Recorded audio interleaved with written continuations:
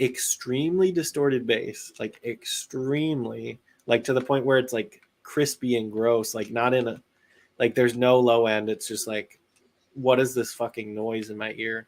And then it's got, like I said, those cowbells that are just like ding ding ding ding ding ding ding ding ding do do do do ding ding ding. And then, like I said, you're just driving around, drifting around. This is what you're going to listen to. And it's definitely going to continue. I think there's going to be another iteration of it that gets popular, but like it's been popular for a few years now. And I want to say the original stuff has been, it's been around because like the Tokyo Drift song is very much so that style. It's just, it never got popular. And now it's like in the mainstream because it's on all your TikToks. It's on all that. You guys, any gym videos, anybody who watches gym videos, there's funk music in it. It's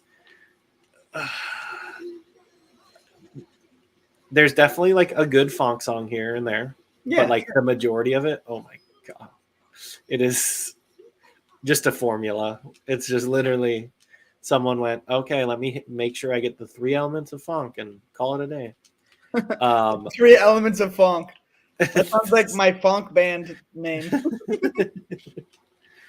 I'm trying to think because I've just been looking into EDM type stuff because I've been wanting to make some, but not like intently.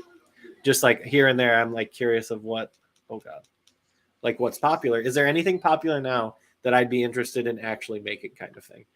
And it's usually no, because I don't like EDM that much. But if there ever is a genre where I'm like, I could hop on that and really like get into that. Yeah. Funk is not. Funk is not it. I'll make one as a joke. You guys can listen to it sometime. But besides that, no. I might add some funk elements into my remix I've got coming up. Because he literally references Tokyo Drift in it. He literally goes, going around like Tokyo Drift. And I'm just like, oh my God, that's beautiful. I'm like, I might have what if you won with funk? Time to get funky. Let's get funky. Is there a way? God damn it.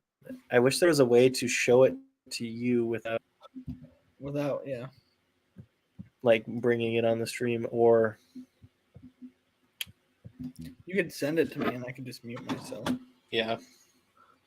I know that's not fun, but yeah, no, I wish there was a way to like show it to people too. I mean, I can only show like 2 seconds. It's just 2 seconds though. Tokyo.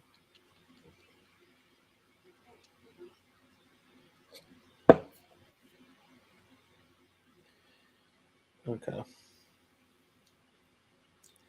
Let's get funky.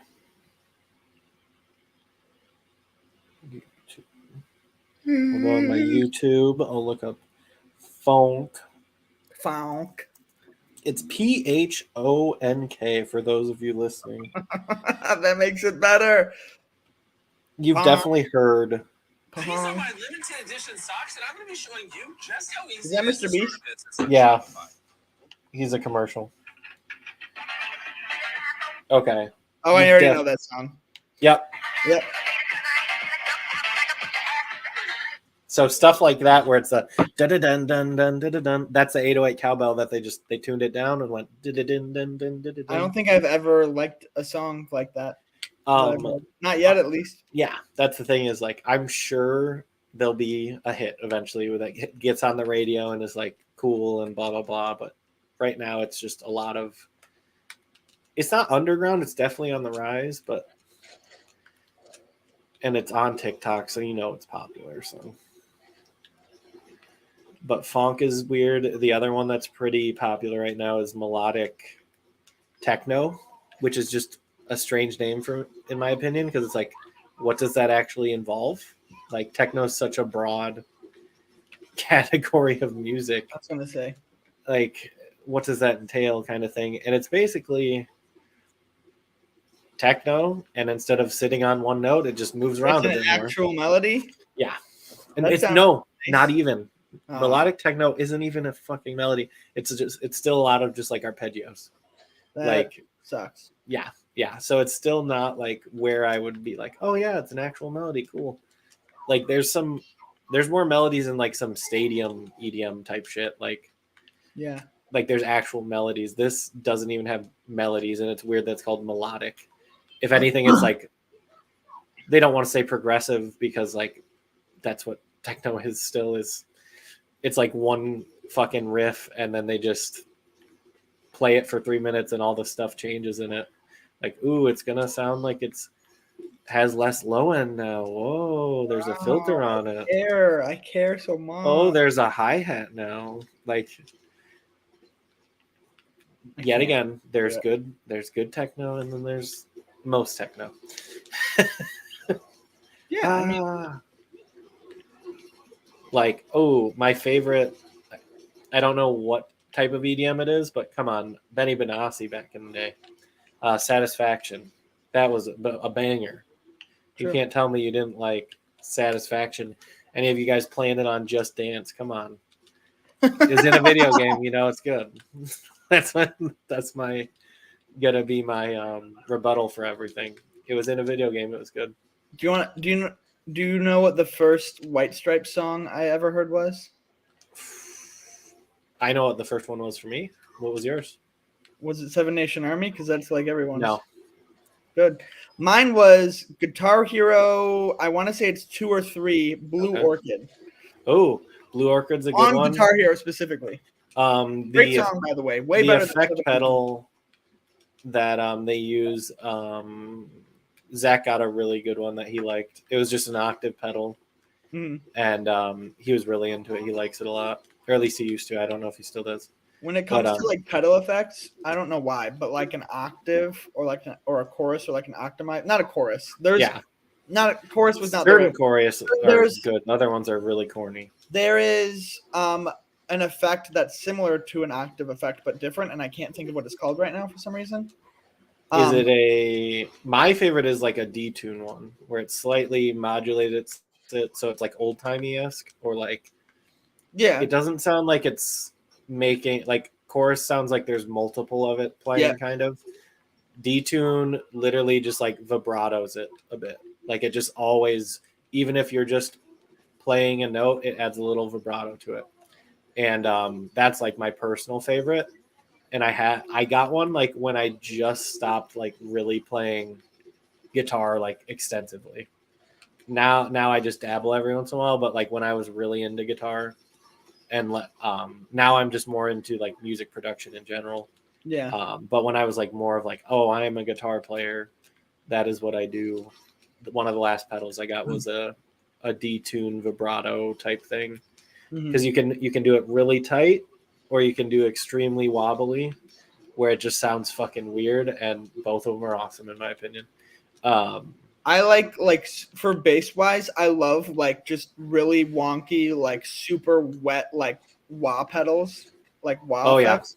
But it can't be like oh, this is weird and like experimental. No, I need to be like wow, like I don't know how.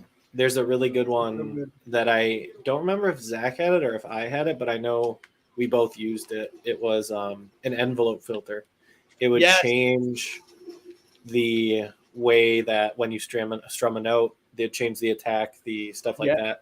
But it was also a filter, so it would do it over high end, low end, full shenanigans, like a wah pedal, but it was automated. So like you didn't have to do you didn't have to do the wah pedal.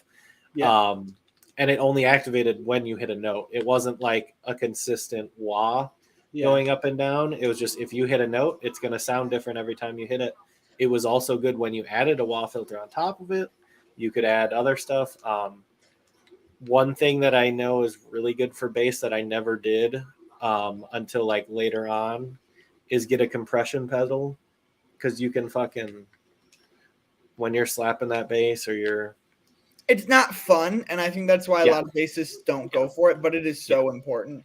Like it's totally, you go, oh, why am I changing this? It doesn't sound any different. Or like because when you're playing in a band setting, it cuts through a lot better. Yeah, and it's You're not, fantastic. yeah, like I understand, like it's not fun totally.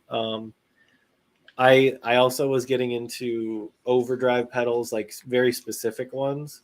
I'm a fuzz person, so I used to hate fuzz. I always was like, it needs to be distortion, blah blah blah.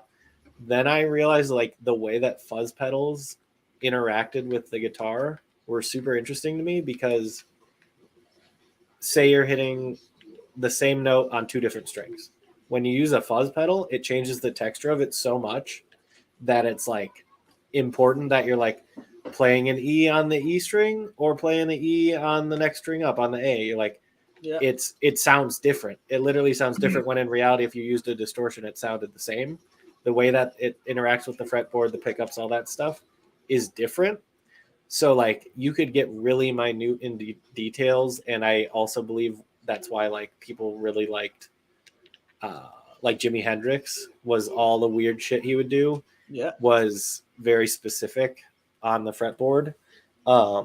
Yeah, his songwriting wasn't great, but his No, exactly. Like the tone was just so him. Mm-hmm. And now there's a lot of people who emulate it, obviously, but fuzz for me is fuzz. so if it's like metal, specifically the metal that I would play, because I don't play like I don't play metalhead metal. I don't give a fuck for any of that shit. But like progressive metal type of stuff that I listen to, it's 9 times out of 10 you don't ever do any pedal but like a dark glass like distortion pedal, because it's just it's so good. It's gotta be. Well, it's because fuzz is unruly in a sense, whereas like distortion is very. And for a metal bass, it really helps it like just push through the mix. Yeah, you need the clank. Well. You need the high end clank. Now, if I was using a fuzz, it would probably be in a context probably a little weird. I have a funny. I'd be using it in like a jazz context, like a jazz or like a funky context, in like a funk context. Yeah. That's where I'd be using like a cool funk and just really like cut like a almost like an edgy hip hop funk type. See, I delved into fuzzy bass. I didn't love it. It's but very contextual. I'm fuzz on guitar is what I'm talking about. Yes, it's all different. But oh no, because literally they're different things. But for bass, I'm either super clean tone or I would do fuzz, but it wouldn't be the preferred. Like if I could find a good distortion over that, I would probably go that route instead. But for guitar, I really liked fuzz also because most other people that either I'd play with or just in general, they like distortion. So to have both is so cool for a sound because you don't get all the minute details that you get in a, like if you're chugging along on guitar or something on your distortion, fuzz isn't going to sound like that. Mm-hmm. It's not going to be as chuggy. It's not going to be like that. But like just I like really gross sounds. That's why I like really gross sounds. If the in context, like they're just fuzz is my jam. And I got into a lot of. I would get a fuzz pedal, and then I'd get like experiment with different overdrive pedals, and then mix them together, kind of thing. So I could mix with the high end, the low end, all the weird shit with it, and get like different tones out of the same fuzz pedal. It's a lot more versatile than a distortion for sure.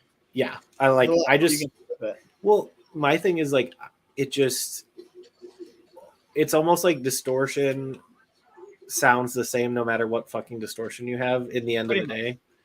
Whereas like fuzz, you could really be fucking weird or be fucking just straightforward. They're just straightforward, but yeah.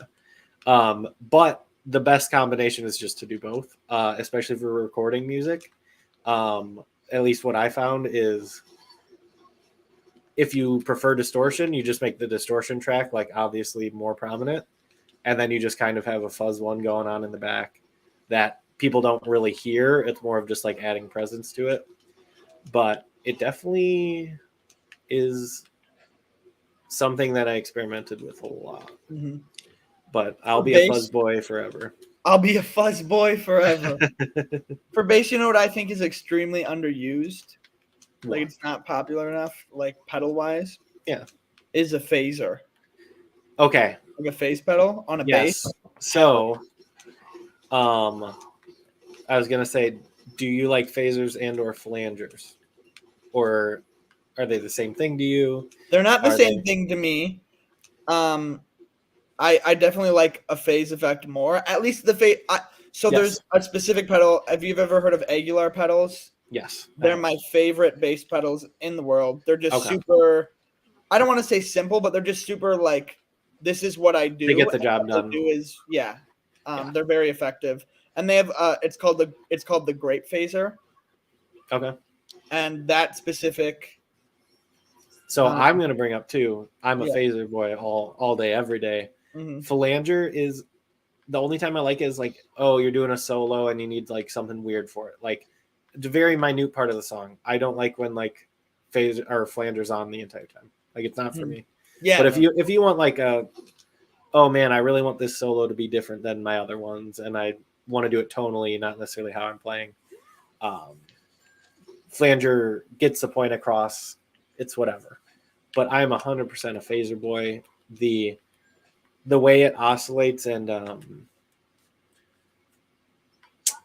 the frequency, like rate change and all that shit, like it's way smoother and it's not as robotic in my opinion. Even though you'd think being called a phaser sounds way more like, oh, I've got my phaser set to stun. Like it sounds more nerdy and robotic. But the flanger's actually more corny in my opinion. Like if you do it very subtle, it's not, but like there are more instances of flanger being a little too over the top than doing your thing. But I'm a phaser boy. I'm a fuzz boy, a phaser boy. Phaser fuzz boy for life, baby. Just eventually we'll do enough of these podcasts / games through as well. We'll determine the sound that we both agree with, and then make a band. We'll finally go make that route, take that leap. Yeah, finally. One day. I'm just telling you, if I'm on guitar at all, the fuzz is coming out. Okay, good. Because I can't play guitar. I can, but I shouldn't. I can. I never got into like shredding. It's just never a thing that I liked. I just not a fan. So if we need to get more of a lead-esque guitars, I'm just super into rhythm guitar, like extremely into. It's better anyway.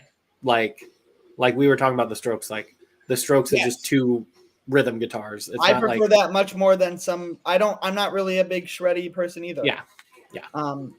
Like it has moments. I can do moments of shredding. Like I'll usually start off.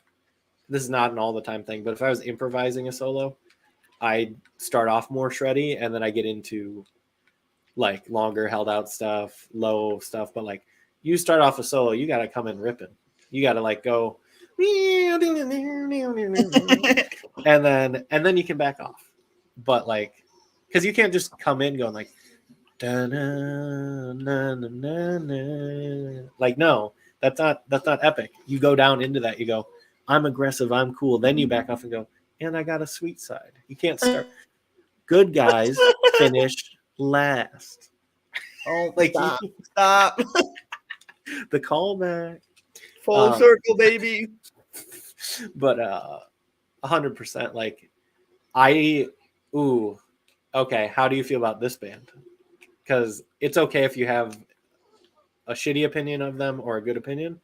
They are just, as far as a sound, I love this band. As far as like what they actually make and like their songs themselves, I'm indifferent. But like as far as the sound that they bring, you may not even listen to them or know of any of their stuff, but Queens of the Stone Age. Any reference or preference regarding them? I don't love their actual like song structures or anything like that, but like I love their tone and like the energy they bring. It's just they don't ever get like too technical or like into they never change. They're just consistently this like, guess what? This song's different because we're adding cowbell, but it's a real cowbell, so it's fine.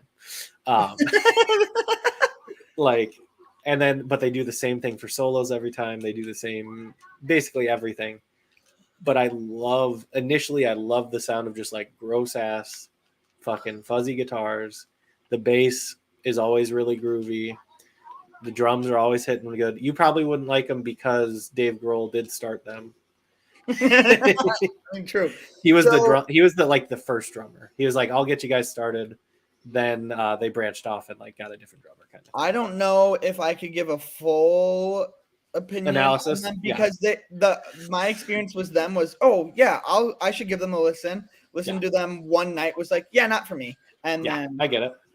So I don't really know that I have a good opinion on them because I haven't listened to them enough, but I have, and I just kind of decided, at least at that time, I don't really want to listen to this. Yeah, it wasn't for me. They're one of those where like tonally, I was like, they got it figured out. I like it. As far as like their actual riffs and like playing and stuff like that, I'm like, whatever. But as far as like the sound and energy they give, I'm like all about it. I think it's a great starting point for anybody's, like if someone wanted to go the realm of like, I want gross fuzzy guitar, you should look at them as reference. But you don't need to play anything like what they're fucking playing or anything like that. But like just they brought heavy distortion, heavy fuzz, all that shit. But like I want to say like there's a song they literally sit on one chord, and I'm like, oh, okay. Like what are you doing right now? You can hit other things. But they have that tone down, and I will never ever say otherwise, but at least for that time. Like there were a lot of shitty tones, and then there were a lot of really good tones, like anywhere from last 20 years, like in general. Now tones are weird, at least in most newer music. Like clean is very popular right now, like just very clean guitar, very clean, and I love it. I've always liked super clean guitar. I like clean. I don't like it when it's everything. Like just everything that's coming out right now is super clean. As far as like on the rise stuff. What was it?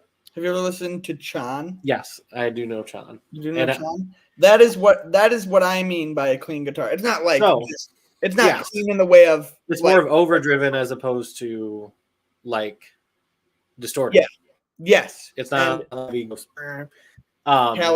it's more of this you can tell what's getting played, blah blah blah. My favorite dynamic is both. You have a guitar that's like extremely pronounced and like you can tell what's going on, it's coherent, it's got a good clank to it. And then I also like just like death and destruction not like chugging and like death metal. I'm just saying like a gross fucking tone that's more of adding the just like presence to it. You really just like the Strokes, don't you? You really they do it right. They've got the overdrive, and then they have for sure. Love the Strokes. Can we just be the Strokes? No, but we can definitely see not my perfect, but like I would like the Strokes, but then more of a tone of like adding Queens of the Stone Age heaviness, but then like having a little more riffiness than they would have. Like like they are still very like chord driven, not really. They do have like riffs and stuff, but most of it is like an arpeggio, and then they just sit on a chord and hit it a few times. Whereas like they never really had like riffs. Minus Undercover of Darkness. That song's amazing in my opinion. That's my favorite. God, that song. 2021, they came back. They really did come back. Yeah. Zach and I were talking about him recently, and he said that I brought up that song to him, and he didn't really used to like it, and now he listens to it, and he goes, "Fucking Justin, like I like this song now." Because that is like that's the most like equal point band that I've ever found that like people like, that I like, and it just they're doing it right in so many ways. I don't like to judge people based on your musical preference, but if you know who the Strokes are and you don't like them, I don't know that I trust you. Yeah, we had a guy try out in our band way back when who really liked the Strokes but didn't like any of the other music we liked, but we were just like, yeah, you're cool for that aspect, just like we're probably not gonna do well as a band if you're in it. Like he had perfect pitch, but made everyone aware of it, if that makes sense. Nobody cares. It's literally not that use. It's pretty useless skill. It's a parlor trick. Yes. Yes. That's all it is. And it can be helpful, like sometimes. Oh, it's very helpful. Make It's things very helpful, easy. but like not in group settings. Even like it is, but like I have a you music don't need to. because I you have don't need to perfect help. pitch. No, you can just do what I can do, just slightly faster. Because I Yeah. have to. Fun fact: you just get to do it, and that's so cool. I Yeah. sat on this little app called Teoria that would play me notes. Yeah. And I'd have context, and I'd have to figure it out, and then I got faster. Whenever I have context, I can tell stuff, but I'm never going to be like, that's an E flat just from hearing it straight up. No, it's impossible. But I will, if you go, oh, you just played an A. It sounds like you did. Like I can tell chord changes for sure. Yeah, I can be like, oh, they went up to from an A to a C is like really the best people at sight reading can do exactly what people with perfect pitch can do, just a second slower. Yeah. Once you get the first note, it's the same thing. You just need context. Yeah. I used to be that good at it, and then I stopped practicing it all the time, and now you got to keep up. Yeah. And now I can't keep up with it. Like I can still do it. It just takes me longer. Like literally when we were creating music the other day, if this was like 4 or 5 years ago, and because I kept asking him like, oh, like what is that note, and then I had to figure it out. I literally once you gave me that first chord, I would have been like, you would have been like, oh yeah, it's me too. I've moved away from theory more than I used to, where I was more living in the world of music theory. Now I use it to the point that I need it. I'm not like trying to go over the top with it, but when I need it to like, oh, I don't know how to end this chord progression. Oh, I can use music theory to like figure that out. The power of music theory. Yes. And no, the guy just like at the time we played in a different guitar tuning, and I don't know if you'll judge us on this, so that's funny. If you do, we literally played just an E flat. We took everything half step down. It was because you could take it down, and then specifically like Zach's vocal range just worked better. Half step down, didn't have to hit notes nearly as high, and they still sound. There we go. You know what I would say to that? What? Choose your so I can make a blanket statement. Choose your context, bass or guitar. In which sense? It just so I can say the statement instead of saying both of them because it applies. Guitar. So guitar, because just get a 7-string, and be cool. And make it lower.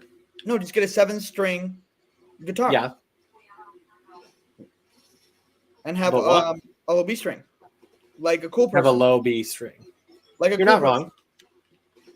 Why do you think I have a 5-string bass? I mean, my friend Eli, who's an amazing bass player. I wonder if you know him. Maybe. I mean, he's younger than you, but I mean, it's Burlington, so you know. Well, I don't want to say last names. I'm not going to. I'm just kidding. Otherwise, I would have already if I was that stupid. I wasn't like hyperly involved with music stuff like publicly, if that makes sense. So like I might know them. I did take like lessons, and I was in an ensemble or two at some point in time, but I didn't really like advertise I was into music. What was that? He's got a pretty big family, like sibling wise. So I mean, I don't know. It doesn't. I probably do. He's like the best player ever, and like me and him used to learn a lot from each other on like music, and he was a grade above me, and we were like really would talk about that stuff a lot. Yeah. And he played 6-string, and he always tried to convince me to play a 6-string, and I tried 6-string, and it was just too much. I mean, it's all preference. Like at the end of the day, technically it's not about range. If the only reason you're getting a different stringed instrument is for 4 extra notes, whatever. That's kind of why we didn't go that route. It's more of it changes I personally, how you play. Yes, it would have changed how I played, and I'm a huge. The way I like to voice things on guitar is weird in the sense of like when I'm writing stuff. My favorite. It's not the way I always go, but I like breaking up chords almost in between 2 guitars, and where you can like rhythm them, kind of like what the Strokes do, where they'll have one playing lower, one will be playing higher, but they're both playing an A chord or whatever it is. I love playing really chunky low end, not power chords, but like just different inversions of chords on like the 3 bottom strings. I loved getting really chunky with it and getting a good like low end sound while also being a little more than just hitting power chords. Like I wasn't a fan of I refused to just do power chords, and I don't know why, but it was something that I just could not wrap my head around doing. After like when I first started playing, of course, I was like, oh, power chords, so cool. I have the power. But like I love that. And then the same thing with the top 3 strings. I would almost like always write the majority of a progression on just like 3 strings, and then I would venture out, and then I would also write a second guitar part that was using the other 3 strings, and then that would be like where the polar ends of the things, and then I would write stuff that used everything, obviously. But like as far as like whenever I would try to make parts that like harmonized and shit, I was like, ooh, I really want the sound in your ears, because I was getting a lot into production stuff too. I really want the sound in your ears to have like a really chunky guitar, and then I want a really coherent high-end guitar. And that was just the way I would do it when it was just if it was just me putting my eggs in the basket, if that makes sense. If someone else was writing with me, that obviously would not work. But that's like what my sound is very like, I'm going to make it sound like simple music, but in reality, there's a lot more going on. Yeah. That's my jazz, is the details are more of what's important to me. Or like, oh, it's going to sound like it's a punk song, but there's way more chords than would ever be in an actual punk song. Shit like that. But bass guitar, I made it extremely riffy because I was just mainly a guitarist. So everything was always like, yeah, I'm just going to basically make a riff. Yeah. Like, and I could never just hit like unless if it was a chorus, I'm hitting the root note all the time, or a root note of some kind. But like, ooh, anytime it was like a verse, I'm like, okay, that's going to be when the bass goes off. And then the guitars chill. Because like peak Zach and I band was a 3-piece. And it was him guitar, me bass, and then we had drums. And it was basically like, oh cool, he could sing during the verses, do very simple stuff on guitar, and then bass would go fucking crazy. And then chorus or like pre-choruses, stuff like that, would be more riffy, stuff like that. It was very centered around like playing live and making it entertaining. But verses just meant, oh cool, how ham is bass gonna go this time? I'd be like, oh, it was so good. And then That's funny. Yeah, I don't know. That's how bass was always to me more fun. Like I prefer playing bass more, in the sense of I don't feel bad when I just play one note. Whereas on guitar, if you just play one note, you feel like you're fucking somebody over. Even if it makes sense in the song to only play one note, you're just like, yeah, but I could be playing a chord, or I could be playing 2 notes and then bending one, or like, just like there's always more you could be doing on guitar. Whereas bass, it was like, if you are being simple, it sounds good. If you're being over the top, it sounds good. Like it doesn't matter. And I just feel like some basses don't venture there, and then some just live there, and it's like, oh god, there's a happy medium. Oh god, yeah, fuck that bitch. Fuck that bitch. That's funny that you say that about, because I feel like, and that's just how it goes. Yep. I know so many people. I should. It also depends on style of music. I know very few people that start on the bass. Oh yeah. I'm very proud of that fact. It's not necessarily something to be proud of. Hey, I started on trombone, which is technically bass. No. You didn't. No. Yeah, I know. That's a different thing completely. You started on guitar. In this context, you started on guitar. I truly entered music on guitar. Like when I played trombone, I was not into music the way I was. Yeah. When I wanted to play guitar for so long. Yeah. And then I finally did. I'm like, okay, there we go. We're actually playing music now. and so many, and it's not a bad thing. It just is what it is. But everybody to start out, and most people who doesn't care as much, or most people, if not all, for their entirety of playing the bass that start on a guitar, play the bass like a guitar, which is like fine. Yes. It's how it is. I find it really funny. I struggle with how fucking small a guitar is. It's so fucking small. That's why I like. My hands are too fucking big. That's why I like starting guitar, because then you could go, ooh, big guitar. You know how a lot It's of like a people fun at the thing. start of playing guitar, they really struggle with bar chords. Yeah. And I was told that when I was starting to play guitar from like all like the people trying to give me advice and stuff. Mm-hmm. My problem was when most people only played power chords when they started, I only played bar chords. Because it just made sense to me, and I could do it. That was the easiest thing to do for me because it was so small. I could just you could actually just put the pressure I already on. have the finger strength. I play with strings that could literally strangle your strings. Yeah. One of my strings, all 6 of your strings combined.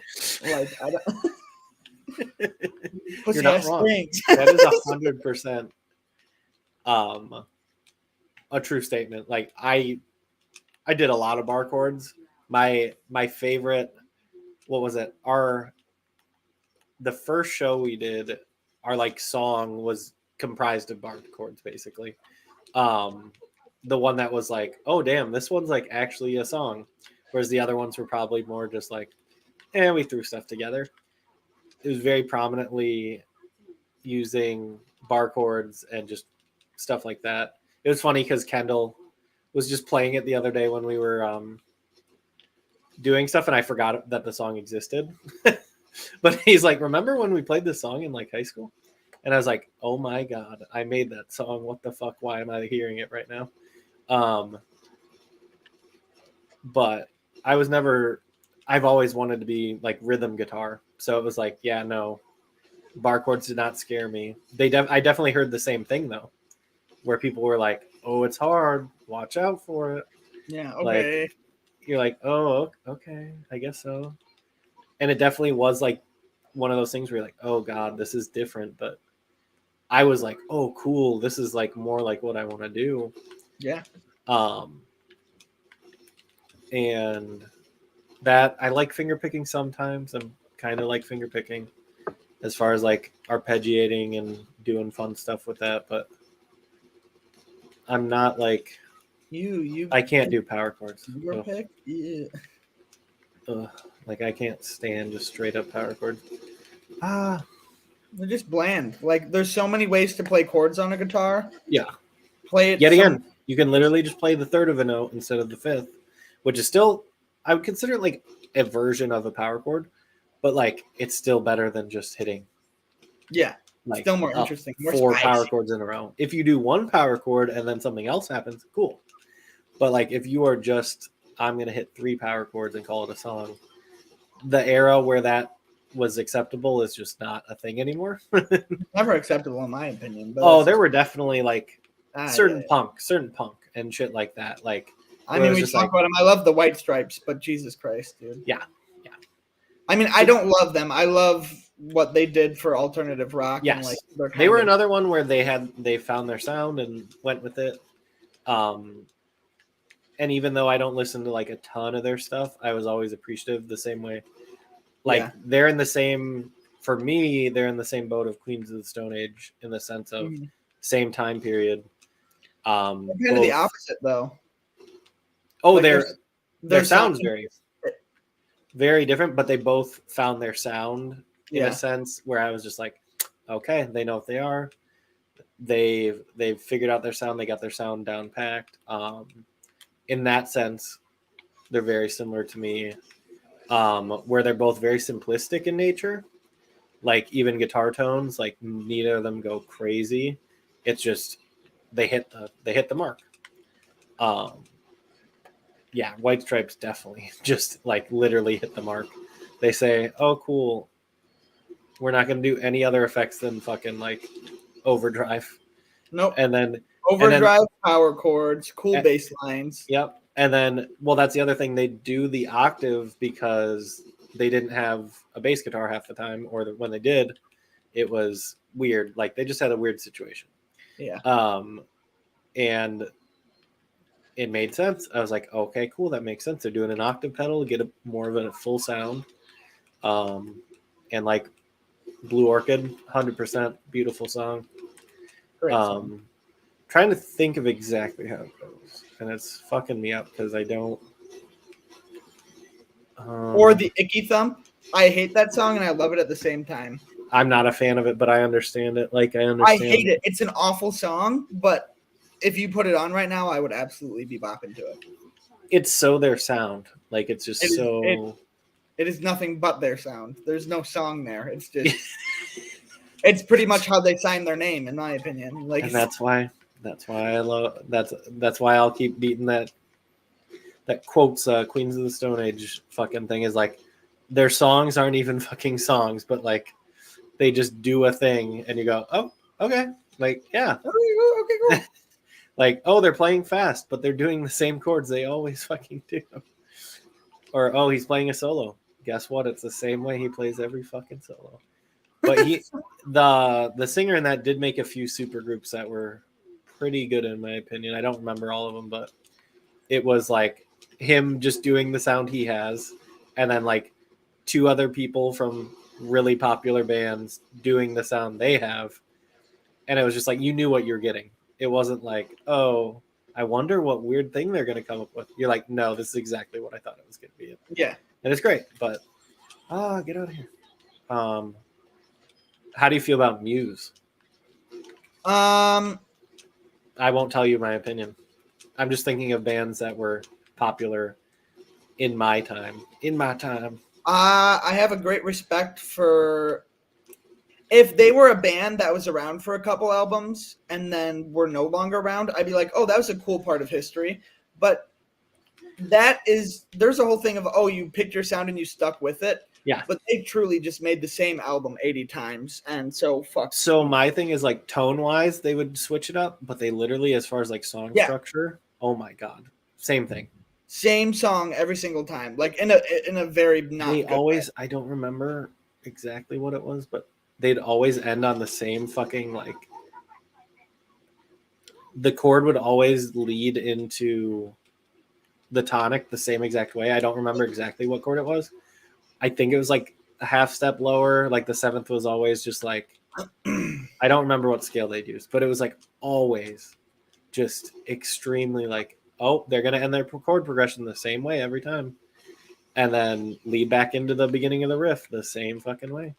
But like their first couple albums to me, I was like, okay, cool. They're doing something different. Yeah, exactly. But I couldn't get into their later stuff, and it was upsetting because I did think they had a strong start.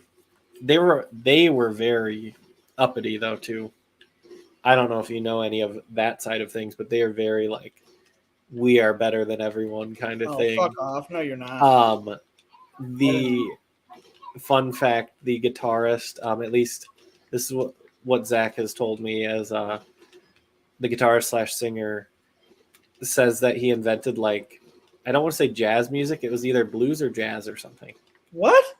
He says that he had never heard it before, and he like made it because they're from the UK or something, and like they're saying some form of jazz or something along those lines. Like he had never heard it before and thought like he made it basically.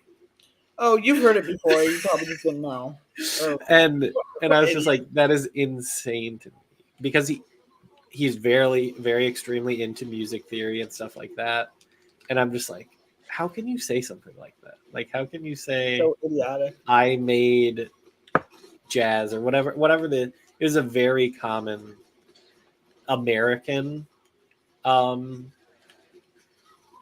like just so prominent in American music culture. Yeah. Like it might not have been huge in England, but it was so prominent in American culture that it's like, you've heard it. Like there's no way. Like we heard the Beatles, you had to have heard jazz. Like there's no especially at your age. Yes. Jazz at that point had progressed and changed 1,010 times before he was even born. You heard jazz. Yeah. You've heard all kinds of jazz. You've heard electric fusion. You've heard especially because he came from a lot of his writing style was like classical. So I was just like, what are you? What are you on about? Oh, his writing style was all that makes more sense. That's why he's always resolving. He's fucking using counterpoint for rock. Yeah. That's why. Which does Yeah. the one genre counterpoint doesn't make sense in is rock. Like seriously, like all of them. I think it has moments, but the fact that they bled it rock dry. is specifically like the one genre where like counterpoint doesn't make sense. You try to go against a lot of theory. Yeah. In a way. Guess what? Parallel fifths sound cool as fucking rock music. Yeah, and that's why I've always been like in a weird place of it where I'm like, I hate playing power chords, but sometimes they make sense, and it's just like, so I was always like almost paralyzed writing some music. Sometimes I was like, I don't want to just do a power chord, and then when it made sense, I did it. But like, were you paralyzed or parallel? No, but that's why they always did fucking arpeggios. Like every song was an arpeggio. They had a couple riffs. That were pretty amazing, but like, because don't get me wrong, they had some bops, and they really went for a different sound. But post like third or fourth album, and I'm not too familiar, like as far as like every album type thing. But there was one where they went so. I think Zach said it recently. He's like, they went super like counterculture when in reality they're just not those people. like once they made it, they went counterculture when in reality it should have been the opposite. Yes. Yeah. What are you doing? And like, it's just funny to me, like that was the way that cookie crumbled. But like, yeah, I like moments of their stuff. I'm trying to think of other bands that were on the rise. Like when I started playing guitar, like I was still in like maybe like 8th grade and shit, or like Boing, but that was only like their first album. Not all their albums were out when I was in 8th grade, guys. Don't worry. Only like their first album was. Now all their albums were out when I was in 8th grade. That I don't know. No, that like pretty much. Yeah. They haven't made music in a while. No, I don't remember the last one, but it was probably called like Fighting the Man 3. How do you feel about Radiohead? That's hard. I love Radiohead because I grew up with it. That's it. I don't think what are the song names? Hold up. So OK Computer. Okay. Are you talking the whole album or talking the whole album? Okay. One of the greatest rock albums of its time. I don't care what anybody says. Okay. It is a great album. Freaking No Surprises. That song. I don't care how popular it is. It fucking gets me. Karma Police. It's a very specific. It's another thing where I don't think they're the best band. Yes. And if I didn't grow up listening to Radiohead, yes, I probably wouldn't like them. Yes. But it's another one of those examples of they really found their sound and stuck with it. No, they made a sound. They definitely made a sound. And I like it. It's like, I don't know what it's like. It wasn't as harsh as a lot of the other rock out at the time, but it still was very heavy, like emotionally. I don't know. It was very for not being a great singer, he was a great singer, if that makes any sense. Like, had no range vocally, basically. As far as like being able to like fastly like execute like a switch from being high to low. Like he just didn't have that shit. He'd either stick up high or he'd stick down low.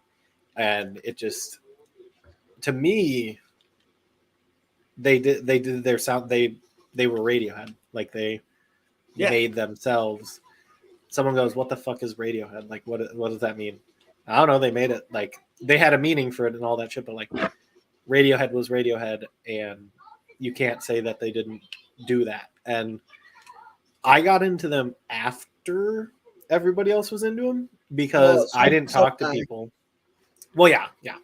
But as far as like all my friend group, like they were all into it, and I was like, whatever, I don't care. So I got into them as like I got into them like after I got out of high school. And I liked them. So it wasn't like I didn't have any nostalgia factor for them. Like I don't know if that's why you're like, they're okay, but like it's because I grew up with them. Like, no, they're like actually good because I got into them after the age of nostalgia was a thing. Like for me, like once you're like post high school, yeah, you can have nostalgic memories in that, but like if you like a new artist or something at that time, it's not because of like anything There's this really cool book that I should honestly lend to you if you like reading at all, because it's yes and no. If it's a good book, I will read it. It's a great book and it's not super long. Then that sounds like something I would actually read. And so pretty much there's this guy and his name is Daniel J. Levin. Okay. Dan Levin, and I forget which way. I can't remember it right now. He either was a rock star, a rock like artist or guitar player, and then decided, you know what, this isn't for me, and he became a neuroscientist. I know that's how it was. He used to be a rock star. He used to be like big into rock music and like perform rock music and everything. And he's like, you know what, this isn't for me. I'm gonna go and get my PhD in neuroscience. Okay. And he wrote this book called Your Brain on Music. Yeah. And it talks about like music preferences, just kind of like the science behind why things are popular, why we like music, like the social aspects, the scientific. It's very cool. It's a short, and it's not like super boring science. I mean, that's the music theory that I'm more into now that I've experienced like theory in the sense of like, oh, this chord does this. No, I want to know why this chord to this chord sounds the way it does, in the sense of like, why does, I can't think of it, but there's this one like chord change that sounds like super like alien abduction. Like it just makes it sound like something weird's fucking happening. Yeah. And I like off the top of my head, if I did it, I'd know what it is, but like off the top of my head, I can't think of it. Or like the way things resolve, like you can almost put like a moment to it. That's the kind of music theory I'd be more into getting into now, is like, what are the feels and what are the things like that make you reference things or stuff like that. So I feel like I would like something like that, because I'm sure it talks about points like that. Like not consistently. He has a statement, and it explains like the science behind everything in the book. Yeah. But he has a statement that your music taste, like for the rest of your life, is embedded in you or decided or learned when you're around the age of 14 years old. I get it. And there's like there's science behind it.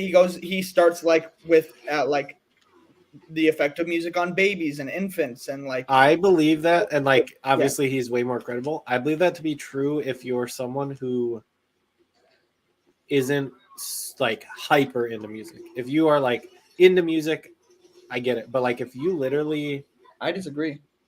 I think if you are someone who's like super duper into music and is open, like, so I'm someone who didn't like a lot of genres of music, and I've literally like learned how to like funk music. Don't like funk music, but I literally like learned how to make it so I could be like, why don't I like it? And then I've gotten into some genres of music, like EDM. I hated when I was 14, and now I actually like a lot of it. Obviously not all of it, definitely not all of it, but like I hated EDM, and now I enjoy it a ton. And it was not just a genre thing though, or a band thing. I know, but it's like the things you like in EDM yeah, are probably the things you liked about music when you were 14. And you can learn more and you can like other music. But truly, I'm not a neuroscientist, so I'll let Daniel Levin explain it to you. I totally get that perspective, because like, yeah, you can look at references of other things. There's some people who really don't get into music till they're like literally like 18, and don't get me wrong. What are they basing that off of? With music for the rest of your life. Oh, for sure. And I get it as a perspective thing too, but because like what you're saying is, say I really liked rock music, and then I got into EDM when I was like early 20s or whatever it was, or like late teens. You're saying like, oh, if I really like guitar tones when I liked rock music, like, oh, cool, I'm going to be really into people who construct like the basis of their like chords and stuff, like the sound of that. Like I get the in a simple way parallel. Yeah, the parallels of that. Or, ooh, I really listen to chord progressions in rock music. So I'm going to look for chord progressions when I listen to EDM. Or that might be why I find most EDM boring, because they don't have chord progressions that go anywhere.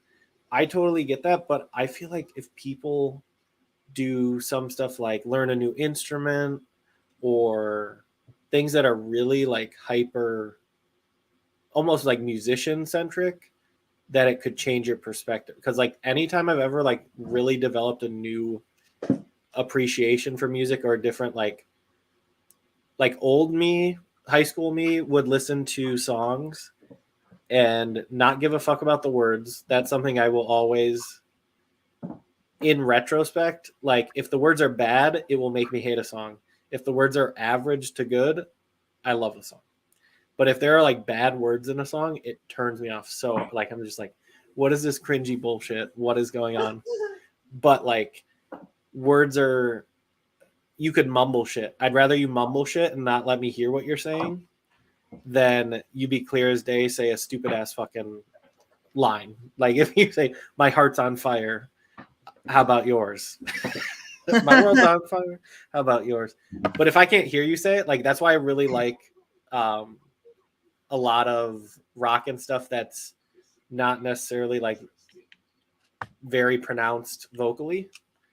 I don't like knowing what all the lyrics are all the time, and that's something that I know for sure is like ingrained in me. Like that is something that no matter what genre of music, if it's like crystal clear vocals, like Brendan Urie, I think that he has those moments of crystal clear, and then he also goes all over the fucking place. Like he's gonna hit an A, but he's also gonna swing up into it from the note before, or like whatever it is. Like he does a bunch of stuff, and like the way he pronounces his lyrics are weird as hell sometimes. I hate just straightforward lyricism, or at least performing it. That's something that I know every genre of music is the same. But like in rock, I'm like, oh, cool, I'm going to listen to the chord progression and the bass and blah, blah, blah.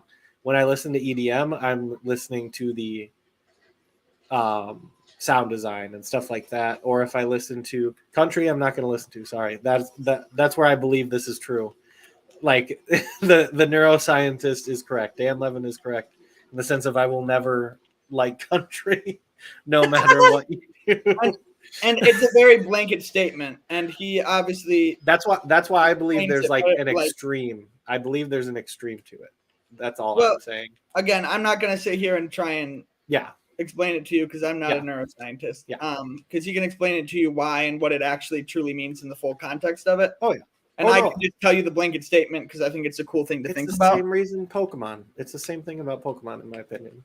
Of like people who liked Pokemon, the chances of somebody getting into Pokemon that was never into Pokemon is just not. It was such a certain experience that I just don't believe like some people, like I don't believe anyone got into Pokemon past their 20s that like never played Pokemon. Yeah, but to be honest, that's what I thought about football. I hated football my entire life. But I think there's enough stuff that's like football. I think Pokemon is so fucking weird. If that makes like I don't know how to explain it. It's just such a it's not a niche thing by any means because like there's Digimon, there's all this other shit. But like Pokemon itself has like a stigma around it too. Whereas like sports are very popular. And like there's also like a social aspect of like that helps you get into stuff. Like some people are very I hate liking things that other people like, and there's other people that are like I love liking things. And I feel like sports was one of those where like kind of the same for me. I definitely got into sports later on, but I know all the reasons I like the sports that I like are directly relative to the reasons I like certain music. I love the aspect of when you're playing guitar or something, sitting in your room for hours, figuring something out. And then in sports, you go, oh, they do the same fucking thing. They just do it in a different way of they're spending hours doing drills certain ways. And that's the part that like the technical stuff is what gets me going about certain sports. It's not like they scored 2 points. That's so cool. No, I'm thinking like, ooh, how did they get there? How did they get to the point where they every time this guy runs the ball, he's getting 15 yards no matter what? Like that's the part of sports where that's the same way I'd think about music. I go, wow, how long did it take them to think they can like smash it out of the park every time? Like I totally, that's why I think probably the same. I'm not saying the exact reason you got into it, but I bet there's something in music that you like about sports, or like something that you were really involved in when you're younger, whether it's like anime or something that you've always had in your life. I bet there's a huge correlation to the reason you like sports, whatever it is. I don't really like sports. I love soccer, I always have, but that's because I played soccer. That makes sense. Which is weird because you'd think in my mind, and I'm probably gonna get in trouble for saying this on the internet. Yeah. But in my mind, basketball, soccer, and hockey are the same sports in different contexts. They are. You need different skills, but yes.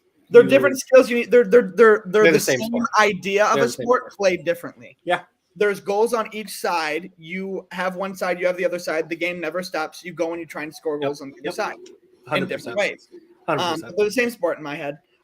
So I don't know why I don't like I don't think hockey's amusing at all, and I think basketball is the most boring sport to watch ever. I don't know why.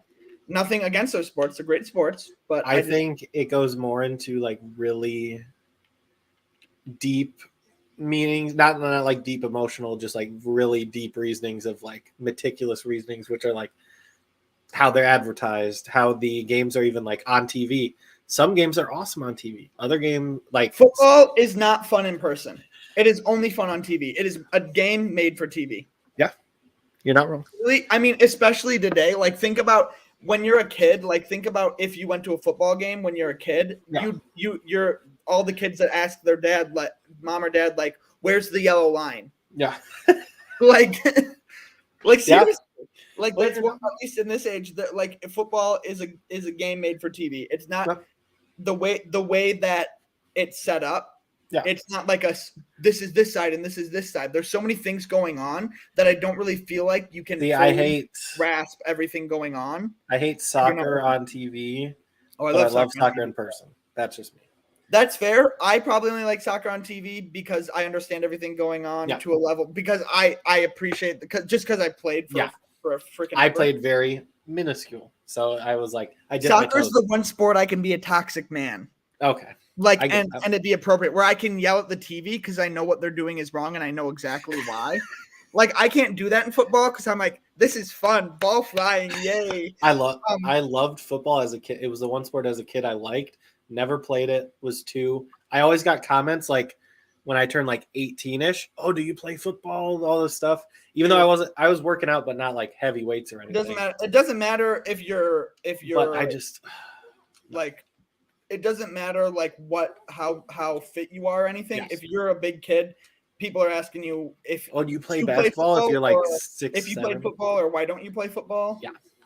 Yeah, that was a huge thing I got. Was like, boy, you look like a linebacker or whatever it is. I'm just like, okay. There was one kid, he was literally like 6'7", and and nothing wrong with this, but literally like the for lack of a better term, the fattest kid in our grade. Yeah. Like, he was giant. He was bigger than any adult. Yes. Like in 8th grade, he was bigger than any adult ever. In my opinion, I'm like, oh, that kid's so lucky. Person I've ever met. Oh, like having gym class with him, amazing guy. Love that guy. Super nice guy. Least coordinated man I've ever met. Could not play sports for the life of him. But every single gym teacher we've ever had asked him to join the football team. It's because they think they can instill something in them. Yeah. And like, if he wanted to, yes, but he obviously never wanted to. I don't think he ever did. He might have like later in high school, because I mean, we all did that late in high school. Like, you get like stuff. You get the people that actually understand that clicks aren't anything, and then you get into late high school. I didn't do sports because I just didn't like the people on the team for the most part. Like, yeah, exactly. I mean, there definitely were nice people, but like there were some where I was just like, I don't want to deal with that person every day. Extended hours, no, not for me. And then there were some of the nicest people I met on it too. Like, yet again, the whole click bullshit. You never know, yeah. And then there's some people that just understand that it doesn't matter and they do whatever they want. Like one of my best friends to this day, one of my closest friends ever. Mm-hmm. I went to school with him for a long time, and I didn't like him. Like, I didn't have anything against him specifically, but I just kind of stayed away from him because I knew the people he was friends with, and he was a football kid, and Yeah. And junior year, he had the teacher that was the director, and he loved that teacher because everybody loves that teacher because that teacher's great. Yeah. And that teacher convinced him to try out for the musical just because. Nice. And was he Troy Bolton basically? pretty much. Your friend? Pretty much, but less like black and white and cringy and stereotypical. Yeah. But yeah, just like a super cool, awesome dude. The type of guy that can do football and do theater because truly he can talk to anyone and be friends with anyone. Yes. Type of person. But one of my closest friends now, if he didn't try out for that musical, I would again not hate him because I don't know never him, never experienced it the same way. High reputation of that guy. He's like, oh yeah, he's another one of those fucking stupid football players. Yeah. And yeah, and I had a couple of friends that like, I mean, in retrospect, like I was kind of cringy with it, but I was like a couple of friends that played football their senior year of high school. And I was like, what are you doing? That's so gross. But like, I respect it. See, me going back, realizing like that yet again, I got into like working out a shit ton because of a lot of the reasons I liked guitar. Like 100%, you put them on the same. Anytime, like when I get interviewed, just in general, and they go like, "What are your hobbies?" I don't feel any like remorse for commenting or like bringing up that I work out. Like people usually go, "Oh, they must be meticulous and blah blah blah." Yeah. Like it's not a bad. There's some hobbies where you're like, I'm not going to share that with my workplace. Working out is something where you can go, someone's going to go, oh, that's cool. Or like, ooh, that's something you can like aspire for. Like I can't do that. Or I do that and I respect it. Like no matter what, you're going to get something out of it. That's when it's a boss or something, a future boss, like they like that shit. I just did a ult from a foot away. I love that shit. Like I was in the fight. I was literally in the middle of the fight and rip-tired them.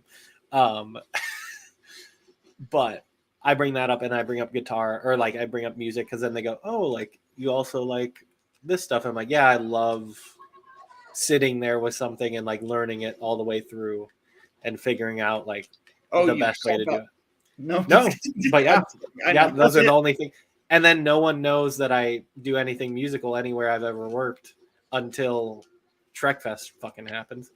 The amount of people that were like, why don't you just like write music for like a career or something? I'm like, no, like it's not in the cards kind of thing. But they were all just like, why are you here? They're like, this is actually like a talent. And I'm like, oh, fuck off. Like it's just backhanded compliments. They don't realize they're doing it. But like when I showed some of the Shrekfest music to people, they were just like, this is actual music. And Justin, this is like they heard like my singing in it, which is not singing in my opinion. But is it rapping? I don't know. I don't know what it is. It's just somewhere in between. And it's vocalizing. We'll call it vocalizing. There we go. They're like, Justin, wow. That's good. I like that. I'm just like, oh, okay. I kind of just mumbled a bit, but we'll go for it. But those are things where I see the correlation and why I like them kind of thing. I like things where you can be creative, but there's also it helps to know the guidelines kind of thing. You can't just throw shit at the wall and it's going to work. You can with working out, but you might injure yourself. The people that think only big dumb people are the biggest people in the gym, they're probably the smarter ones. I'm just saying, or at least they're not rocks. They're not rockheads, where they're just like, what?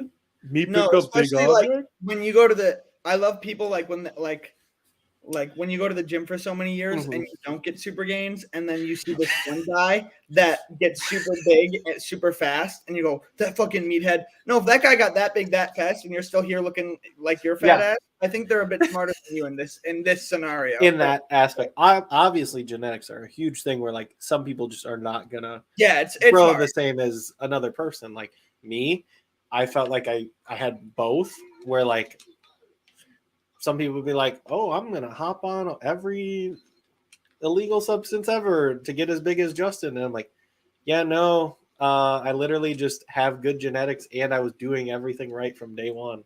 Yeah. Like I literally was like, fuck this. I'm not spending this much fucking time in a place and not doing it right. Like I would cry if I wasn't doing things right. Like obviously you find out things here and there, like, oh, I could have had a better technique or whatever. But like can't majority of it, I hate. I literally. I mean, I'm already so self-conscious Yeah. about like how I look, literally forever, always. something Blah, clicked blah, in blah, my blah. head because like I am the same way, but something regarding that clicked in my head where I'm like, I don't give a fuck what this person thinks about me. I'm going to be bigger than them in like 4 months. Like that's just what I thought was like, I don't care if this guy's bigger than me today. I'm going to fucking prove him wrong kind of thing. And he's being an asshole and saying I'm fat or whatever it was when I first started working out. And I was just like, I'm going to fucking prove you wrong. And it helped me a lot in a sense of like, I had a goal, which was I'm going to prove all these people that are just jerkwads or like douchey. I'm going to be bigger than them, and then they're going to shut the fuck up kind of thing. They didn't shut the fuck up. Everyone's still fucking... No, yeah, Everyone's still... But whatever. My big thing, though, is why I hate... Like, I literally get... I mean, for multiple reasons, but I think the biggest reason for me, I get so much anxiety working out at, like, in front of other people. But it's not even just because of how I look. That's not even really the big reason. The big reason is because I don't know what the hell I'm doing, and I can look at stuff online. I think that's why I had. That's why I had confidence. The fact that somebody super big that does like for instance a Justin type person that's not a Justin who like I know and like trust and blah blah blah blah blah, but like a Justin type person who's like really big staring and like in the mirror for years is gonna see me looking like an idiot using a machine that I don't know how to use in a stupid fucking way. And I've had some really nice people that are super big that have like seen me doing something wrong and have corrected me in a very polite way and like shown me how to do it. Yes. And that was really awesome. And they didn't do anything wrong in that scenario. That was super cool. Greatest gym etiquette. It made me not want to be at the gym. Yep. Not their fault. That is why the fact that somebody just told me I was doing all this shit wrong, which they were right, and I appreciated the help. But it just made me so anxious and embarrassed. And I don't get embarrassed often, but I've never done that to someone. Like I'll see someone doing something wrong and I just go, okay, not my place. Like because of the same thing, because I'm an anxious person. So I would be like, if somebody came up to me and told me I was doing it wrong, I'd literally just like my whole body would get the chills. They weren't condescending at all. Nope. They were very. It just makes you uncomfortable. How they worded everything. They were just seriously trying to help. Yeah. They're like, hey, like I don't want you to hurt yourself, type of deal. It's because you're already so in your head about it all. Because like I think why I was confident going is because for some reason I was like, I did the research, blah blah blah, and all that stuff. But like when it was like, oh, this is how you bench press, I did the bench press and it worked, and I was like, that's where I think I got the confidence. Was like I knew I was doing stuff right, even when I looked like I would do some weird exercises that some people. I still do weird ass exercises that some people don't do, and I look like an idiot, but I know it's working. Whereas like they'll do the same workout every day and it's not working, but it's the normal stereotypical workout that everybody does. And I'm just like, I got my confidence from knowing that even if I look like an idiot, I'm working out better than you. Like, and for some reason it clicked. I don't know if I could ever convince anyone else like, oh, you need to go in with that mindset. But at least for me, like that is just what happened, whether it's stupidity of my own, like, oh man, I was thinking I was just better than some people, even though I wasn't, because that's what most of them do. They go, yeah, I'm bigger than you, I'm better than you. It's like, that's not the case. I was like, no, I'm going to be better than you because you're a jerk. And now I remember specifically, there was this one guy who I'm like 3 times his size now. And he was the biggest douchebag in the fucking world. And he made fun of me because I wore a tank top one day and I wasn't like in shape yet. Oh, whatever. And I was just like, he's like, oh, he literally made some comment like, oh, I'm a big boy. I started working out at the gym for like 3 weeks. And I had been working out for like 4-ish, 5-ish months. And it was literally because I'm such a sweaty fucking person that I wasn't like trying to show off by any fucking means. I wear sweatshirts all the time now. Like I literally don't like that was never a thing. But I heard that and I'm like, what the fuck, bro? And then now I'm literally 3 times as big as him, and he has no fucking legs. But he acts like he is like Mr. Olympia, the best fucking that man has not said a bad thing about me since, or even I show up and he like leaves. He's like, oh God, I'm embarrassed to like even be around this guy. And that gives me joy, which gives me more like energy to do it. Maybe I should start taking Ghost pre-workout. I mean, you know the story of why I don't do Ghost pre-workout anymore, right? I told you that. Not specifically Ghost. I don't remember that. No. Yeah, that was the story. You're thinking of the right story. Oh, okay. That was Ghost, because I have a pre-workout now. It's anything that has that one ingredient that gives you like the tingles, the itchy butthole, and then on top of that, I'm pretty sure I don't remember, but Ghost has like extra of something that most have. It has like double of that, and I mean, you know it. I almost lost my life that day. Yeah, but maybe I should start just doing that because God, I didn't give a fuck. I was like, fuck this big ass bitch for supersetting and grunting every. Fuck this stupid motherfucker. Yeah, that's a big thing where I'm like, you can superset, you can do that shit, but you can't pick up like 4 things, and you can't like. And he was doing it like wanting people to look at it. Yeah, like fuck you. Oh, that's something that I'm like so nervous to do is ever do a superset of any kind and take up more than one machine at a time. Even though I'm like, I could totally do this, bang it out, be done.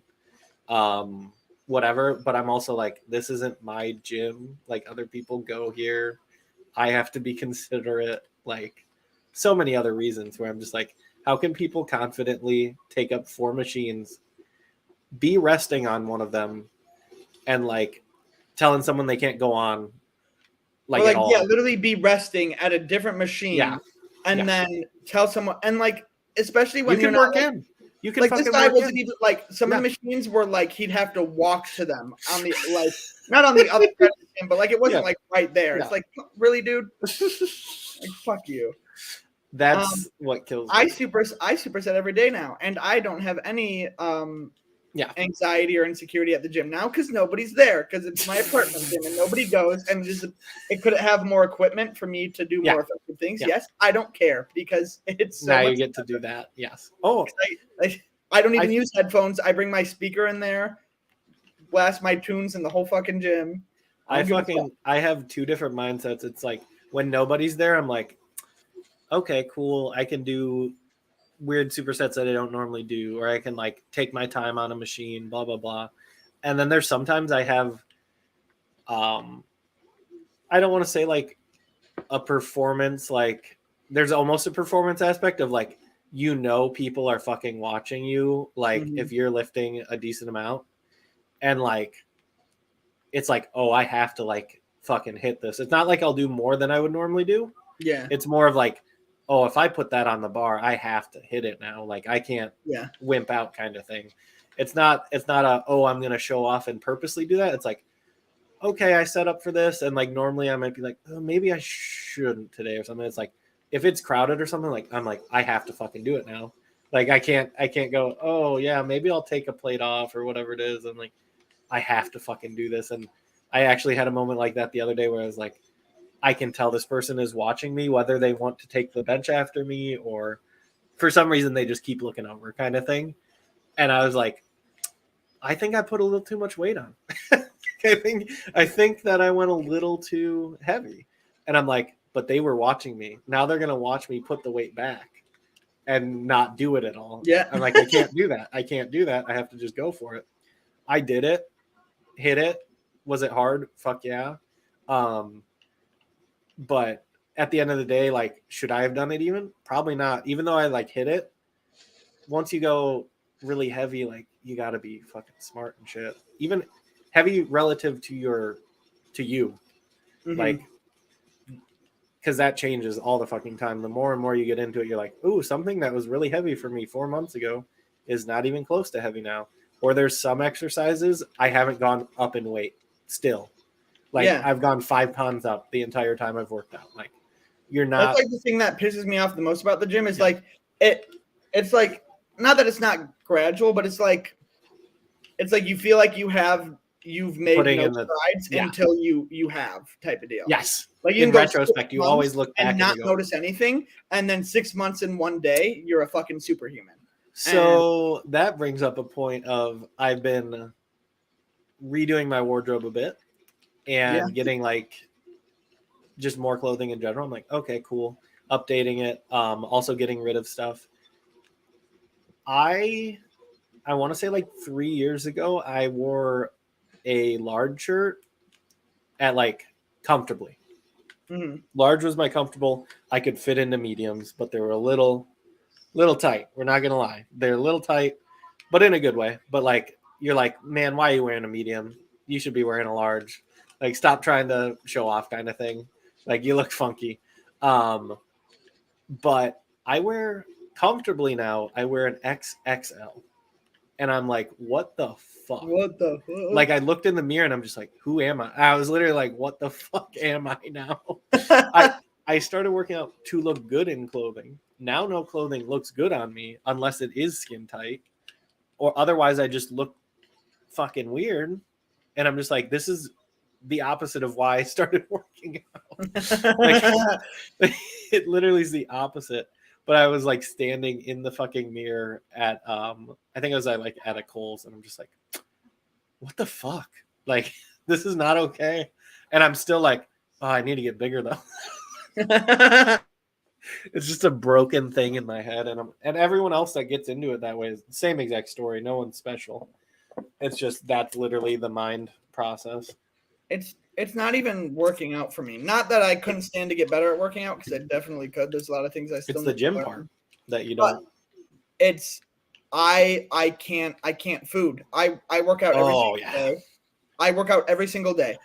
Food's a big thing. I'm not gonna get any loss or whatever. I'm not gonna do anything I want to do, and I know I'm not, because I don't know how to food. And it's not just what I eat; it's how I eat it. It's when I eat it. It's how much. It's everything. I can't food.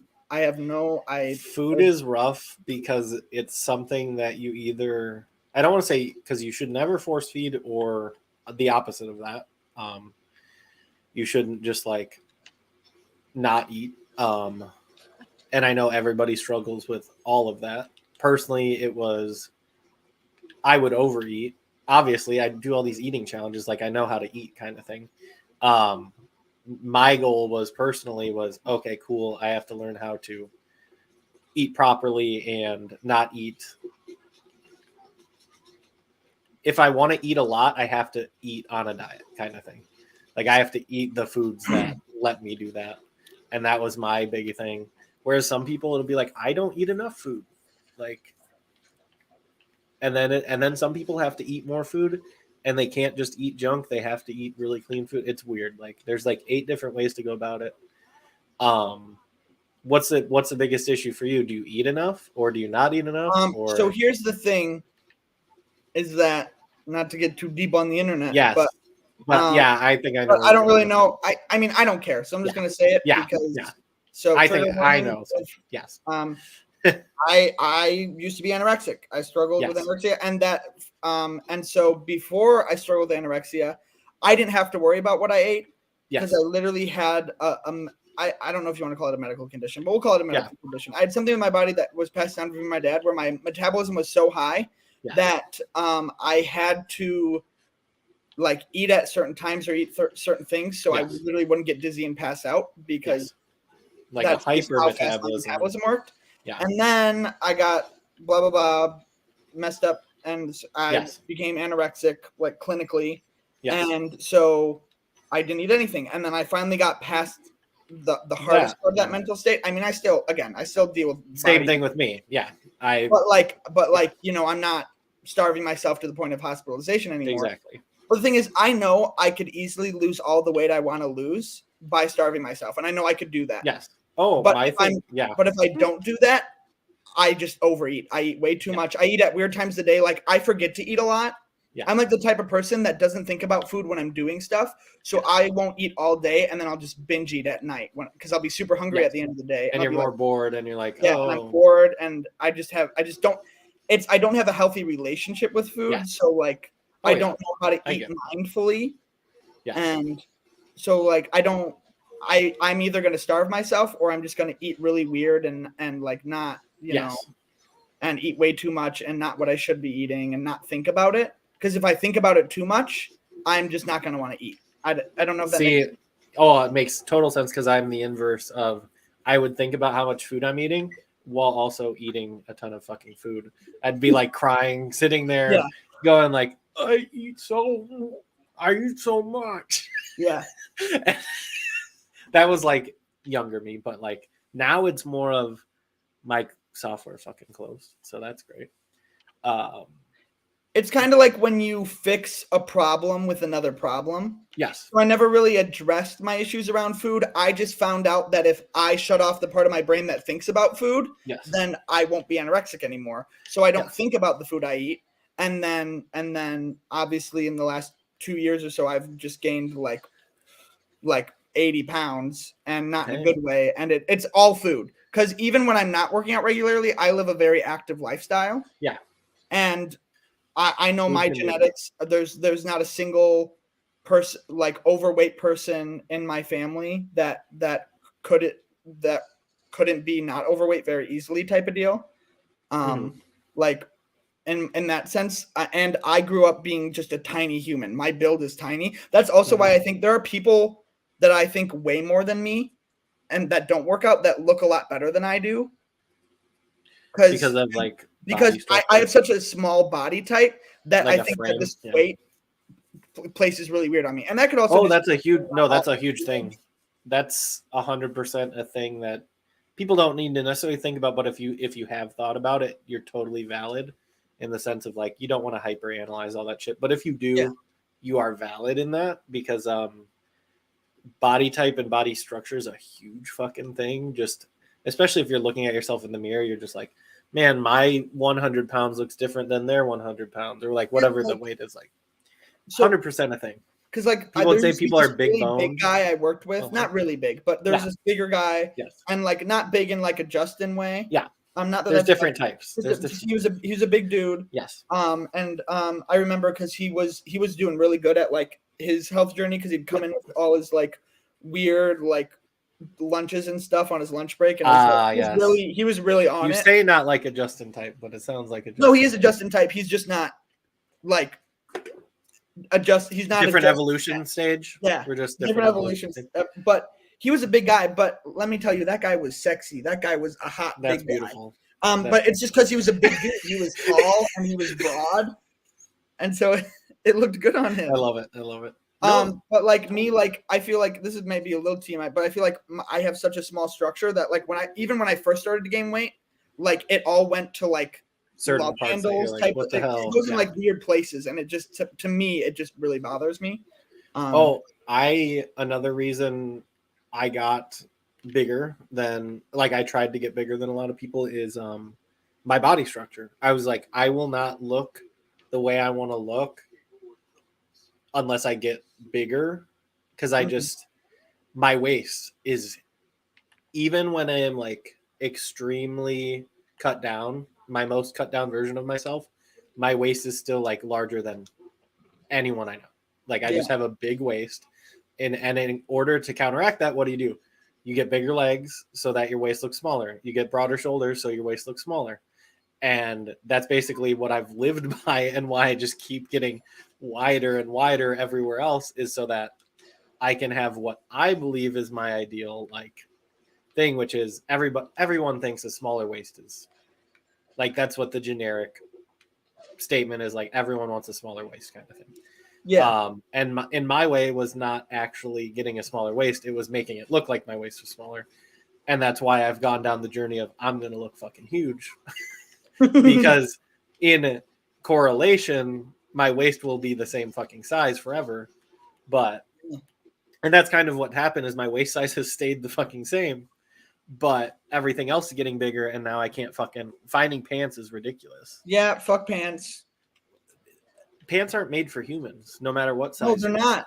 Like, they're made. They tailor like 2 million. There's one guy invented pants. There's one guy named Jim that they they tailor fit pants to this guy named Jim. Jim Pants was his name. And they're like, okay, these are the pants criteria we're using for the rest of the time.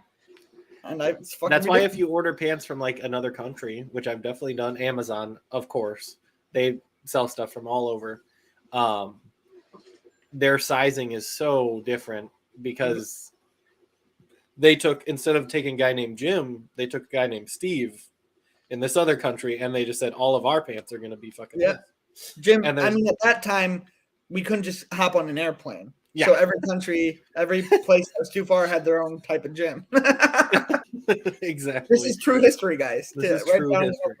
True For me, fucking- what I think is that, and I mean, correct me in any way Mhm. you want because you know a lot more about Yes. this stuff than I do. But so I've gained a lot of weight. I don't Mhm. like it. Whatever, blah blah blah blah. It's fine. But literally, so many people have told me that like You look better. I look way better than I ever did because I was so super scrawny and tiny my entire life. Like even before I was like anorexic, Yeah. and blah blah blah blah. I've just always been super scrawny and like that type of kid where like you look at my parents and like, are you feeding him enough? Type of, Yeah, um, 100%. Like I get it. But in my mind, I don't want to be that super scrawny kid. But I almost feel like I just There's a want to medium that you want. There's somewhere I in just the feel middle like that you're at this just point, I just want to get super, super lean Yeah. and like really ripped, but not big because I Yeah. feel like that's what's going to suit my body. Yeah. It might not be my preferred, but I think it's just what's it's what's going to look the best on me. I don't Yes. think it's ever going to be like, I think that's how people should look Buffy. at themselves is like, is there a best version of yourself that you'd want? And if you want to pursue it, go for it. Figure out what it is. Because in reality, in my opinion, a lot of people look better with different body types. Like I don't think every person would look good if they're huge. I don't think every person's small. I'm not a person who looks good small. So that's why I went the other route of, you know what, if I'm a little chunkier sometimes, like I'd rather be chunky than like cut down if I'm not big. But that's me. I think there's other people where they can cut down and they look phenomenal. But you got to look at yourself and figure out what that is and what you want to actually put into it or not put into it. Some people can be completely satisfied with themselves, and that's a good thing. Like I'm not going to knock anyone for that. But that's the thing. I would love to be like a bigger. I look at Spider-Man. dude. I'm going to always say it. Spider-Man's my guy. Fucking big Spider-Man. But there's also how many different types of Spider-Man where there's like the super lean cut down version of Spider-Man that looks awesome too. That's obviously like a hyper realistic thing. I think the truth is superhero, but the body type I was born with is not the one I would necessarily prefer, and that's just life. Yes, 100%. So like, and I know people in my life, like my girlfriend would like prefer if I was not that she cares, at the end of the day. It's not like, oh, I'm gonna break up with you if you don't have this body type. But I know my girlfriend would, prefer if I was like she'll make the same comments of, oh, how I look better and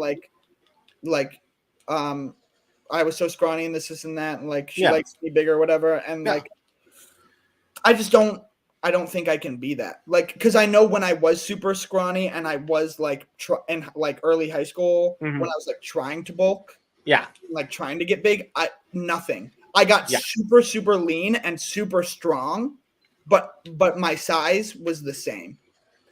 It's totally a thing. And like there could have been another thing like you weren't doing that you necessarily didn't know about. Sure, absolutely. Or there couldn't, like you never know until you've really like tried everything too.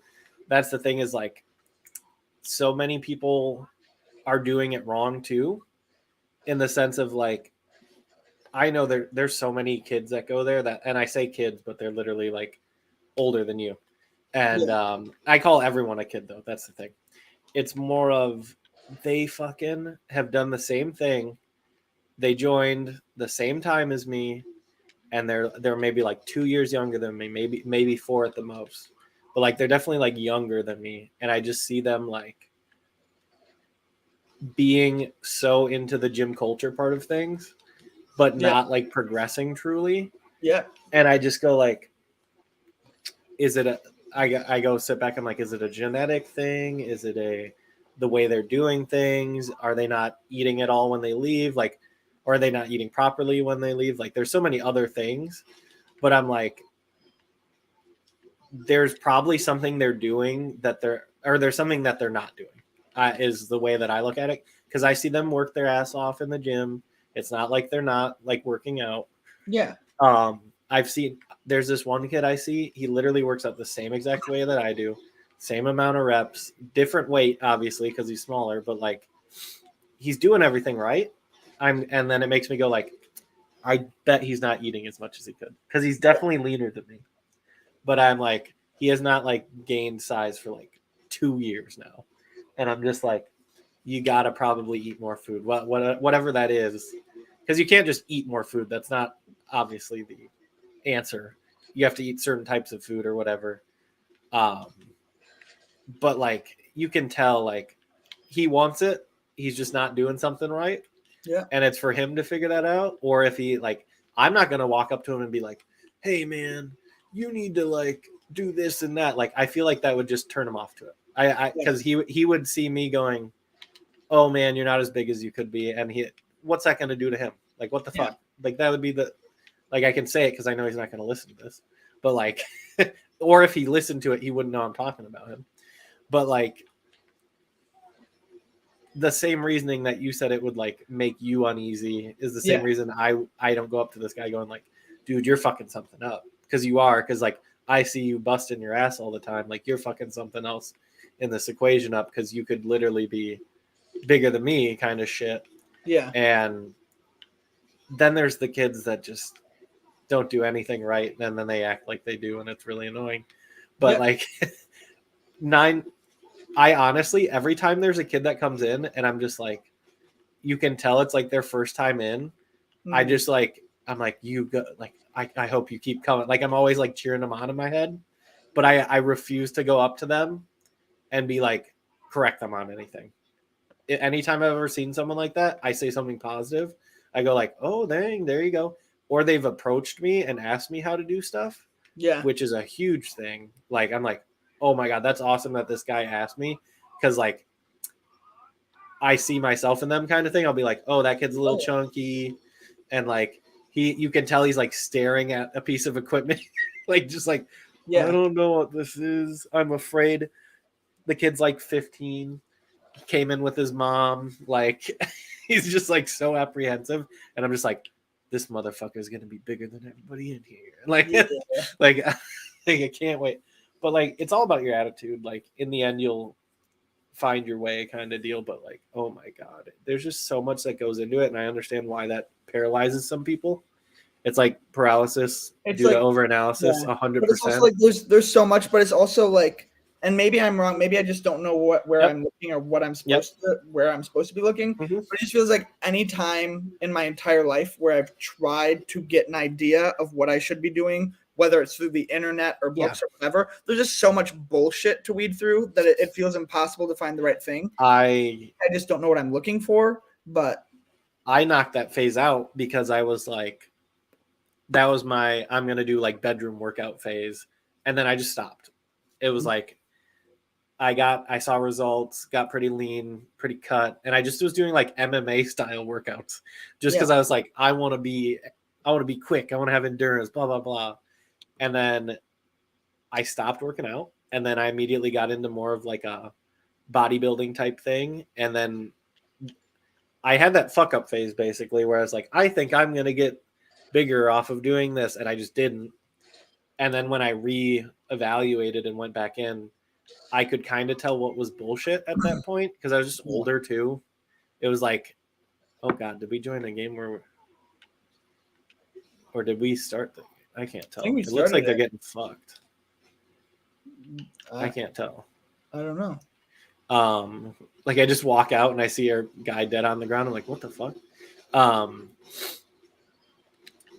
But like, I don't know why, but I just had this uber confidence to just kill it. And for some reason, I just knew everything was right. I didn't know everything was right. It happened to be right. And just like, I totally believe that that's why I was more into it at the beginning. I would say you look at the people how they present it to you. Like if you're ever watching videos on the internet about any of this stuff, because I believe that's the best way to do it is like research it for yourself almost. But like you can ask people like, oh, who's a good person to like look to or blah, blah, blah. Yeah. But like you should not take all your advice from one person kind of thing. No. Because it's not gonna work that way. But like you will have a good bullshit meter if like say you said, oh, I watched this person and then like I knew them and I literally say like, oh, they're just bullshit. Yeah. from that point on, you'll be like questioning it more. And it honestly, in a good way, in my opinion. Or if there's someone who you watch and you're like, ooh, this is good. And I go, ooh, that is good. Then you instantly know, like, that's the type of person I should. I can definitely, like, toss a few people your way if you want. I mean, I'm never going to say no, yeah.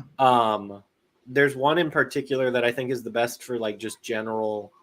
He does maximum effective workouts, and he also does, like, maximum, like, you want to spend all day there type workout. And he also does the opposite of, like, what is the minimum you can put in effort wise and get results. Like, he literally does all ranges, and he's unlike myself, very like, he went to school for a lot of it and shit like that. And then he also was super into, like, bodybuilding and stuff, where it's like bro science type shit. So he's like a perfect mixture of just, like, everything, which usually you get one or the other, where they're hyper scientific and it's annoying. Yeah. Or they're the opposite, where they're just like, bro, pick it up, just do it, just pick it up and do it. And you're just like, oh, this is gross. I don't want to listen to this guy. I can feel him sweating through the camera right now. Like, I can smell it, his pheromones. Yeah. And you're just like, oh god. So I'll definitely point you in the direction of one or two. So I need to work on it all. I think because he does nutrition too. Okay, that's good, because the thing he is, literally is like, if I were to just suggest one person for, like, a basis of knowledge so that you know where to, like, put your bullshit meter, like, I think he's a good starting place kind of deal. I feel like that's really what I need, is like a starting place, because I feel like once I start, like, if I had something concrete that I know is, like, valuable to start off with, I feel like then I could progress from there. I just feel like I always try, and then you don't know, and then you're like, did I start in the right way? Yeah, you're like questioning. Yeah. Whether what you just did, like, oh, I just put in all this effort, was it the right thing to do? Yeah. I don't know. I'm 100% the same way. I believe also, like, I just happened to find the right people online and just, like, in my life in general, who knew what they were fucking talking about, and that's where I got that confidence from. And I don't know why. It just happened that way. And I think if I give you a few people, it might help. I said, again, starting point. Because now, do I listen to them?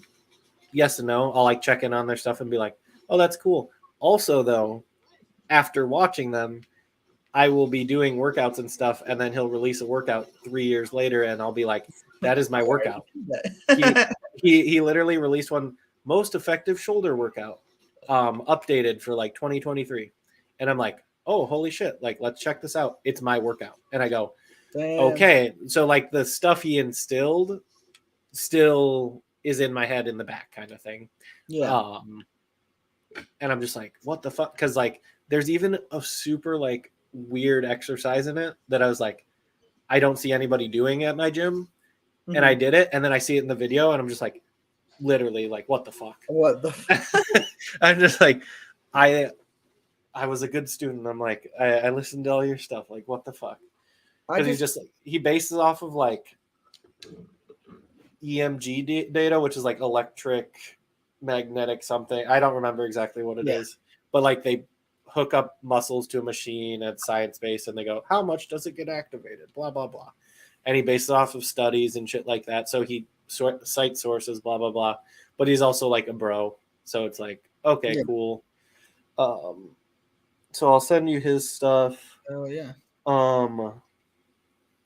I'm writing a few more workout things for that app. I don't know if anyone's been doing them or not. I've been doing them. I just haven't been tracking them in the app because I don't. Yeah, you don't need it. No, fuck that. That's where I'm at with it. Like, I'm so a feel person, and some people like need a book. Like, I don't know if you're like that, but there's like a logbook aspect that some people are really into. And if that would help you, I'd suggest trying it. I don't think it would help my progress. What I think it would probably help with me is my motivation. Because some at least people I've learned in like a mental state when I like would do when I like journaled for a while, and I don't really need to do it anymore because journal and meditation, because I did it like I've done it for so long now that I understand, like I see the progress, so I don't need something to show me it anymore. But I think the thing is, I get unmotivated because I don't see progress or I don't know what's going on. I would say do a logbook then, Yeah. because Yeah. you can go, oh man, I did 2 pounds less this week, or 2 pounds more, whatever it is. You'll see on the paper that like you're getting stronger and not realize it. Which also means if you're getting stronger, 9 times out of 10, you're also gaining muscle and looking better and all that fun stuff, burning calories, all that. I would suggest it. It's not a route that I went, but I believe that people need to do things differently. Like I just do. And I know it's a super, super effective way for people who not need to, but like enjoy seeing progress in some way, especially when you don't always see it in the mirror. I love that too, because like half the progress that I really enjoy, you don't see in the mirror. It's literally, you have to look. Like I love working out my back and the back of my leg. Like they're literally the stuff you don't ever see. Like when will I ever look at my back? When? Never ever. But you know how bad I want like a huge fucking back.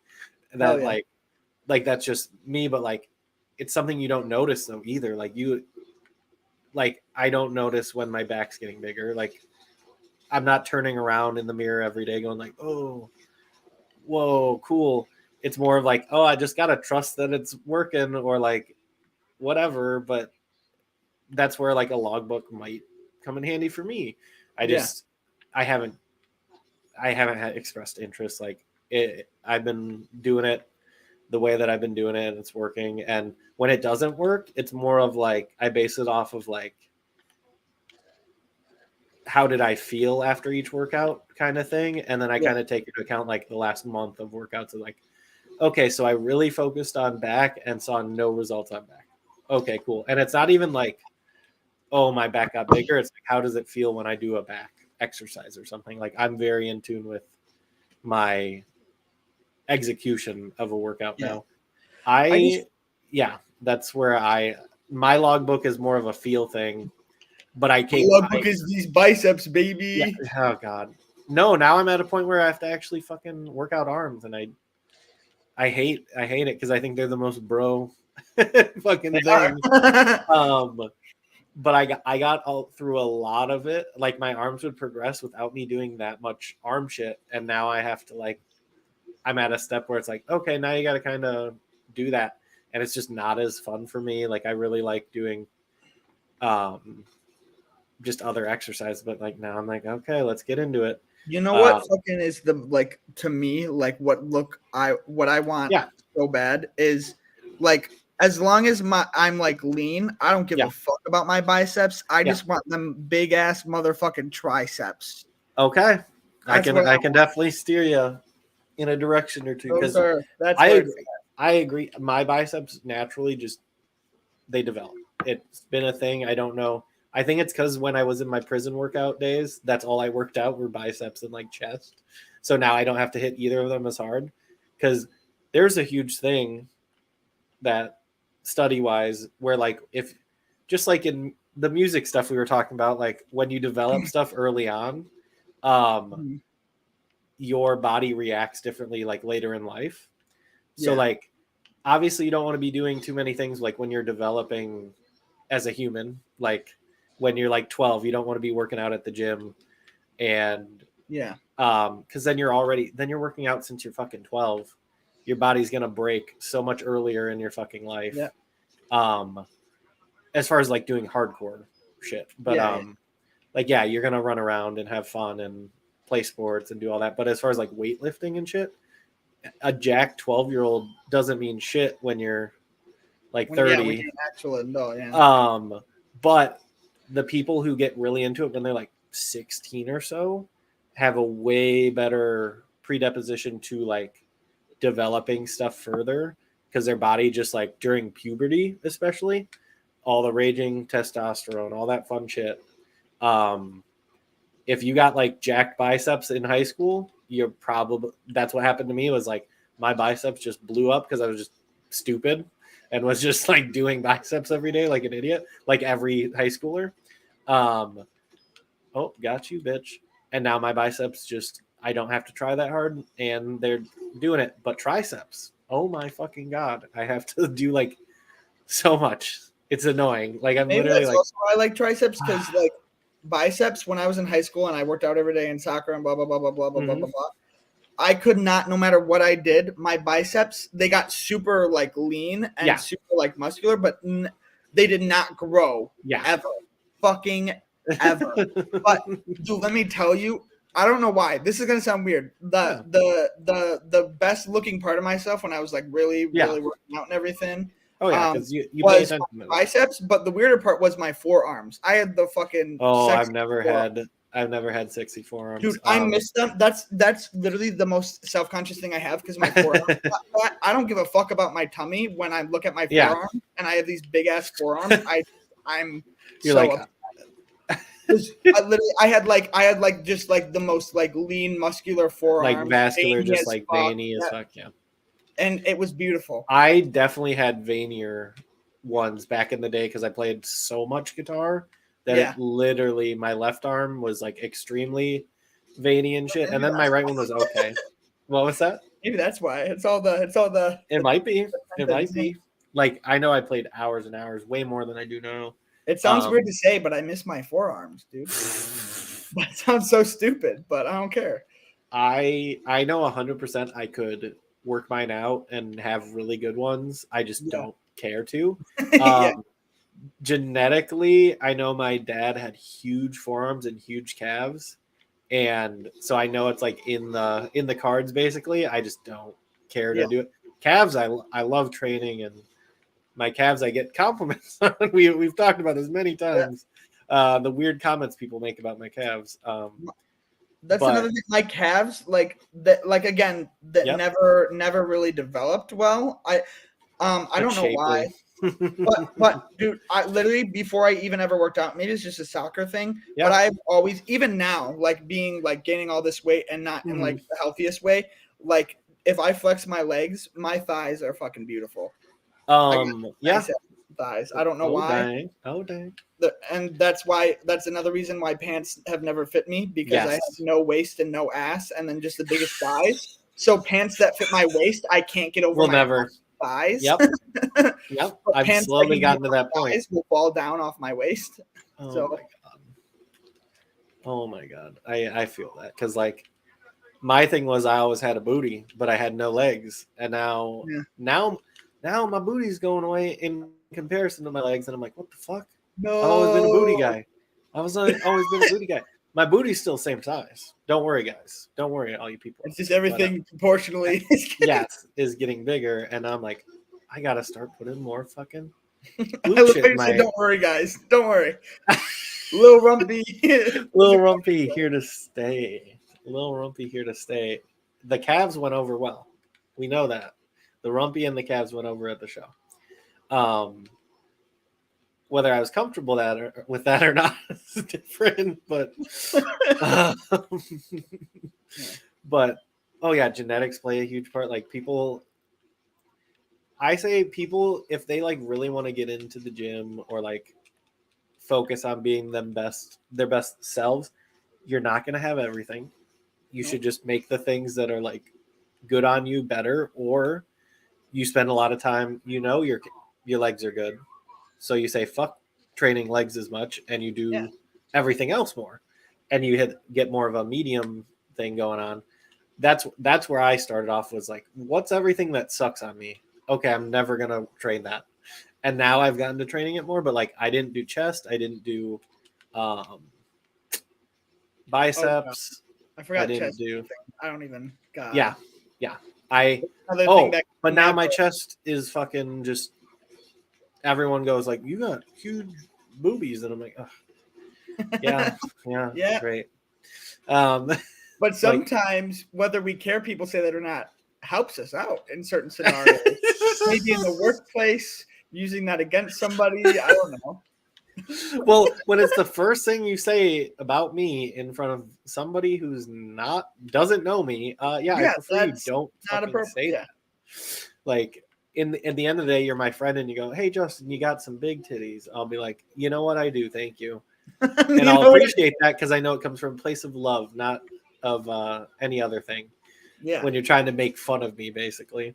Yeah. Then if I know you appreciate the titties, you know, it's different. You appreciate the titties, it's fine. Yeah, 100%. And like, yeah, as me, I was like, shit, I have shitty triceps. Now I just fucking hammer them home. But then in the same aspect, you can't also do the same thing every day. You can't like overdo it. It's this weird balancing act where if you feel like you're overdoing it, you're probably overdoing it. If you're underdoing it, you're going to tell. Like, people don't give themselves enough credit. Like, you're probably, like you say, you're questioning a lot of stuff. If you feel like you're questioning a lot, you're probably not doing it as right as you think you were.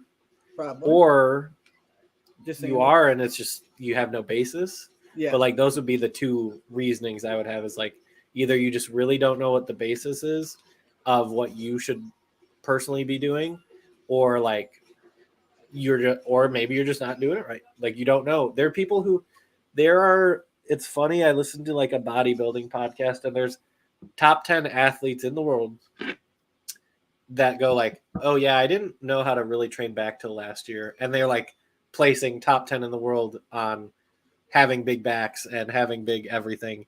And you go like, if they got to that point where they had no fucking idea, everyone should always just be questioning if they're doing things right. Yeah. Like I do it every day. That's why I think I'm doing it right is I know I'm doing stuff wrong. I go, oh shit. I don't know. And I think I do it better in the gym. Again, it all comes down to, I mean, I have so much to learn on both ends, but I think if it's hard to know how to work out, it is 10 times harder to know how to eat. Not only is there so much bullshit out there about that, on top of that, even more than body types and people working out, like at the end of the day, we all have the same muscle groups, how those develop and whatever, blah, blah, blah. But we all have the same muscle groups. We're all everybody's people. Body and what you need to eat and everything, what's right for your body is all different on a person-to-person basis. Yeah. And I get so paralyzed with knowing, like, I just want to understand I'm sending what my body is and what I need to put in my body to fuel it correctly. And I have no clue how to do that. And I don't know. Because in my opinion, if I give you the right video or two, they have a good way of finding your base type thing. Because then once you know your base, you're like, cool, I know I'm going to. But if you just are shooting in the dark so much, it's rough. And that's something like I was always comfortable with because I was previously like overweight. I was always like, if I get a little more chunky, I don't care ever. Like, so I experimented a lot with like eating too much food or whatever. I never experimented with like eating too little food. That was just me. So like I would know when it would work and I knew when I was overdoing it as far as food. I'd be like, oh, I gained 10 pounds over like 6 months. That's not all muscle. Okay, let's cut it back kind of thing. Or like, that's how I would look at it. And I wasn't afraid of failing kind of thing. I was like, I suck. If I fail, whatever. Like, it was such a weird place where, like, with you, your concern is like, oh, I don't want to overeat almost. Yeah. I can see how that brings more hesitance, if that makes sense. Yeah. And that's why I think if you find a base, it'll help a lot more. Big thing is, like, once you know how much protein you're supposed to have, you don't care about when you eat it. You don't care about any of the details. As long as you know, oh, I have to hit this. It's a goal. It's something that's actually tangible. Yeah. The best way to put it. It's in reality, like meal timing and stuff is important. It's just not as important as like. I think where meal timing would be important for me minus why people do it, blah, blah, blah, blah. I think why it's important for me is another thing, like we said, like just like a structure. Like, because I feel like and I've tried this and it just fails every time, so I know it's an issue I have. But I feel like if I had meal timing and like if I planned out what I was eating before I even ate it, it would be super annoying and tedious. But I feel like then like no matter what I was eating, if I just knew what I was eating and when I was eating it would just put me on a track to like just in my easier. I don't know if that in makes my perspective, it was I found like four meals that I was like, okay, I can eat this and I'm good. Like if I eat one of these 4 things with this other thing or that other thing, I can't fuck up at that point. And I don't know if that's it sounds almost like that's not the way you would go about it. It's more of, I need to know that I'm going to eat these 4 meals today. Like I need to know I'm going to eat 4 meals or like whatever the amount is. Whereas like me, I was like, I don't care how many meals I eat. I just know if I can fit it in, I'm going to fit it in. If I can't, I can't.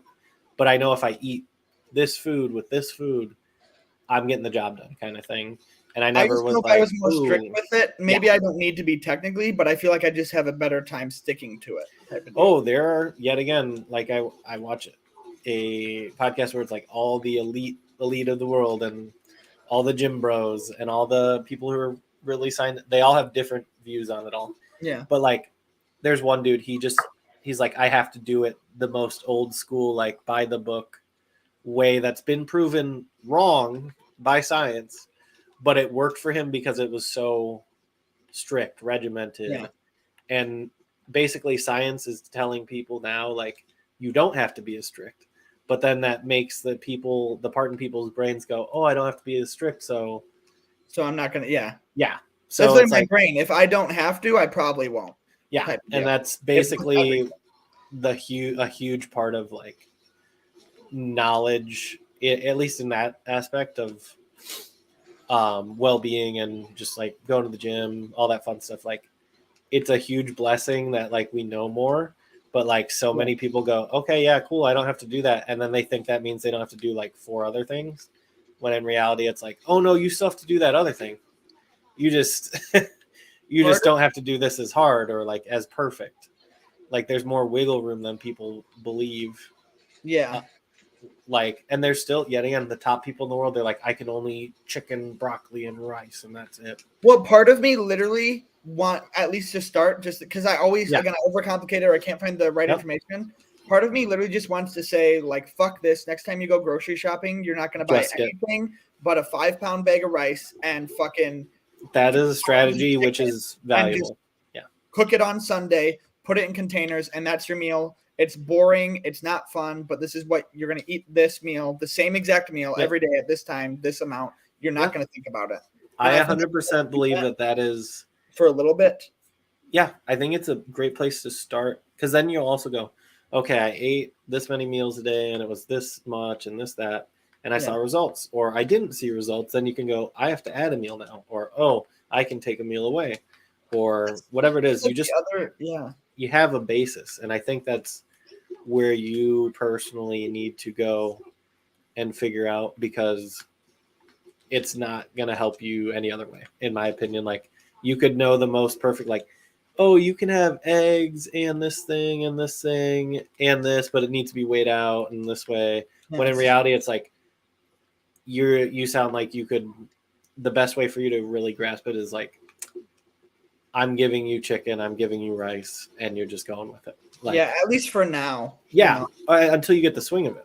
Yeah. I just feel like I always try and like, because I'm just a super impatient person. Yeah. So I'm always like, oh, I need to do the most effective, perfect, like scientific thing so that I get the most effective gains, the most effective weight loss, blah, blah, blah, blah, blah. But I've been doing that for, years now, and it never works because I just can't stick to it.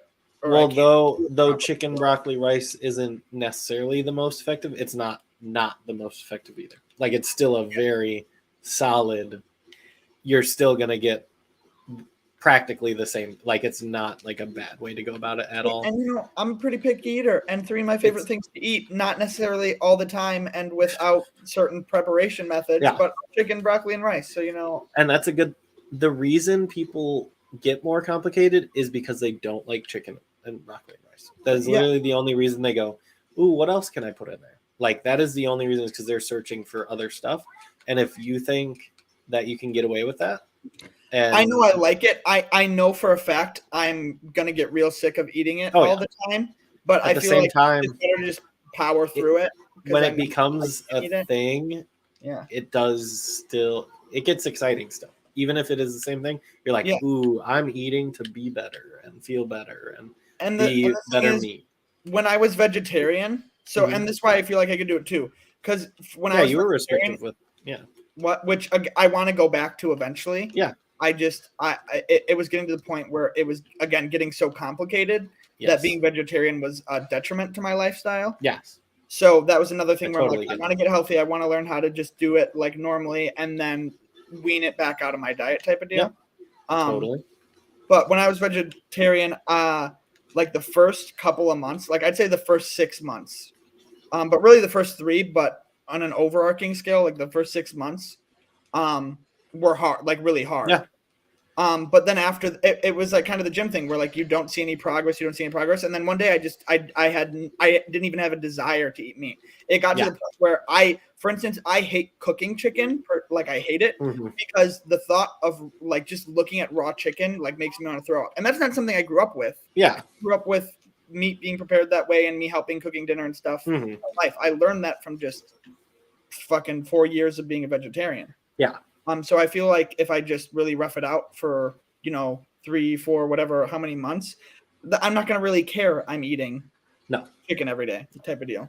Literally. And the fucking price of eggs is ridiculous right now. It's so stupid. That's another thing is like being unemployed these last couple of months.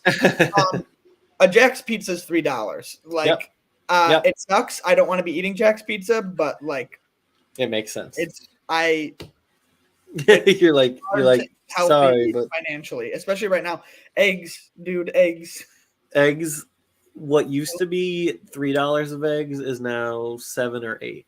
I used to buy. Me and Sandy used to get styrofoam cartons of eggs at Walmart for $1.99.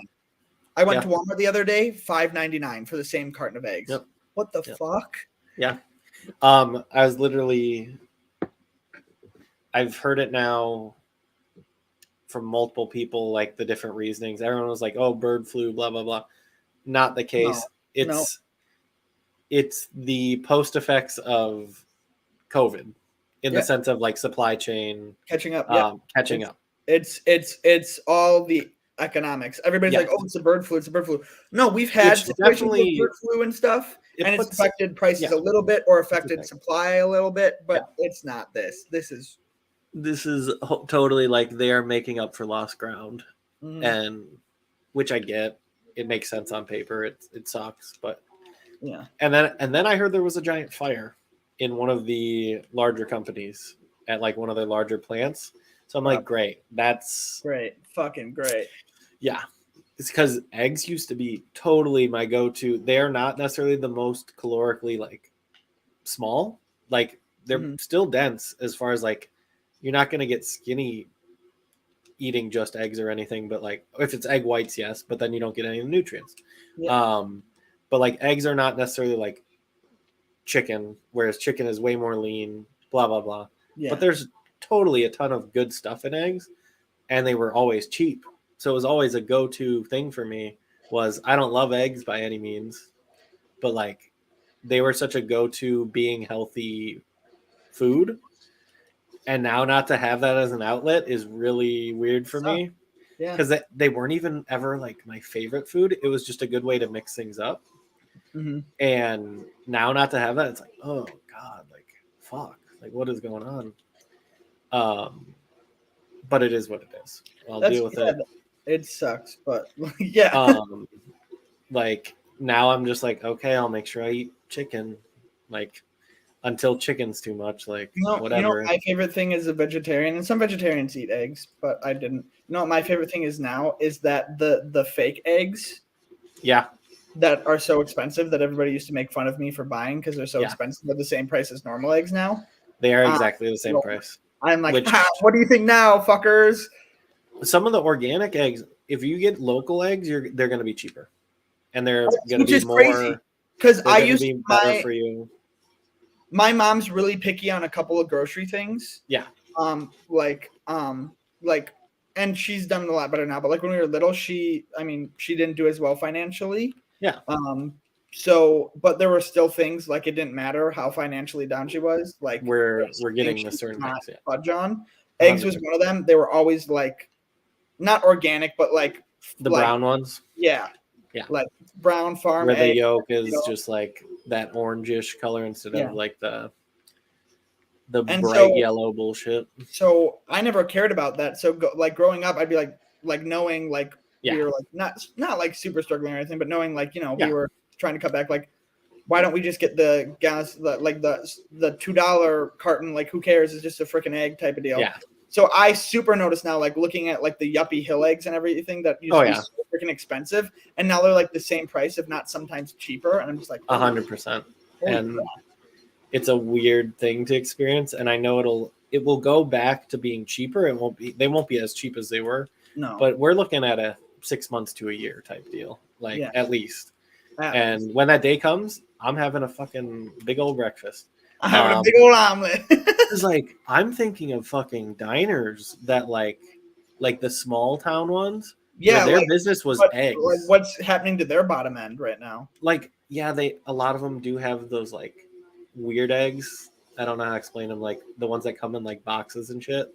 Mm-hmm. But like to do like the sunny side up and the fried eggs, like they still used real eggs, and like their business is based off that. Like the diners that are just open for that breakfast time, whatever it is. Yeah, butter and eggs. They butter the shit out of everything and eggs, and both those have gone up in price quite a bit. And I'm just like, damn, if that's what like local places are going to be dealing with, I'm wondering how that's going to shape things just in general. Because that was like their low end shit. They're like, hey, we can toss this together, whatever. Yeah, you can always rely on good old butter and eggs. Yes, and then we're like, oh wait, no, you can't. It's just like, holy shit, that's crazy. Oh, fuck off. Fucking fuck y'all. That's the other thing, like nutritionally, I know at least what I've heard in most places is like I've heard a lot of people say, "Oh, you want to lose weight, just a caloric deficit," and then the people I actually trust that's a whole thing. Stupid, don't like not that. Yeah, I mean, a caloric deficit. It works on paper. On paper, you will lose weight when you're in a caloric deficit, and you're not going to lose weight if you're not in one. But to get to that caloric deficit, the way that they explain it is not necessarily correct. Like for me personally, it's you get more muscle, you burn more calories, puts you in that deficit. Like, yes, it's not instant like cardio where you're going to burn off those calories right then and there. And awesome. I've always been in the long game has been my thing is even if I get just an ounce more muscle, that means 10 calories a day that I can eat extra. And then after 4 months, I can eat 40 calories more. Then after a year, I can eat 100 calories more a day and I'm going to lose weight. Mm-hmm. And like now at this point, from the point when I started, on paper, I can eat like fucking close to 1,000 calories, close to fucking like 1,000 calories more and keep the weight. Like that's insane to me because that's like half of somebody's daily intake. Yeah. Like that's the average person's intake. It took fucking a while. It didn't take as long as some people just because I don't know why. Just genetically, I was cool. Awesome. It's because I was a chunky boy from the start, I think. I think it was because I was chunky, I could, like, put on the muscle. Because I just was used to eating and shit. Like, all the negative stuff about my upbringing actually ended up being more positive. But, like, oof. Get this guy. Fuck this guy. Okay, there we go. Lucky you. Yeah. Well, but then I'm never gonna have those fucking tiny waists that I want. And that's what I'm saying. I knew what I was never gonna get. So I'm like, cool. I just gotta deal with the cards I have. And oh god. Because like there's some people who are like absolutely jacked, absolutely shredded, and I'm like, my abs are never gonna look that good. Like I will have abs, but they're not going to look like fucking that. Where I'm just like, holy shit, that guy is. That's the nice thing to the core. That's the one nice thing about me. I might never be big, but if I lose this stomach right now, I will have a 6-pack. I don't even have to work. I will never work on my core for looks. It would Yes. definitely be for like other purposes because I Yes. don't need to. Because if I'm lean enough or skinny enough, it's there. I've had to like work the shit for my I've like some people are like abs are made in the kitchen, which is bullshit, but also not bullshit. Like you reveal your abs by eating less. Yes. But like some people, their abs just are not big enough. Yep. You're not going to be able to fucking see them. I've had to like work them out specifically to see them. Basically, is like I mean, core strength is very important too. Oh, yeah. To other things, so I'll always 100%. do it. There's no reason not to. Like core strength is great. Core strength makes you a stronger human being. It also helps with my lower back pain. I worked on lower back core strength, both front and back, just like a shit ton.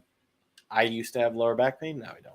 Like working out helps so much with aches and pains. It gives you different ones. It's like, but they're not as bad in my opinion. You're never gonna be perfect, and you're never gonna like want get everything that you want. But like, if you make the changes, it will help you. And I hope everyone does that shit. Like, if they want it, I hope they get it, kind of thing. Because you could wake up and be like, I don't want any of this shit. But if it's something that you want, I believe that you should strive for it, kind of thing.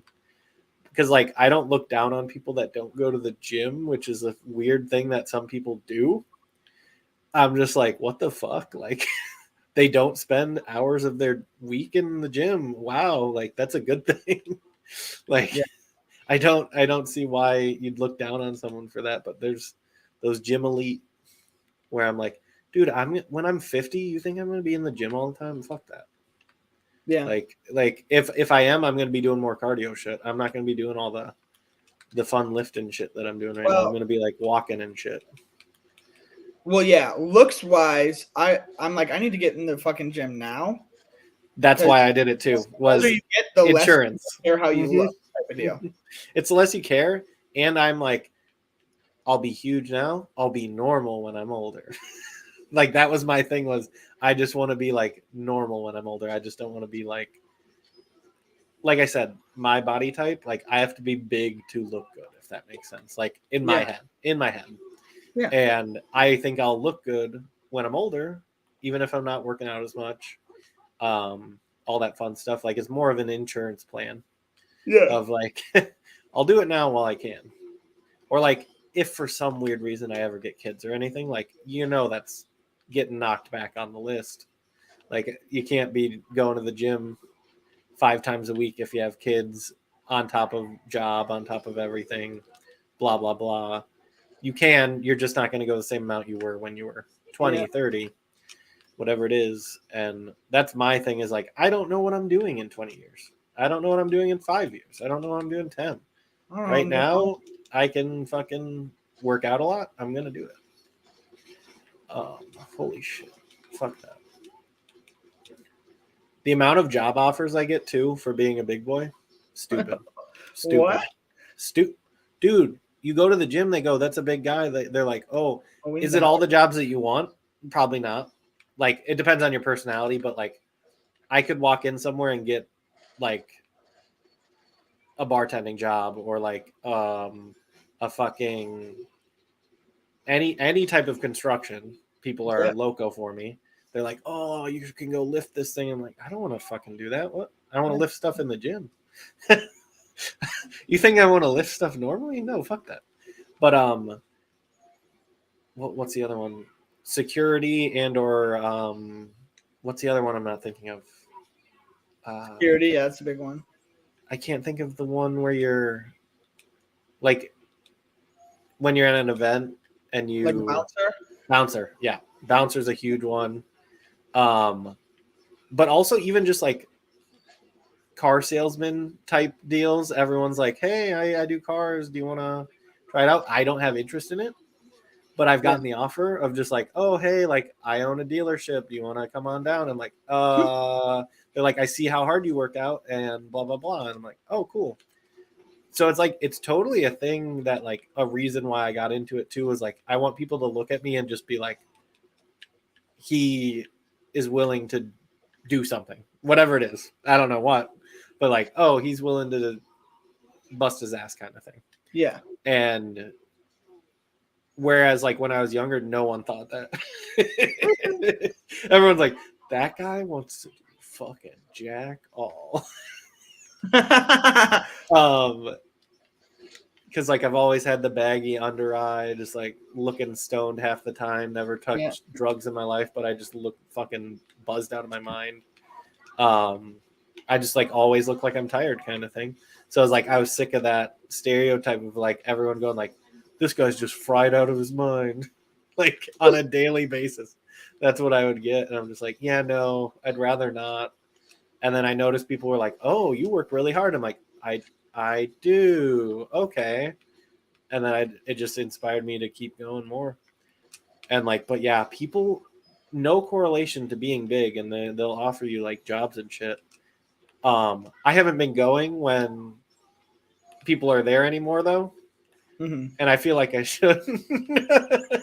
So I can get some job offers. That's so funny. I've been going like late at night, early in the morning when like no one's there. But I used to go midday, and yeah, there's a guy who runs a local business, and he's talking to me every day. I'm just like, what the fuck? Like, okay, cool. But like, it's a good way to, what's the word, network? It's a stupid thing, but like, I know for a fact I could like, if we wanted to do something weird with the podcast, I could literally like network with someone. If someone had a business or something that like made sense to, I know that through the gym, I could 100% be like, get somebody in my corner about something. Yeah. Like if for some reason we wanted to, I'm trying to think of an example. I don't want to say anything in particular because there's real people that go to my gym that I'd be talking about. But 100% like I know I could get our foot in the door on some stuff just because of like the type of people that I would never normally talk to, but they go, ooh, big man, ooh, big boy. And that's that. Everyone also thinks, oh, a million like girls are going to talk to you. No, that's not what happens either.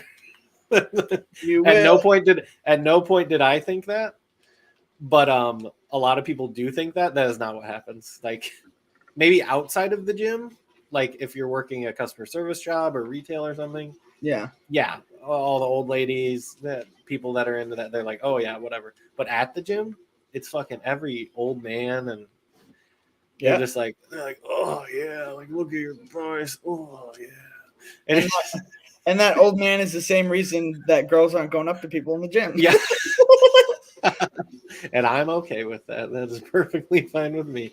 But like that's what some people think, and I go, dude, you're in for a rough awakening. Like, yeah, you have to also be.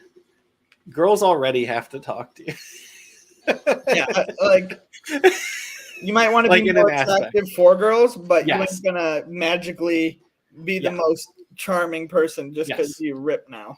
Yes, you have to also have like a precedent or like a you might work out your muscles, you might work out your brain a little bit. Yes, 100%. Or if you're, I'm just gonna say, if you're butt ugly, like that's not gonna change. No.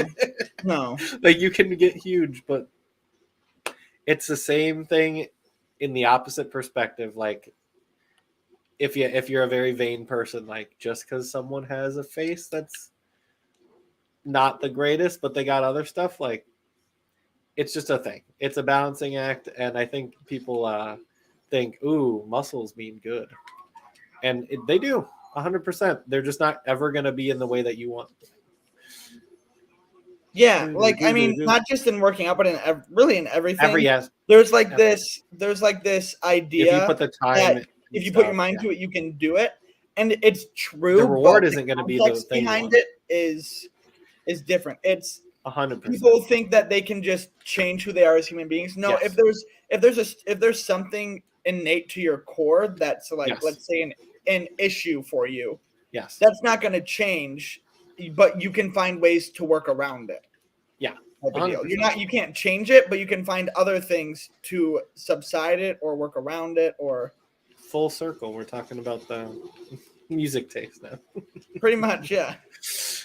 No, it's true. It's so true. I took one eating disorder to another. Like that's yeah, what I baby. did. That's what I did. And Well, is it the better option? 100%. Do you know it's a Like- really bad thought I have a lot of times? What? But who gives a fuck? I'll say it on Yeah. the internet. I don't Yeah, care. I don't. People like it anyways. I mean, Like, I'm not healthy in the way I eat now. Anorexia wasn't good, but Yes. I was skinny with anorexia. So and that's where I go. But you're not necessarily healthier than. well, In my opinion, no, for sure not. Like, because you're closer to a state of like alive. definitely not being. Yes, exactly. Yeah. And where in a huge thing, people think it's the actual weight of your body, whether it's fat, whether it's muscle, that's going to determine how your body like say people with like predispositions to heart attacks or something like that. Yeah. If you're heavy, whether it's muscle or fucking fat, it doesn't matter. It's just the fact that like cheeseburgers are going to get you closer to being heavier, and like no one's supposed to be like 300 pounds unless you're like 6'7". If you're like over 6'3" ish, like a normal body weight for you could be 300 pounds. But like if you are 5'8" and 300 pounds, whether that's fat, whether that's muscle, your body doesn't like that at all. No. It's not the people that obviously like there's like your veins can build up plaque and stuff from unhealthy foods, but a huge part of it is the fact of just being overweight, whether it's muscle or not. That's why the big boys that like bodybuilding shit, it's not because they're doing steroids, it's because they weigh 300 fucking pounds and they're 5'4". Like they're literally on the shorter side and then they're this wide, Yeah. and your heart goes and you fucking die. Like it's just you do. You don't live past a certain age. As far as that's a sport I'm into skateboarding sport. I was never I never skateboarded, but I'm very into like watching people skateboard. I don't know why, but it's just a technical thing. I'm like, I could never do that. That's another crazy. cool thing about in that what you were kind of saying earlier too, though, about skateboarding is that Mhm. it's so the coolest thing about skateboarding, whether you skateboard or you watch people Mhm. skateboard, is, and I think why a lot of people like doing it, Mhm. even if you're not doing it competitive, it's such Yes. it can be such a non-competitive thing because it is so directly you can see your progress. Yes. Like, oh, I'm going to try this move. Keep Mhm. trying it. Eventually, you're going to get it. Type Yep. of deal. 100%. And I'm not as into it anymore as far as like keeping up with who's in it and stuff like that. But I'll put on in the background like a tournament from 2018, 22, doesn't matter what year. COVID obviously fucked up some stuff as far as that goes. So I'm not too 100% sure on which years were active years, but like I like watching the street jam ones. I like all of them. There's definitely some I like more than others. But like I definitely am into that because I know I'll never be doing it. And that's where the allure is like I'm never putting my time into that. I enjoy the bodybuilding stuff because it's like something I can relate to that I do. Not even that I bodybuild per se. I've gotten closer and closer to it now where I do a lot of bodybuilding-esque stuff. But when I started, it was like, oh, I just want to work out, blah, blah, blah. Now I'm like, ooh, I kind of like the artistry behind bodybuilding and blah, blah, blah. Yeah. But like skateboarding, I'm never going to. Especially if I keep trying to get bigger, I'm never gonna fucking learn how to skateboard. Yeah. And like, there's actually a bodybuilder that I watched that was into like skating, like full on Figure just skating type of. no, like rollerblading. Oh hell yeah! Mm-hmm. And he's like recently gotten back into it, but he's just like riding around, not doing any jumps. But you can see him looking at like the jumps and shit, and just like, I fucking wish. But like. He released a video of literally him just like going around this like yet again 300-pound man that was just like in these really nice, like you could tell he was into it because he had like these nice ass ones. He starts talking about like the different intricacies about why they're shaped the way they are and all this stuff, and you're like, holy shit, like this guy gave up a very, very intricate part of his life to do the sport that he's in. But it was really cool to see that. And that now it's like a common theme because there's a huge, I don't want to say stigma against it, but like no one wanted to get hurt. Everyone's like, they stopped all their extreme sports they were doing. Now there's a bunch of them that I know that are like snowboarding now because they all used to snowboard and shit. And they're like, well, when you're 300 pounds, you go off a jump and you die. You do, yet again, break both your ankles off of a 2-foot jump. Yeah. Because of whatever. And now they're like openly talking about like more than just like, ooh, I lift big weights. Now they're like, there's like kind of a push for like, oh, there's more personality in it kind of thing.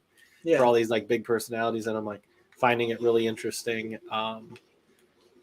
Because like I've always been like that where like I like music, I like this stuff, I like that.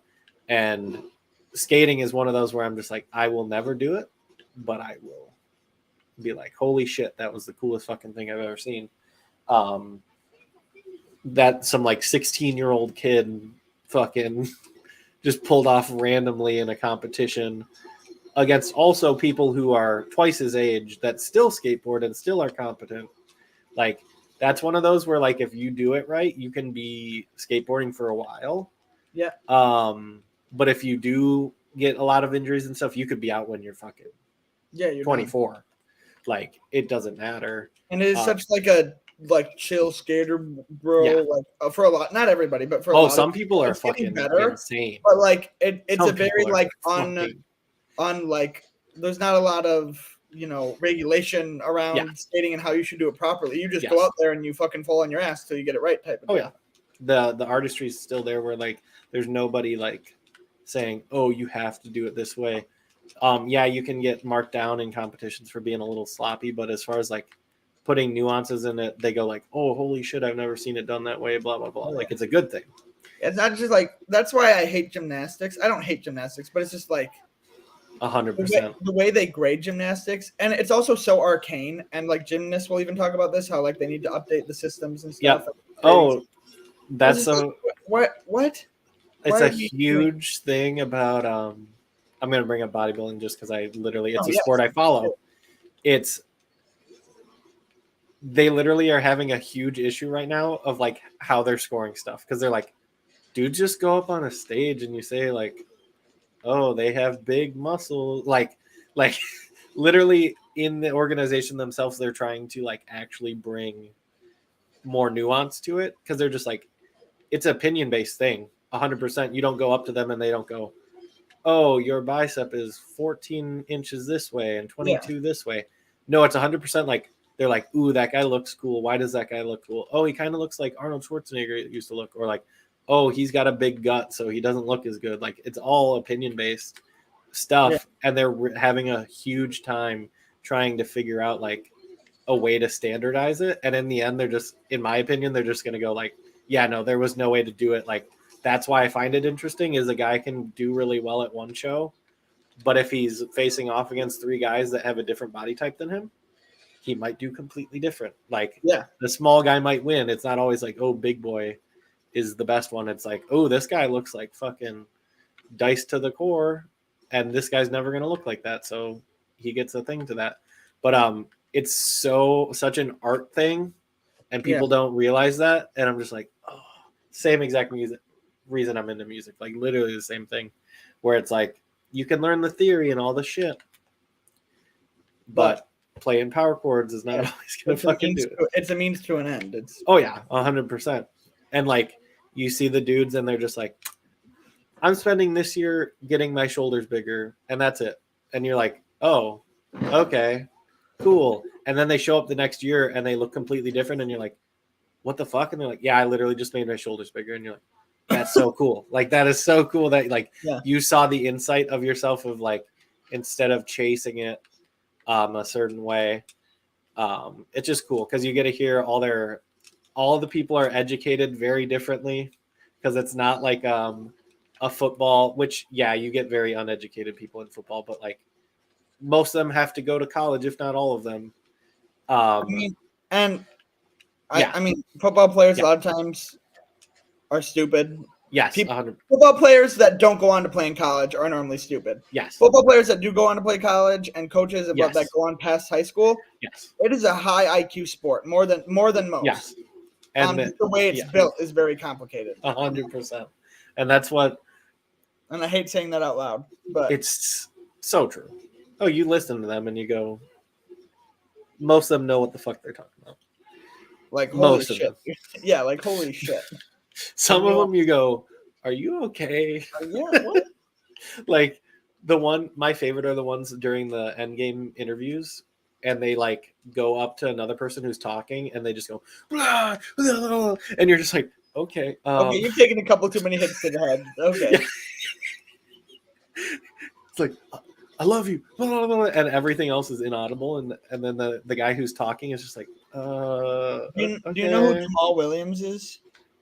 Probably. He used to play for the Packers, but now he's Jamal. for the Lions. Yeah, I know who he is. Big Yeah, anime 100%. guy. Yeah, they just did the whole meme where he Yes, like I love said that motherfucker. Hidden Village so in the Woods type deal. Yes. Where, Yeah, he did that during the last game of the season this year. Yeah. Yeah, he's always been like anime. Like some guy in an interview called it Pokemon, and he's like, "Stop." I've seen that. Say? It's beautiful. Yeah, don't disrespect Pokemon like that. And I mean, again, I don't know him personally. Yeah. So who knows if it's actually He might real, be an asshole or just like something, but yeah. But just like the way he presents himself, like he'll literally be like he'll do the after interviews or whatever. Yeah. And they'll be like, and oh well, what's his face? like play Mangles up just to did the it too. pageantry and everything, and blah blah blah blah blah, and act all cool. He'll just be like, I play this game because I love it, but at the end of the day, I just want to go home and play Pokemon. I play this sport because it's fun and it gives me And money. he's good at it, and he makes go money. home and be a nerd. 100%. And He's like, at the end of the day, the only thing that this sport matters is if we get to go home at the end of the day. Like, I don't care. Like, that's I respect. And like, you know what's really funny too, because we talked about him, and you said you don't really have an in-depth knowledge of him, which is Kid Cudi. They are pushing this narrative of him His and best friend is Joe Burrow. yeah. No, I know. I've seen all the interviews. It's honestly me too, because I like Kid Cudi, and I don't. You can obviously tell like they've connected, but they're not like not the level friends. that they're. Yeah, they're very obviously not best friends. Like it's cool. Like no, it's a cool story. Like they're the people who they're really pushing it though. They're totally like yet again they're like networked in the sense of like Joe Burrow could be like, hey, I know your album's coming out. Could you give me a signed copy? And dude would be like, of course, like fuck yeah. Hell but they're not like hanging out every weekend kind of thing. No. Oh no, literally Kid Cudi said he had like his jersey or something. Yeah. And he's like, I don't know if I should frame it or not. He's like, I want to wear it. Interview and he's like, I don't really like football. He's like, I'm not a big football person. I don't really like football, but just like I love Joe and like how he's dedicated to his craft, and that's so cool. And like I'm sure that's true, but like man doesn't give a fuck. He's 100. He's from Cleveland. He's from Ohio. It's the whole. Like I get the whole thing. Yeah. It's the. But 100% to fame. But Joe Burrow is 100% into Kid Cudi though. It's the funny part. He is. He has such a cool demeanor in just his life. I'm sure if he was a normal person, he'd be shitting his pants every time he talked to him, because Kid Cudi is like, they're not friends. Kid Cudi is like a mentor to him. He is like a total fanboy. Like that's what he listened to all throughout his childhood and like high school and everything. Oh my God. I laughed at because that's dude. Yeah, Kid Cudi's like my artist in the sense of like he didn't go off he went off the deep end. He went heavily into drugs, but he came back kind of thing. But he was never like a douchebag. Yeah, in the sense of like I'm better than everyone kind of deal. Like you never went the Kanye route of just like I am literally God. He has a high faith. I'm not gonna speak on my views or anything, but like Kid Cudi's very in tune with that. And I was just like, okay, cool. Like I see that you're trying to be a good person and not like so Justin, since we're on the internet, can you tell me all your religious beliefs and why they're better than everyone else's real quick? Yeah, that's why I'm not going. Yeah, no.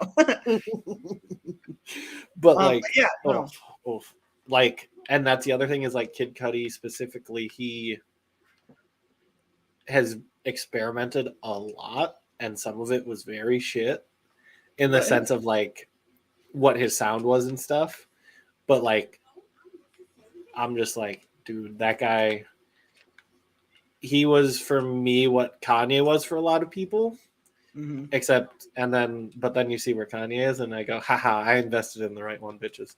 Like, I he's mean, talking to Joe Burrow right I now. was never really around for like Oh, yeah. Kanye that everybody says they loved, but I mean, I was around before he was too bad, but I Yeah. never saw anything in that motherfucker ever. Oh, see, I liked some of it, and but there was a team behind him. Like, there was a whole fucking production line that made Kanye Kanye. It wasn't like he was just making beats and shit by himself. Like, no, he had people who sourced out samples and like found shit for him to use. Beats were made for him, though they probably never got credit, kind of thing. Yeah. Like, he was an artist and they made him look like he was the powerhouse behind everything. Yeah, but in reality, there was a music huge specifically, team. but in everything, we always have this like big idea of authorship. Yes. Like it's got to be a single person doing it all, otherwise they're frauds or they're not that good. Yeah. Like you kind of go back to the Beatles thing, like Yeah.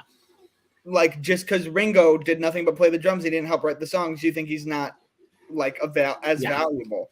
It's like no, everybody doesn't have to do everything. Like the best, you just have to do everything. The best art, the best music, the best everything comes from a collaboration of and people. Personally, knowing Kanye's story was he was a beat maker and he did do a lot of it was like the producer type. Yeah, so it made sense to go with that storyline. Yeah, at least to the public eye, but that's not what happens. I could say right here, like if for some reason I ever actually made music professionally, I would be getting help from people, and I would be like, you can't do it by yourself at that level. Like holy shit, why would you?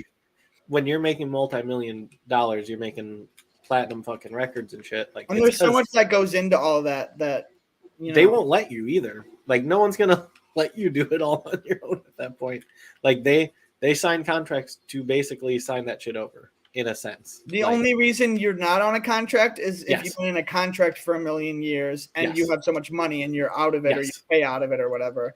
100%. And then that point, nobody's like, okay, I'm going solo. They're like, no, I'm just gonna have my own team now. Yes, 100%. Their team. Yes, they just get to pick, and you definitely get a heavier weight on things. Like you get to pick stuff, like the whole Brendan Urie thing. He still had a fucking team of people making stuff. It's not like he was making the fucking music. No, no. Could he have the ability to write stuff? Yes. Like I'm pretty sure he used to live stream making stuff. Like not a lot, but I vaguely remember it. No, he did. I remember the last I watched them all because deal with it. And it was did he write every song that was on Death of a Bachelor or whatever those other albums were? No, and every part of that song? No. It's the same with Taylor Swift. Like she writes the songs, but she writes them on a guitar with 4 cowboy chords, and then someone else goes in and goes, okay, cool, we're gonna flesh them out. Yeah. We're gonna make them more of what they should be. Does she come up with the initial ideas? Probably. A good percent of the time, probably. But she's not orchestrating everything. She's not going I want the cello coming in here and this and that. I'm sure for moments, but yet again, she's got a fucking team. She's been doing it since she was 15, something like that. You don't think hands were involved there from the start? She was not doing everything. She was definitely contributing. I don't believe they would run a narrative of singer-songwriter if the person was just completely terrible at it. No. Because that could just easily fall through at a... Honestly, I think she writes the lyrics and that's about it, to be completely honest. I think she does a few chords. She literally does 3 chords and goes, ooh, and then here are the lyrics and here's the melody. Because she's not creating any super crazy amazing vocals. That's not her. I've listened to her music recently and I'm just there's a song there, but I don't hear instrumentation half the time. I literally just don't.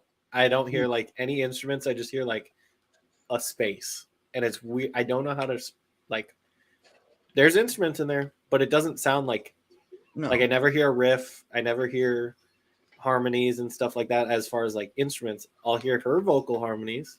Like she's always very center stage, but like the instruments are, I can never tell when there's a guitar unless like the volume is like cranked up. Like it's just such a weird mix in my opinion. Like it's not bad. It's what she wants. Yeah. But in my opinion, also, she's not a singer. Like she's not like a technical singer. She's not a vocalist. That's not what she is. She's not a very good singer, really. And obviously she's got a little better over the years. But and that's not me dissing on Taylor Swift at all. No. You don't have to be the world's greatest singer. No, to be you famous, have to be popular, or do it. You have to be the best performer or like product. She figured out what worked for her. She had a team to do. She had other people to help her do the things she wasn't good at to make those vocalist type of things. And on the other side, Demi Lovato can't write a song for shit. Yes, most of her songs are not. She helps flesh out and everything, but like. Yeah, there was like a song she helped write for another band or something, and I was like, ugh. I was like, what the fuck is this? But goddamn, can that motherfucker sing? Like, yes, I agree with that. Better than anyone. I will, and I used to love Demi Lovato, like her personality too. I used to love her, but because I loved her story because she has dealt with so many, literally so many things I could parallel to my own life. Yes. And not that you need a famous person or anything to help you with that, but it's just nice, you know. It's representation, and literally, it's nice. It was nice representation, but then she fucked up, and then we'd be like, "It's okay, Demi, we forgive you." And then she'd fuck up again, and then she just kept fucking up, and then I was just sick of the apology song she was making $1 million over. Like that's my current day. That's where I'm kind of over her, like personality wise, but she is still one of the best singers of our generation. Her voice ridiculous. Like when I hear her and other stuff, I go, "Oh, nice, awesome!" Like, at no point am I like, "Oh, gross, Demi Lovato." Like, I've just never been into her. But no, that was my one stigma with her is she just has played the victim a lot lately, and not through her whole career. It's more of the last like couple years. Yeah, it's so her album, "Tell You You Love Me." That whole album, the vocals on it are my favorite album by her because the vocals on it are just goddamn fucking perfect. I mean, it's shitty pop music at the end. Well, she started off on Disney, right? Yep, and she had Disney all these stars start in one of two ways, and it's they're either extremely talented, and that's why they're getting put in that position, so that they can be put in the machine, so that by the age of whenever they can be rock stars, literally rock stars, or they're just a name and they get thrown in and it's one of two. And I felt like she was like one of those where it's like, oh, she's got all the fucking talent. Let's fucking ride it kind of thing. Yeah. And whereas like whatever you say about Miley Cyrus, she started off because she was a name. I'm going to leave it there. I don't know where people think she is now. People are obsessed with her now. But as far as like her beginnings, she was not an over-the-top singer or anything. Like in at least in her early career. Now she's found a voice, in my opinion. She has. I don't think it's the world's best pop voice, as some people like to think. Like people literally will get Miley Cyrus and Lady Gaga. Yeah. Nothing against them, but their fans will die on the hill of they are the best singers ever. And they're not. They're just not. They're not bad singers. And they've both gotten a lot better with probably they've come into money and vocal training and blah, blah, blah, blah, blah. Oh, well, that's the only thing. That's the thing I like about Miley Cyrus is the fact like she was, I don't want to say silver spoon fed, but she was spoon fed some of it and she hasn't blown it. No. She like, I respect the grind, but like, again, like if we want to use the Demi Lovato as a base, people that like, well, I'll have this conversation, and I've so many times when I try and tell people to name me one better female pop singer than Demi Lovato, and they always say Lady Gaga or Miley Cyrus, and I go, shut what? Are you far as vocals? No. For vocals, I'm like, you can think they're a better musician or their music is better, whatever, but don't sit here and tell me you think they're a better vocalist. Literally any other basis, you could probably do a point of some kind. Yeah, but like. But are you kidding me? Have you heard that mother? Oh my God, that's insane. Because Lady Gaga is an excellent songwriter, in my opinion. Yes, she is. Because that's what she did beforehand too. She did the whole I'm writing. I'm a ghostwriter type deal, and I get it. But like, just the whole thing of like, yeah. And then she did like, she got super popular again because she did the Star Is Born, and everybody's like, oh my god, her voice is so operatic in Broadway. I'm like, no, it's not. It's not. She's an all right singer. Same with Adele. Like people go head over heels for Adele. So I think Adele's not bad technically. No, she's not bad technically. She's better. She's above Lady Gaga and Miley Cyrus. But she does one thing very, very, very well. Yes. And I will not take anybody telling me Adele is a better singer than Demi Lovato because that's ridiculous. No. I think Adele she found her niche pretty early on. Yeah. And like I don't like it, but I do respect it. Have you ever seen the comparisons between her and Sam Smith? Yes. As well as the Nicki joke's Minaj. Kind of funny, but I think it's actually very interesting because they have very similar singing styles. And Did you see the Nicki Minaj one? No. What? Jay-Z and Nicki Minaj, same thing. Oh my god, that's awesome. Yeah. That's awesome.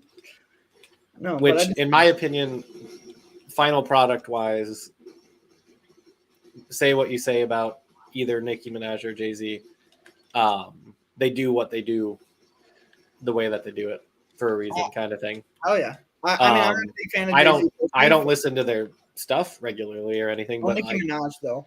I respect both. I'm like, they did what they were supposed to do. But I don't ever when they pop on. It's gonna sound really, really bad, and I don't really care. Yeah. Nicki Minaj is one of the few female rappers I actually have respect for. Well, and that's because of the industry in a sense, like what they let in, and like the industry hasn't focused on that. Like no, and she did it right. Yeah, it's the same. I don't care about Lizzo or Meg Thee Stallion or all this fucking bullshit crap rap. Lizzo, I'm fine with. I just don't like the whole. It's not that I don't like the message she has. It's more of like, I don't know. With her, it's weird because she's like pro body positivity. Yeah, but it's great. Like in a weird way, where it's like you could be like 800 pounds and it's good. It's like no, like you should not be 800 pounds. Like that's what she's preaching. Is like you should always love yourself, but now, like there's a certain point where if it is harmful, like you were saying in one way of like the opposite of not eating. Yeah. Like you can't promote that. You can't promote that. And it's the same the other way too, is you can't promote like me specifically, if I'm going out telling people eat 1,000 chicken nuggets, like that's bad on me. I should not tell people to do that. If I do it, it's one thing.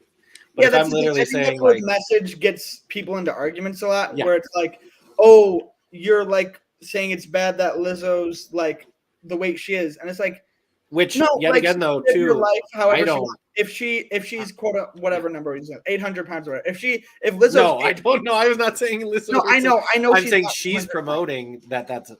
I know. No matter what. I know, but I'm saying like if she's 800 pounds, like whatever. I believe that she's not a weight that's like. No, if she was 800 pounds, she couldn't be on stage doing all that stuff that she does. I believe that she's at a weight that's like that is for her stance on things like is literally a weight that's like awesome, like cool, like that is still in the positivity range, but she also goes. It's what she says though. It's not the fact that she's. People like say I don't like that, and then it gets misconstrued as you're just like judging her for like whatever. I'm just gonna say it out there. We're not talking about her. I like all body types. Like I'm just saying, like I'm not even not gonna get weird with it, but like literally, you just got weird with it. I find Lizzo attractive. I don't think like that's not what it is. It's the message that I'm like. It's not. It's how it's portrayed. It's gone a little too far, type of deal. Yeah, and I enjoy some of her songs, but I don't think she's. I don't enjoy any of her songs. I think her music is shit. That's where my. That's fine. That's fine. Lack of respect comes from her. I don't think it has nothing to do with her. It's literally just her music is shit, in my opinion. I think yet again she does what she does. It's more of is it going to stand the test of time? I would love to have the discussion in like 2 years and be like, did she get anywhere with it? Did anything change? Did anything like progress? Well, yeah, she came out with her like really big song or whatever. Yeah. I was fine with that one. Whatever it was. So she came out with that. It was like the biggest song in the world forever. And then Nicki Minaj comes out with Freak, which is literally the same song Nicki Minaj has been putting out for 20 years. And everybody stops talking about the Lizzo song to listen to the same Nicki Minaj song they've been listening to for 20 years. That's why I respect Nicki Minaj and not Lizzo. 100%. Like, I think that I don't want to say Lizzo hasn't had enough time to make the statements you're making. For me, in this place that she started, I haven't like been like yet. When that happens, or like I said, talk to me about it in like a year or two. If nothing's really happened and she hasn't really pushed her boundaries, kind of thing, I'll probably be saying the same thing. Like now I'm thinking about this. Now I'm thinking about female rappers, and we need more of those. I know Ice Spice is popular. I haven't really heard her stuff though. She's okay. Like, she's not bad. I hate Cardi B and Meg Thee Stallion. I think their music is awful. I think their personalities are awful. I think as people, they're kind of what? I think Cardi B, yet again, she does what she's trying to do correctly. But I think what she's trying to do is a load of bullshit. Yes. I get that. So she's doing what she's trying to do correctly. So good on you. But I think what you're doing is just shit. So I don't care. I don't care. I get it. I get it. Because I don't sit down and listen to any Cardi B. There was I have no idea if you heard of this, a reality show where it was like up and coming rappers, and I forget what it's called. It was on Netflix. It's called like Rhythm and Flow. It's called Rhythm and Flow, and she was a judge on it, but she was the worst judge, obviously, because it's Cardi B. Yeah.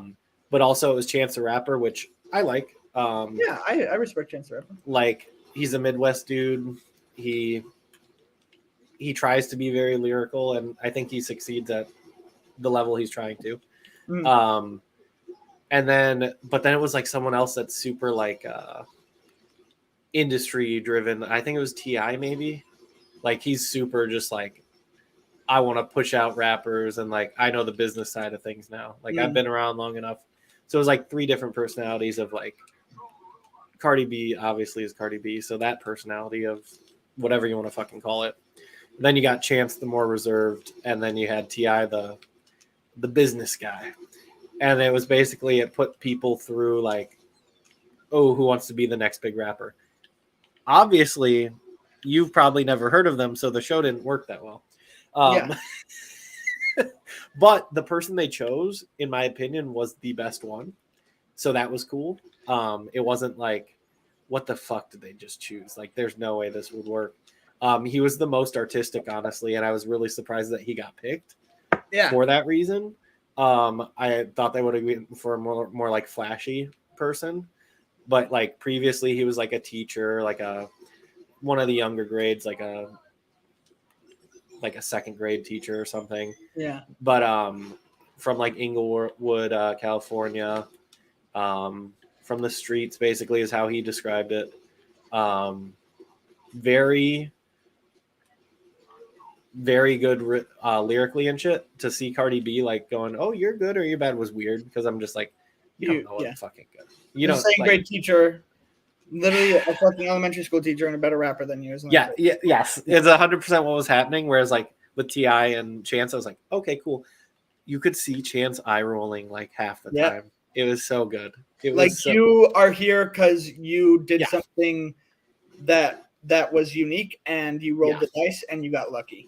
Yeah, and you can just see him like, just it's awesome in that regard. And then to see like what some people thought was like cool, like there was this guy's shtick was basically that he was a white rapper, like a nerdy white rapper, like a Logic-esque. Yeah, and that was his shtick. And wait, I said it. That's his roots. That's his roots. That is how he.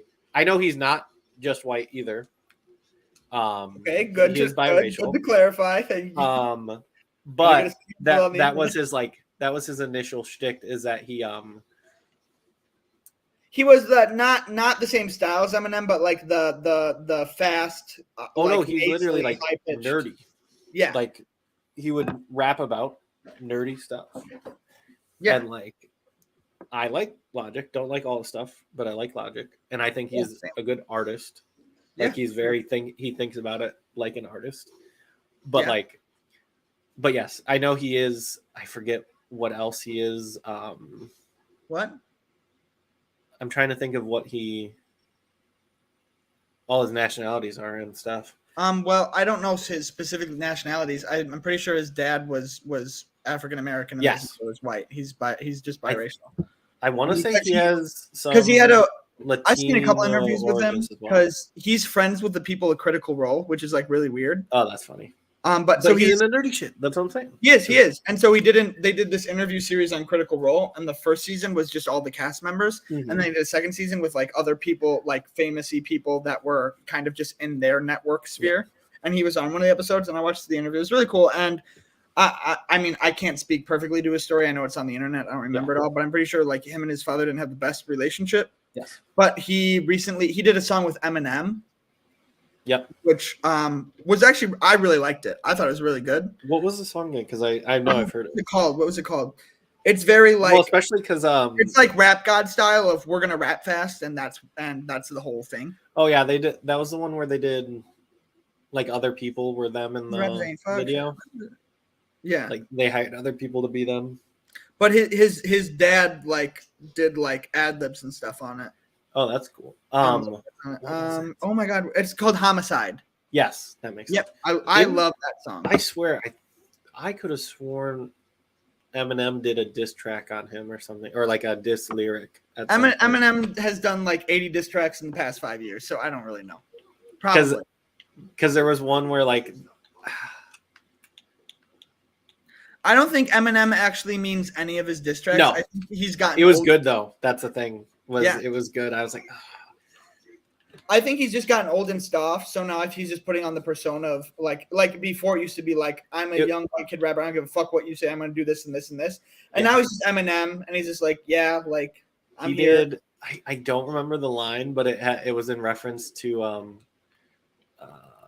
Logic's 1-800 song or whatever it was. Shit.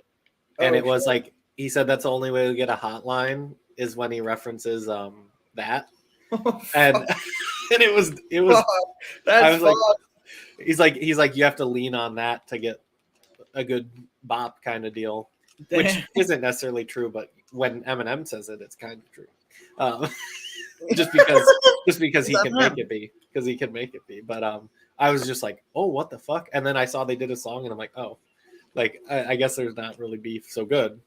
But, like, holy shit. You're laying it out right there. For it to be that topic, too, I'm just like, holy shit. Like, fuck. Like, that's rough.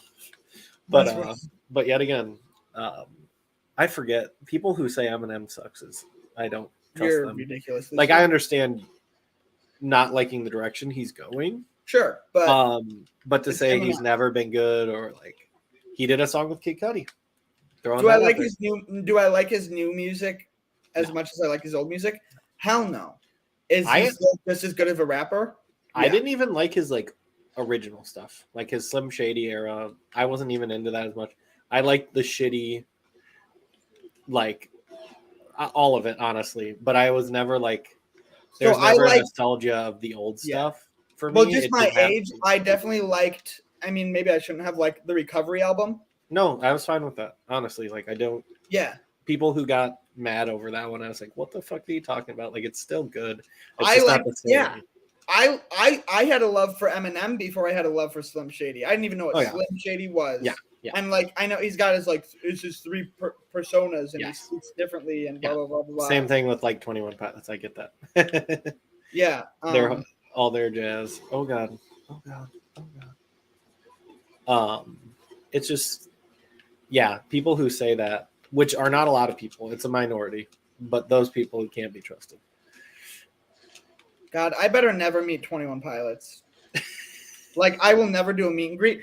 And everybody that's done a meet and greet with them has had nothing but good to say, but they just keep getting bigger and bigger. And I honestly don't think they're the type to sell out or do something shitty. But like I say, famous rich people and never meet your heroes, because I Yep. have a very I like to not idolize people, and I like Yes. to not put weight on famous people. And it's really funny that those two famous people in particular literally have multiple songs about how it's wrong. They don't want to be idolized and this and them. Yeah. I don't care. They are superheroes to me. Yes. They That's how I always feel about. that's how I feel. I want that perception of them forever, and I never want to meet them in a live meet and greet, even though being a big fan that I am, if I saw tickets, that's totally something you'd think I'd buy. Yeah, that is. I just want to have my perception of them and my perception of their music, because I don't. At the end of the day, I don't really give a fuck about them as people. Yeah. I give a fuck about their music and the Yeah. tool that it's been for me. Yeah. Type of deal. I mean, hey, a lot of them write music for that specific reason of, oh, hey, I want to touch people in a way that. And they always say, and this is something I love about them too, because I completely agree, and this is a way I'll never view them. Like, they always get mad when like people in the audience will they've stopped now because they're so big, people do it all the time, but they used to literally stop their show. Like, people be like, I love you or whatever, and they'd stop and they'd be like, you don't love us, you don't know us. They literally he'd stop the concert and be like, what are you talking about? You don't love us. Yeah. And like, you love our music. Or like, he gets mad when people say that they saved him or that their music saved them. They're like, and he'll be like, I'm glad my music was important for you, but you saved you. Yeah. I'm glad my music could help you along in that journey, but my music didn't save you. I didn't save you. You saved you. Yeah. I'm glad my music could help you. I didn't do shit. And I really because then if they're the savior type, it's just like, they're not. They have a message they want to share, and if you want to listen to it, cool. And so for me, I like their music. That's why I kind of feel like I own their music. They're a good artist if they react to people when they get tattoos of them. Like, if they're like, oh God, why would you do that? They're probably good people. Whereas if it's like someone who's like, fuck yeah, good thing you did. Like, yeah, it's kind of like, that tattoo's really shitty. Why would you say that? Like people who are like, oh man, like you got a tattoo of me. Oh God. Like, I've seen artists do that. I'm like, thank you. Like, I would say the same fucking shit to someone if they got a tattoo of like me or something. Just like, even if it's like a significant other, like I'd be like, bro. So that's really funny too, because this whole arm is gonna be a 21 Pilot sleeve. And I would assume he'd go, fuck that. No, I don't think he would. One, because they love they love tattoos, and you're not gonna know it's a 21 Pilot sleeve by looking at it. So what I've done is I have come up with a concept. I've taken like most of my favorite songs, and it's gonna be a patch sleeve, and it's gonna be an artistic representation of that song. Yes. So for instance, there's gonna be one for chlorine where it's gonna be a little glass of chlorine with like a straw in it. Type of deal and stuff like that. And so you're not going to know it's a 21 Pilot sleeve. And if they don't like it, I don't really care, because I don't care about them. Yet again, they would say the same thing as like, if we don't care, who cares? Like, exactly. It's that vicious cycle of that whole scenario. No, like I said before, I don't idolize Slipknot, but I really like their whole deal. And I know if I met any of them, I'd probably be like, I'd want to meet one of the ones that aren't center stage all the time. The guy who beats the fucking steel drum in the corner. Yes. Like, I love that aspect. They have kept the people who literally play percussion instruments, like, barely.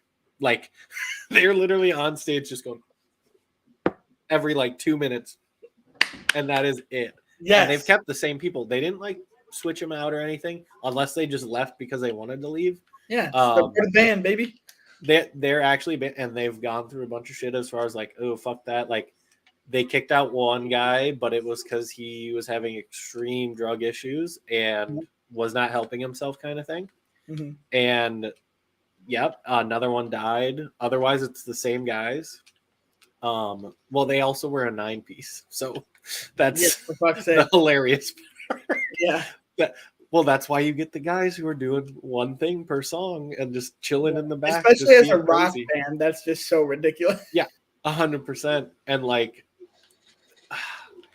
the lead singer like is totally like has a cool story and like very relatable to some people, also outrageous to others. Like, he woke up in a dumpster because someone thought he was dead once, like in his early like career. Hell yeah. And that was obviously a turning point for him, kind of thing. But whether you like his music or not, or whether I like all of his music or not, is a different thing. But like, I'm like, he's a really chill dude, but you can. He also dressed up and fucking would headbang till he bled, and like he's fucked up. Like he's, you know, that if you sat down with him, you'd be like, can I relate to him that much? Like in reality, like I am not that level of fucking crazy that this man was. Like they had a tour bus thing where they had like a fucking bat in a jar and they would sip out of it before a show. Like they would sip out of all the bile and weird shit that it was sitting in and just fucking get sick, obviously, because it's fucking disgusting. And it was just a ritual they had. And they're like, oh, why'd they do that? Or why'd you guys do that? I don't know. Like it was literally, they just were so, they thought they had to do so much to be like rock stars kind of thing. Yeah. And I really liked, yet again, I like that one of them's a fucking jazz guitarist. Like, Hell yeah. like he's like, I like this stuff, but like, yeah. Jazz like, has my heart, baby. Like jazz has my heart. Their current drummer is the son of fucking, who the fuck is it? I can't think of it, but he has a jazz background too. So like slowly but surely, their band is just gonna become a jazz band. You know how funny, you know how funny that would be. I can't think of the artist, but it was a famous dude's like famous drummer's kid. I can't think of his fucking name. I think it's Josh something, but totally different style of music yet again, and like that's how he grew up on music and shit. And I just, it gives me a good perspective of like, oh cool, everyone can be from different, like different things, blah blah blah, and they come together to be really collaborative. Yeah. But also, yet again, the dude just has like raw talent in the sense of obviously if you like the vocals or not, but it's 100% just his like natural born shit. He did not try to be good ever. Like maybe as far as like songwriting and stuff, yes, but like for his vocals and stuff, he literally did whatever the fuck he wanted because his kid is now like old or old enough to be in a band and sounds exactly the fucking same. And it's like weird because you're just, and his funny meme of the lead singer is his neck is huge. Like it makes no sense, but he just has a huge fucking neck and it looks strange. Like he is just this medium-sized person, bald head, big head, huge neck. And his son has like a giant neck too. And I'm just like, oh, it's genetic. I thought it was like he headbanged a lot or something. Yeah. But no, they just have a huge neck. And I'm like, that's where they're keeping all those vocal cords. Like it's gotta be a thing. Like they're altered somewhere. They're from like Iowa too. So it's probably something's in the water. Them Iowan genes. Iowan water. Like they're from this bumfuck town. It just like their whole story for me was like really cool in the aspect of like they just like fucked up a lot and then they finally got it right kind of thing. And then also just fucked up in life in general, just consistently. That's what you need though, is people that fuck up in life first and then are like, okay, now I'm gonna use those experiences. That here's my problem with the opposite is like I'll use the example, which isn't a great example. But Billie Eilish. Yeah. She's not a great example because her new music is not bad at fucking all. Yeah. But let me tell you, it does not hit like her first two albums where you know that's kind of where I'm at with absolutely mentally ill, like fucking 17, 18-year-old girl. Like it like her new album is not bad. She's still an amazing singer. Phineas is still a great you know, they're doing their thing. Oh, but I'm a fan for sure. You know the song I Don't Want to Be You Anymore? Yes. That's my favorite song. Off the by her. One because I feel like I can relate to it at least from like from like anorexia and blah blah blah blah blah. Yeah. But also just God, is that song just pain? That entire album and the second album after that is also just pain. And then the next one, and now her new album, Happier Than Ever. It's literally called Happier Than Ever. Yes. She's like, I figured out my shit. Like, I've got money. I've got friends. I got all my shit together. Isn't it fucking great? I'm like, bro, Everyone's like, I'm so happy for you, but can you fucking be miserable again, please? Like, and she's come You out with a never know. couple songs talking about things in the past. Yeah. Like those 2 songs are talking about. Well, Like, that and you think of how old she is too. like, She hasn't yeah. been through as much as she could have been no, before making it big. So like, you don't know how long her like and, yeah, repertoire and will be of just like content of Yeah. like what she can truly write about from like a hurtful exactly. place in her life. She'll always struggle with certain things though. Like, Yeah, and I hope more than anything that I'd rather have her be a Positive one, healthy, yes. happy human being than get some 100%. absolute sad bangers. yes. Yes, I agree. But sometimes I'm like, I like she'll come out with new music and I'll be like, this is a bop, but can you please just fucking be sad again?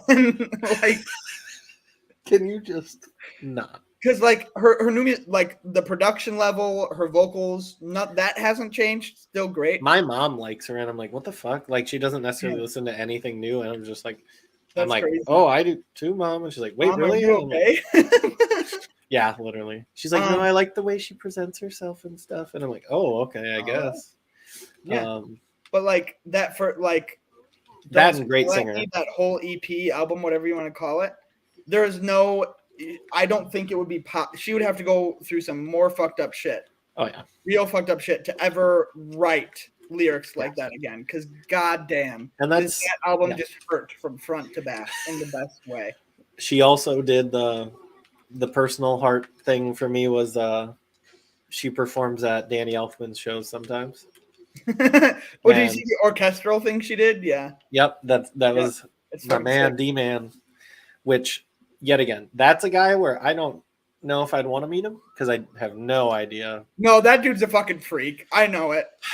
First of all, he writes film score. You're not a normal person if you do that at the level he does it at. Yes. I'm sorry, you're not. Yeah. And I say that being if I got to choose any job in the world to be amazing at and to do professionally and successfully, that would be what I would do. Yeah. But God, and also just the music he writes and what he writes it for and the way he dresses. Yeah. Like, he's a cool ass dude, and I love his music. But God, he's that is a freaky dude. I know it. Yep. I know it. Yep. He's another one where I'm like, and I saw a tour of his house once, and he's got like heads of people, like real people, and I'm like, what the fuck? Is he married? I don't know. Okay, well, wife or girlfriend? If I ever knew the things he did with his significant other in the bedroom, I think I would cry myself to sleep. That's all I got to say. And Danny Elfman. What was it? Last thing about Slipknot was the dude also, once he got rich and famous and had that notoriety, he was also a huge nerd.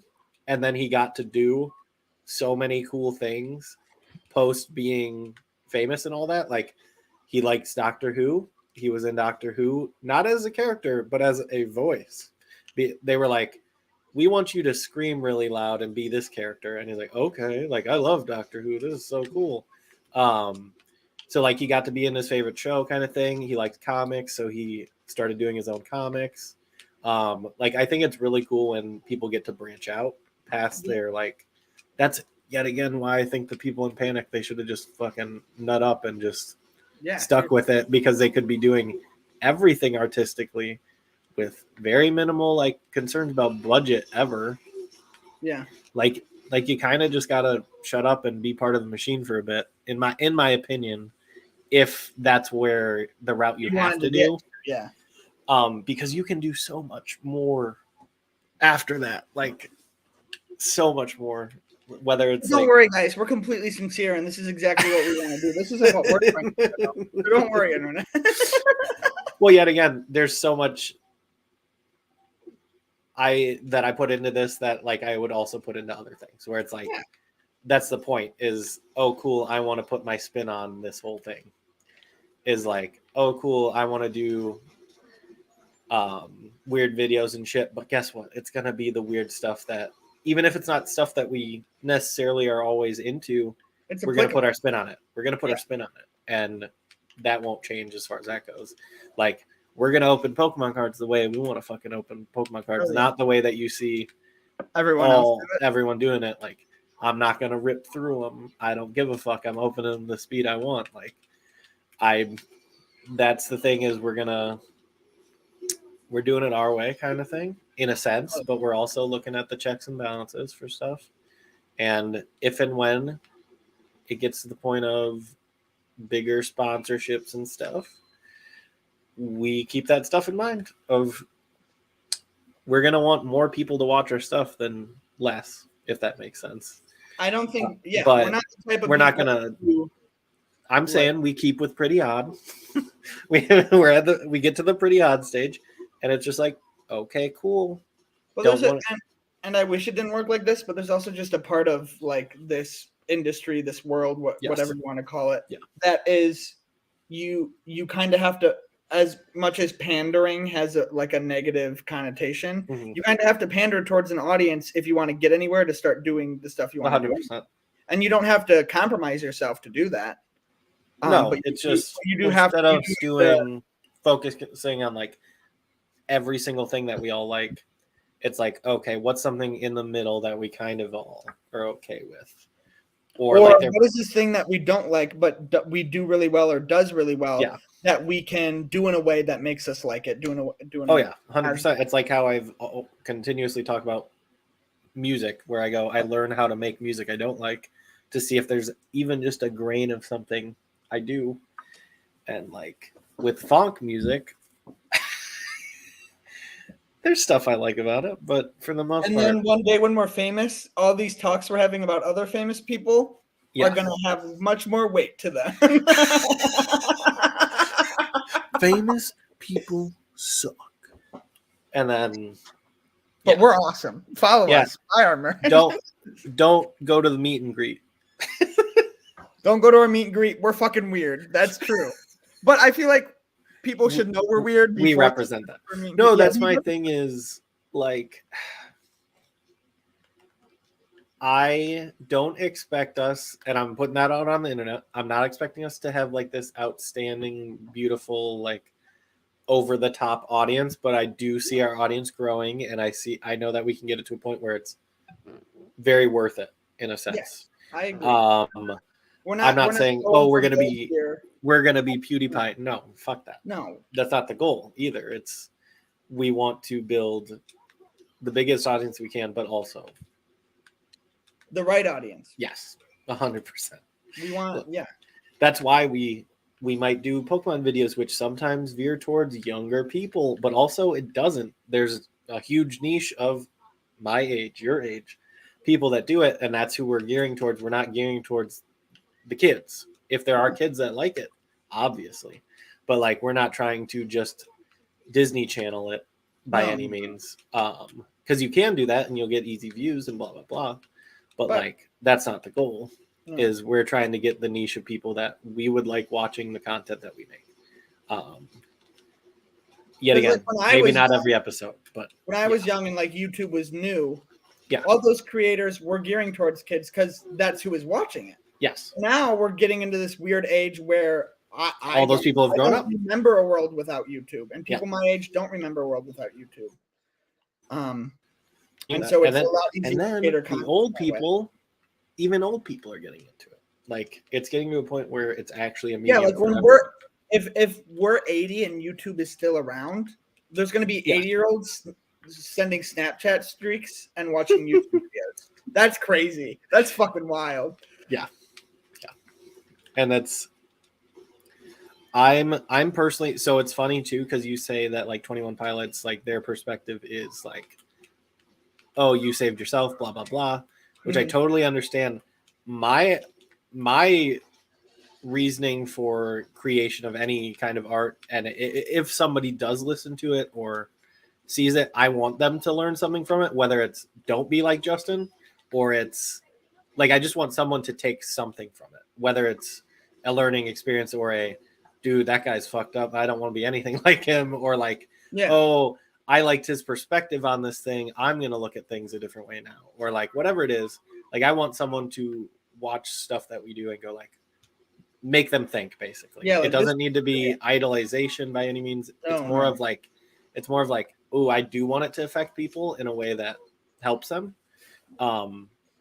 but not in the way that I don't care how that is. I'm not gonna ever be like, I don't care how it is. I hope don't it need to helps be you. forefront of that. Yeah. Yes.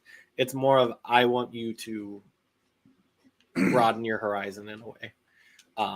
Whatever that is. Because so many people did that for me that I would like to do the same thing in return. Yeah, pass it on. I'm similar, but a little bit different in the way of that for me. Oh god. And I'm not playing woe is me and like Yes. saying that everybody on this planet, every single person, there is someone that has it quote unquote better than you, and there's someone that has it quote unquote worse than you. So this isn't woe is me or like I've dealt with more than you, but I would say confidently that I have dealt with a lot of things in my adolescence that most adolescents don't have to deal with, at least in the way that I did. In your demographic. Yes. For sure. We're not talking about like, in some third world country, blah, blah, blah. It's more of like the people who would relate to you. I know that there might be someone going through Alex type situations when I went through them. Yes. I know there might be 1 in a million people dealing with that. Yes. So if let's say we have 1 million subscribers, even if I can only resonate and help 100%, 100%, then for me it's I want to take my experiences that I've learned and like you bring up PewDiePie. Did PewDiePie ever like explicitly teach me anything or anything? No, but he was a huge tool for me. Yep. In my time of trouble, personally, just when I grew up, him and like 21 Pilots, they were huge tools for me to get through the things I was going through. And I don't ever care about like hearing that feedback. Honestly, I prefer. No, you don't. I'd prefer like if I'm not going to say it to our audience right now because it'd be just pretending to say it to our audience now. But like one day if we're like semi-successful, blah blah blah blah blah. I don't ever want the fan mail of thank you for how you helped me, whatever. I don't want to know because one person is enough for me. Because I feel in my head, I feel like if helping one person is enough, helping 1 million isn't going to be enough. You know what I mean? Like if you can't be satisfied with helping a single person, then you're not going to be satisfied no matter how many. 100%. I don't care how our content affects people. I want it to affect people. I just don't. I want it to affect people. Yeah, exactly. I don't want a negative way, obviously. I don't need to know what it is. I don't. I want to put myself out there in my experiences, and I just hope that someone takes something away from it. I believe it's like a domino effect of like, say we make a Shrek Fest. Yes. And it's the most mediocre average song ever. Mediocre. But somebody sees it and they go, I want to do actual music now, or something like you inspire one person to do something that does something better than you ever could. That would be awesome. Fantastic. I don't think that that'll be the case, but if it did happen, that would be like, boom. Like I want to inspire someone to do something better than myself. That I could ever do kind of thing. And that's how I approach just normal jobs too, is I always want to bring the best out of people because I'm not going to be the best at everything. Yeah, I think that's where a lot of management fails and or succeeds. Yes. If you just want to be, you think you're the manager because you're better. Because you're the manager. Yeah. You're a shitty manager. A good manager sees I see potential in you to be better than me, and I want everyone around me to be better than I am. That's a good manager. And also, even in a selfish way, if you were to look at it selfishly, that person who's better than you will look at you, respect you, open doors for you, everything. Like it will come back to you. You don't need to be the best, but I do enjoy not being the best at it, but like being good at bringing the best out of people.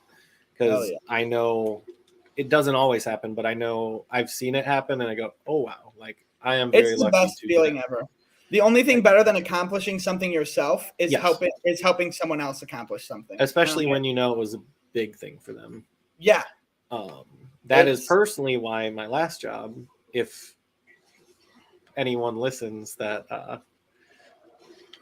knows said person, which I'm not going to say if they do or not. Yeah. But very selfish and preached very selfless things. And as someone who is selfless in that regard, whereas like I don't like raises or something. I don't care if I'm making $1 less, blah, blah, blah, like whatever.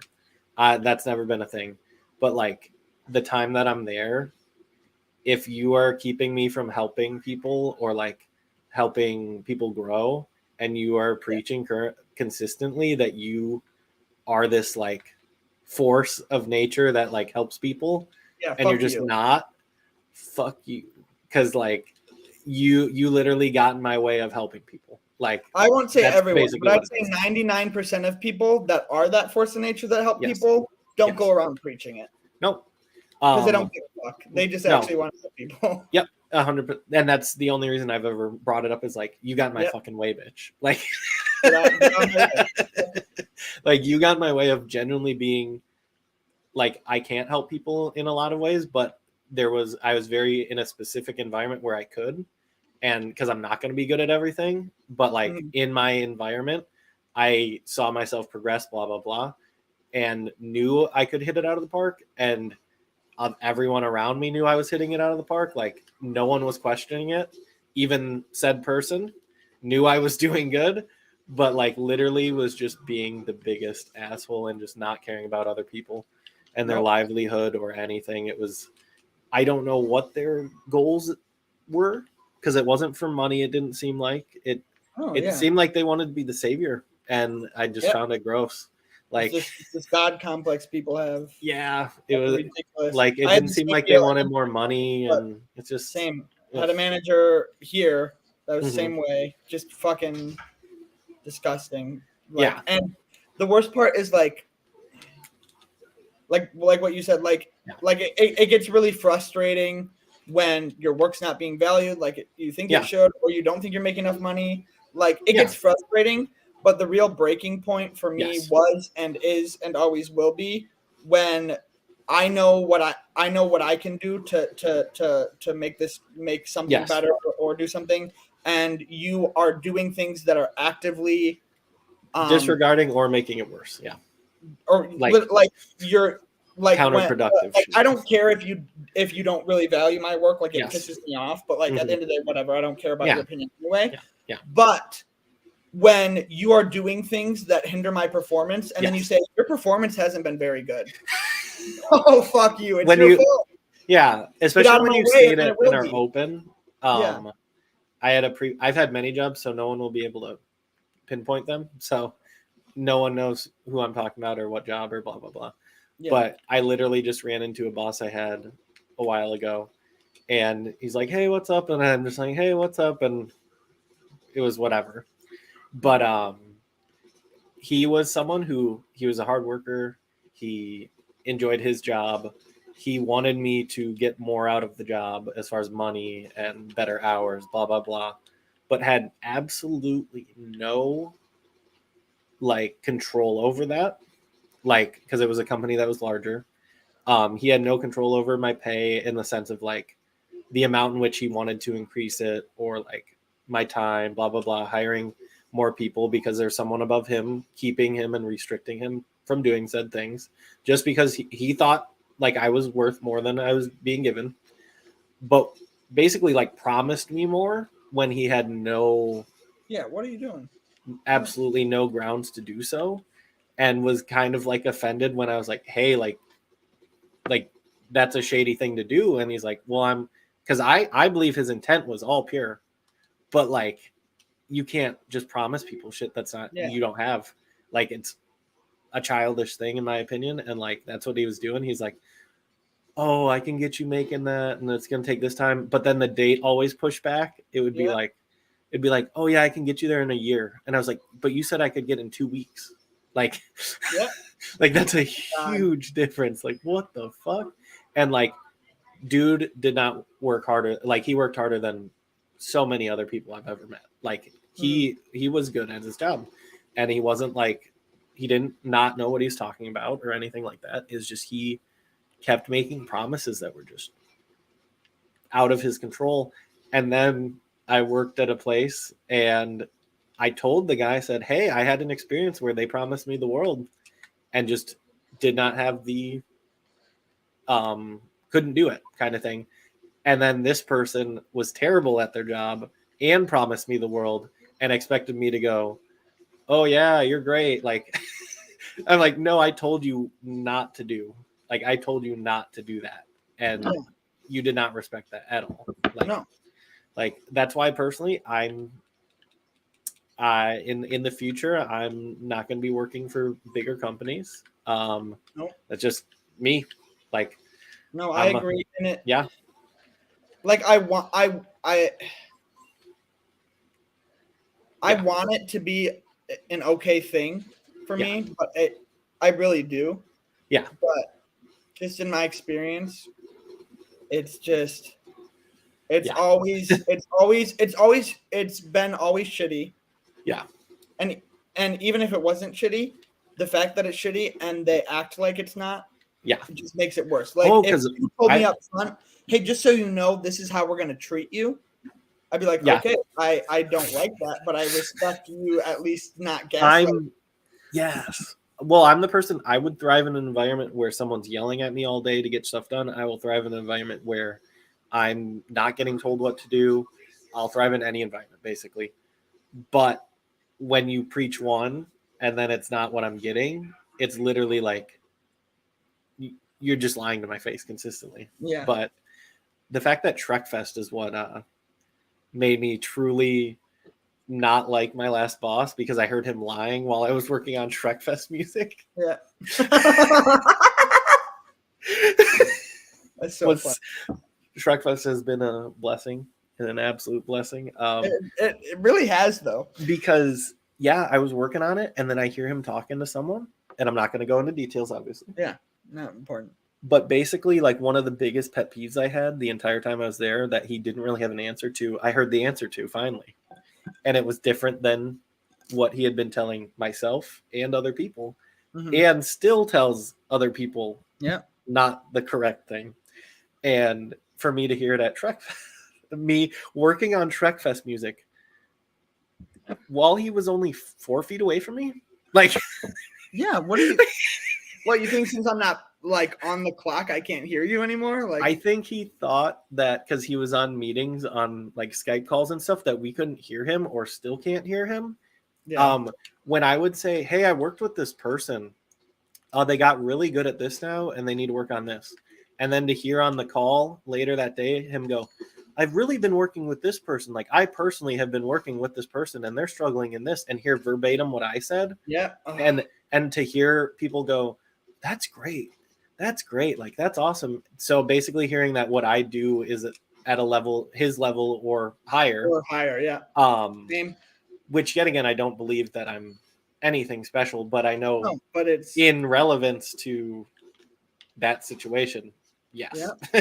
That was me too at my last job, when I literally brought up this idea that I knew would work because I've implemented it before at other places, and it worked wonders. Yes. And it wasn't a complicated thing, but it was like the thing of where you seem like it's not rocket science, but for some reason this place just isn't doing it, and so they think it's freaking like God level material. Yeah. No, it's really not. It's just kind of like common. And I presented this idea to one of my bosses at the time, and they were very incompetent at their job. Yeah. Didn't know how they got to their position, really, but really just gaslighting and bravado and just pretending to be good is, I guess, how they got there. And you're never gonna. And he's an idiot, and he told me it was a bad idea. It wouldn't work. And then we had a full store meeting, and he's like, "Hey guys, I came up with this really good idea, and we're gonna do this thing." And it was really verbatim the thing I said to do, and then he explained it in a way like he didn't understand what it was. Yeah. And I was like, F you, dude. Like, I don't need recognition, but you can't stand on my shoulders. Yeah. Yeah. Like, you don't need that's when I was like, okay, so I've been like killing myself to save this place for you. Yes. Yes. So you're not going to use me as a crutch. You're going to pull your own weight. And if not, I'm going to stop telling you all this stuff, and your business is going to fail, and you're going to try and blame it on me. Yes. Good luck. I don't give a rat's ass. Yeah. Yeah, 100%. Because I know I'm the type of person, I love working in the sense of, like, I like the progression, and I like, same reason, I like everything we've stated today. Yeah. I enjoy the same process of, like, working at something, getting it better, blah, blah, blah. Last person could not care. The second that they knew their boss wasn't looking at them, it was slack off time. And I'm like, when you leave, I don't slack off. Like, I am not the perfect worker, but I know if you're not around, that doesn't mean I work less. That doesn't mean I change my attitude. I was so upfront, the same attitude whenever they were there and whenever they weren't. It was like extremely gratifying to me to know that I don't like become a different person when they leave, kind of thing. Yeah. It was just like, oh, dude, I can perform exactly the way I want to, and it's fine. Like, I don't have to keep anything. Like, you know, there's people that kiss up and then they leave and they do something different, like they slack off or something, or whatever it is, or they're a hard ass when the person's there and then they let up when they're gone. I literally same attitude entire time, same goofiness, same sternness, same everything, and it was very gratifying to do that. But does that person realize that all the time? No, they probably think, oh yeah, they probably just don't act the same when I'm there or not, because so many other people don't do that. They'll kind of just be like, this is my when the boss is around attitude, and which happens so much everywhere. Yeah. Like, there are so many kiss asses everywhere, but that was one thing at one of my last jobs when I was in Green Bay. I had a boss that was telling all these problems that were happening at night shift. And she was like, well, I worked a couple night shifts and they don't act this way in front of me. I'm like, that's because they act differently in front of you. And she's like, well, why would they do that? And I think that's them playing dumb. I think they know that, and they... No, I honestly think she didn't. I think so. At least this time. I thought that for a long time. And I gave someone credit. And I'm not saying that's exactly your situation, but there were like months I was giving that person that credit of like, oh, they don't realize that. They fucking... At least in this situation, they... In this scenario, more what I'm getting at is they were a manager that ruled with fear and like intimidation. Nice. Yeah. And they thought, and they were trying to say like, well, they don't act this way with me because this is how I treat them. It's like, yes, but when you turn your back and you leave, they act this way because they don't respect you. So you're not same exact situation, but the opposite. Yes, where it was, it's the exact opposite. It's the exact same result, but opposite. Yeah. I want to be the person they want to approach, and I want to be the nice guy. And then what does that do? It puts the pressure to have everyone below you be the not nice guy. And but also not have the same like authority. Like, they don't have the same authority. They can't be the mean guy, whether you want them to be or not. Like, you're hiding in the shadow of the people below you, and sucks to suck, but that's just what it was. And it's either that, or you can try and be the puppet master and try and control everybody and think that's good management, because which is 100% what I think. I think the front that they were giving was, oh, I want to be the nice guy, blah, blah, blah. And like, when in reality, they very much so trying to be a puppet master. And it's just like, bro, I'm sorry, but I've been manipulated my whole life. And or like have felt like I was in situations where I needed to be manipulative. Like, you're not going to get me, guy. Like, you're not like, no, I'm sorry, but my emotional intelligence is extremely there. Though I might not like say some of the things I'm thinking, as far as like, oh man, I really made this person feel this way or something. Like, I'm not the best at communicating, but as far as me knowing when I've like fucked up or like made someone angry or like made someone happy, like I'm very aware of when I do it. I don't know how to always react. Like, I'm not good at that. But as far as like emotional intelligence awareness, I'm like, oh, I fucked up with that person. Like, oh, fuck. Like, I am incredibly sorry, but I don't know how to say sorry. That's more of where I struggle. But like, this person had no emotional intelligence. And I'm just like, you preach yourself as like a creative person. Like, like it's either you're ignorant and you have no emotional intelligence and you think you're doing something, but you're not, or you do have the emotional intelligence and you just don't care. Yes. And that's where I'm like, you have to either be stupid or you know exactly what you're doing is what it is. But I knew all the loose ends were definitely not. And I still know. I'm not going to get to it on stream, but I know that things are not beautiful. Yeah, same. And it shouldn't make me happy, but it does, you know? Yeah. Especially because I love a lot of people at every job that I've ever been at. There have been some amazing people, and you don't want to screw them over. You don't want to. That keeps that pressure of like, not wanting to leave sometimes is like, oh, I don't want to fuck all these people I really like over. And that for me is always the thing. And the relationships I keep with people after that, awesome. And like, you're one of those people. Like, so hey, like, I'm not gonna bitch and moan about that type of stuff regarding it, but I personally am trying to get into more individualized stuff because I know I can be part of a team in that setting, like a service / retail / not going to say specifically, but yeah. In other settings, I don't know how much of a leader I am in general, but like in that situation, I'm like, okay, cool. I know I can do that. Other aspects of life, probably not. But it's weird how that works. It's thing. like weird That's how I can go to work and be so confident. Yes, or organized, and then be confident, organized, and like cleanly and motivated. Yes. And then like, but then I have to go to like the gas station and pay for my gas inside, and just be like literally just paralyzed in fear to like say the right thing to the clerk at the gas station that doesn't know me and doesn't give a fuck. Yes, but if I'm in a place that I'm like comfortable with, I can say anything. Confident city, baby. Yes, 100%. And like, that's why. Well, I heard too, there's a huge relation between ADHD and emotional intelligence and like a lot of other things that I'm very into, like being over analytic and stuff like that.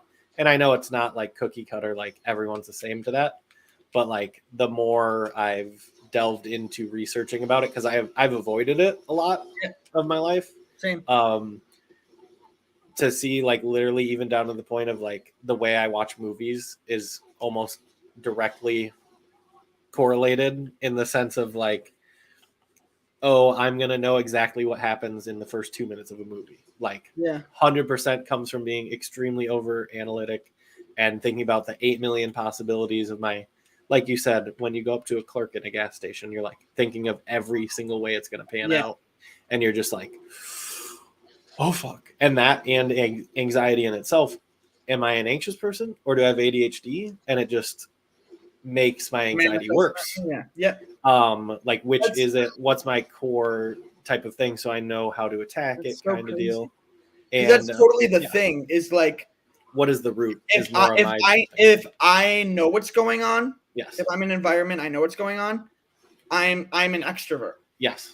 Like, so people are like, are you an introvert or extrovert? I'm like, I'm both. Because if I'm in a situation that I'm not familiar with, or a place I'm not familiar with, or people I'm not familiar with, or if there's people you know are like extremely more well knowledgeable about something than you could ever be, or like, but when you know you're toe to toe with someone, or like, you go, I'm every job I've ever had and every like group of people I've worked with have all said, oh, I thought that, have literally every single group of them, every single one has always said to me, oh, I thought you were like the quiet, timid type, but you're weird as fuck. Yes. I'm like, I was just super uncomfortable for like the first month. And now this is my home and I'm here to stay. And now you have to fucking deal with me. So. 100%. Like that's what, Jesse, who's on the podcast, most of what he saw of me and like up until the podcast basically was like the quiet kid in the corner. Like that is who I am in that friend group. Cause I knew Kendall and Zach were my, and then Brian as well. But that was after the fact kind of thing. And then Mike, who was just on the other day, like same as Jesse, where like I knew them from a few parties, stuff like that. They'd be over. One of them like lived with Zach. I don't know. They both lived with Zach at one point, but like, so I knew them as like acquaintances kind of thing. And now they're probably like, that kid's fucking weird. I had no idea how fucking weird he was. I thought he was just really quiet and like, so they see this whole different perspective of me where they're probably like, God, that's an annoying quiet kid that just like kind of kills the vibe probably. Like that's what I'm assuming. When in reality, like I am the vibe in a lot of situations where I'm comfortable. Like they're like, Justin, you're saying the weird ass quotable shit, but guess what? If you're somewhere else, you're not going to do that. You're useless. At my new job, the guy that's training me, he's Mhm. super nice. He's super awesome. I doubt he's watching this right now, but he did ask for the YouTube channel, so that'd be Oh, that's beautiful. That'd be awesome. he's super cool dude, and like we have a lot in common. He probably doesn't know we have a lot in common because I've just been like not like You've been taking I have the nothing data to say to him because I don't know him and I have just nothing to say, and I'll Yeah. say something like You're collecting the info and shit. but I already know that this motherfucker in a month is going to be so sick of me. Because I at least feel like I can read people pretty decently well. You can. So I already know I can tell like this is this guy I can vibe with. I can vibe with this guy. And I'm just there's so much new going on, and I'm just like it's a new environment, new people, new job that I'm just like so anxious and tense and like not saying anything to anyone. Mm-hmm. And in a month, I'm gonna be like, "Hey, what's up?" Yeah, there's a very specific place I've applied for, and it's because of I know how it's run currently, which is why I want to be there. Is because like I walk in and I see, holy shit, like awesome, like this is I want to work here kind of thing. Not because it's fancy, not because of anything. It's literally like, oh, everyone's doing their job. Cool. Like, this is cool. Like, this is a work environment I want to be in. And I know I can add to it. And yeah, that's pretty much it. And I'm hoping for that. If not, I have a couple other ideas in mind. But I just started actually searching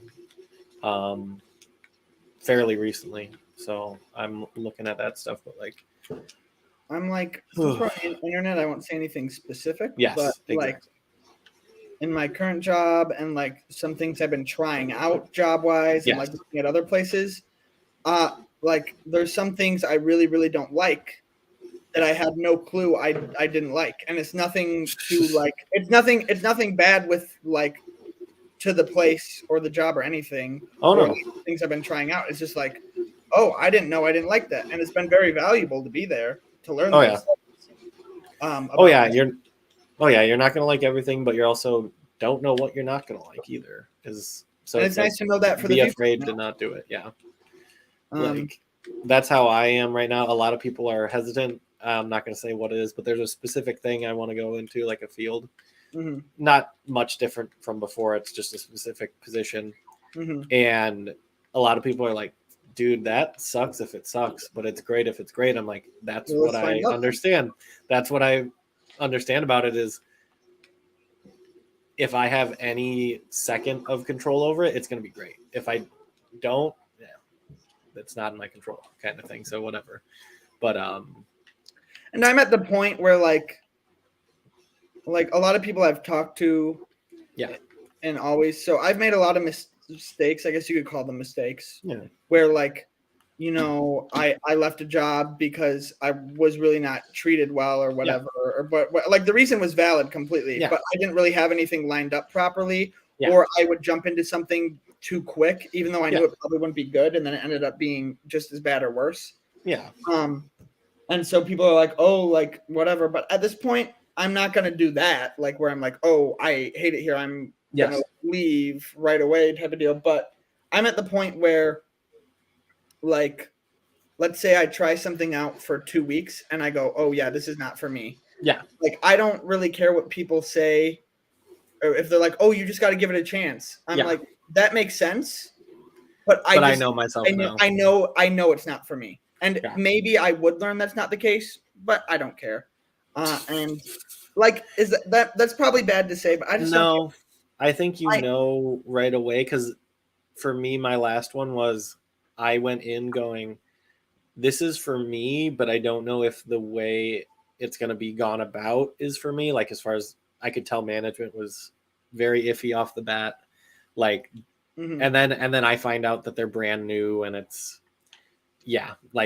everything's set up to be that way. And I went in, I'm not going to overexert myself. I'm going to be me. And I was the most me I could have ever been at my previous job. And it worked. And it was very rewarding in the sense of I didn't have to hold back. And I reaped the benefits. And I go, at what point in my life did I ever think I could do that? I didn't. So it was cool. Because, like, I'm not great at a bunch of things. But when you find something you are good at, or at least good in the way that you do it, it's really rewarding. And Mhm. I know if I don't like something within 2 weeks, I'm gonna know, and I'm gonna. That's At this helpful. point, I believe that you would know too. As far as What just like, if you know, I don't know if you mean like, oh, stay here for a while, or like what you exactly mean as far as that goes, but like you've been yeah. through enough that I think you'd know. For me in anything, not Yeah. what the biggest thing for me with a job is I've dealt with a lot. I can deal with a Mhm. lot. Yes. The one thing I can't deal with, like Yeah. absolutely cannot deal with, and it's not even like a Mhm. bad thing because some people prefer it this way. Yes. There are some people, that just want to go to a job Yes. that's, not easy. Easy is not the No. right word. That's just like, do your work, go home. Go through the motions and be done. Go through the motions, go home. And it doesn't have to be the You'll world's never do that. Yeah. saving the world. I don't have to be curing cancer. No, you But I don't. need to feel like I'm doing something purposeful. Because if Oh, I yeah. don't feel like I'm doing something even the slightest bit purposeful, if I just feel like I'm a deckhand, like I'm a Yeah. piece of meat that's for labor, which isn't necessarily a bad thing. No. It's not from. I think it's a great skill to be. I don't want to be like a soldier and literally get told what to do and put your head down and work through it. Like, I think that's a great skill. It's Yeah. just not the end all be all. And some people prefer that. I have a friend that's probably the happiest person. Well, not happiest, but like probably the most fulfilled person as an adult that I know. Yeah. That works in that scenario because they go and they get to do their job and they like the people that do their job around them, and then they Yeah. get to go home and they do all this stuff outside of work, and it works for them, and that's great. I can't do it. I can't do it. I have that capacity and ability to do it for a very long time. But if they ever go, hey, we want you to do more, I literally am like, do you understand what that means? Like, do you understand that giving me the ability to have creative thinking, you are going to reap a lot of those rewards, but like you need to know that you're expecting more from me and that I'm going to treat this as more than just a regular job, and like I'm going to go above and beyond. So you're going to need to treat me correspondingly. Like you're opening a can of worms basically. But if you want me to just put my head down, do my job, tell me that, I'll do it. Like I'm that kind of person where I will. But if you go, hey, we want you to push your boundaries, I'm probably not pushing my boundaries yet if you're asking me that. Yeah. And you have no idea that like what I'm capable of type of deal. Not that it's anything extraordinary, it's just more than I show initially. I'm the same way, minus the first part. I wish I could be the do that? person where I could just put my head down and work when I need to. Yeah. I just can't. It literally, I don't know how to explain it to people. Literally, it just drives me mad. Like my skin crawls when I don't need to be saving the world. Yeah. I don't need to be curing cancer. But if I'm simply going into work just to perform a task that like a robot could do 20 years from now, type of deal, like you know what? It drives me nuts that I don't feel like something purposeful. I get that. I can do it because I know there's something at the end. Like I know that if I do this, you will see that in me and will then, give me more opportunity later on. If it was like it's the fact that it's not guaranteed, which I think is what gets to you. Yeah. Is the fact of like, oh, I could do this, but does that mean that you're gonna fucking give a shit? Yeah, I don't think so. And that is something that I think about a lot. But I feel like I just give it more of a chance than you would be the only difference. I don't think like it's everybody's telling me to give it more of a chance, and I probably should.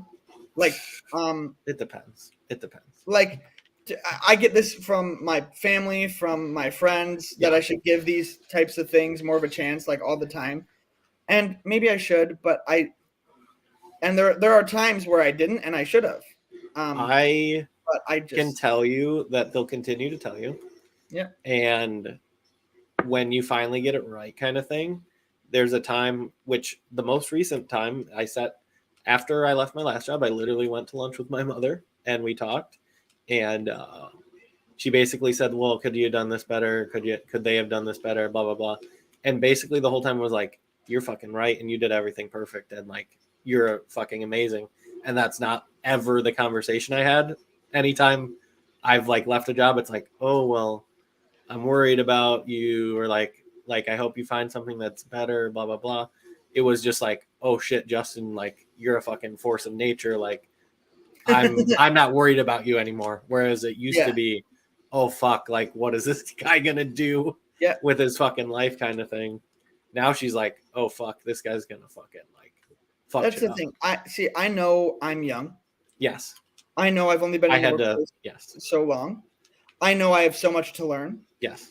But exactly. And this has nothing to do with where I'm working at now. But when I go into a place and you tell me, like, for instance, you tell me, oh, we just implemented this new program and it's going to be so great and it's going to help us do that. And it's something that's just like common sense that should have been being done the whole time. Like I also, I know that I'm young. I know I have a lot to learn. I know I'm inexperienced, but I also know what I know, type of deal. I know what I don't know, and I know that I need to continue to learn. Yes.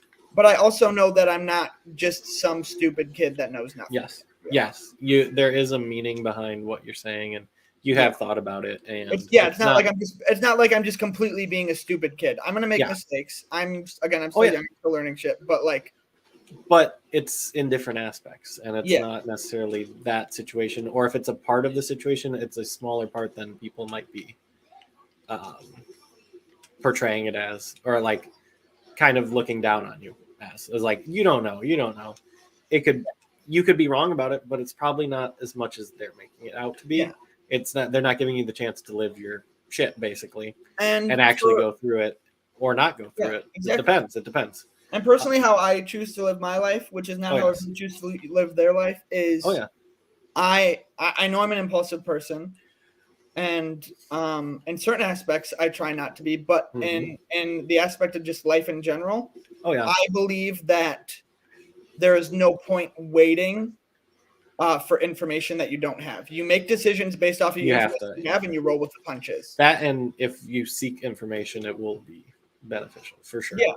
Like if you're someone who I have all the information I can possibly get about something, then I'm just going to have to make the decision instead of worrying about it and trying to overanalyze it. Yes. I just need to make the decision that I think is right for me in the moment. And if it's not, oh well, I'll figure something else out. And if it is, then great. I'm glad that it happened, type of deal. Oh yeah. And like, hey, I'm personally someone who I've been slower in all that stuff, but I also, yet again, it's the same thing like how we were talking about just like even just regular character development or like working out and stuff. It was like I didn't start off as the person who looked the greatest right away. So I had to like I built a personality beforehand, and I wasn't just like, you get all the jocks who are always, they start off, I'm the pretty boy, I'm this, I'm that. And then they're just like confident and cocky for no reason, basically. They never go through hardships. They're like, I'm always beautiful, blah, blah, blah. Someone who like earns it is going to be way different. That's how I've been in my just life in general, is I've been slow to the burn.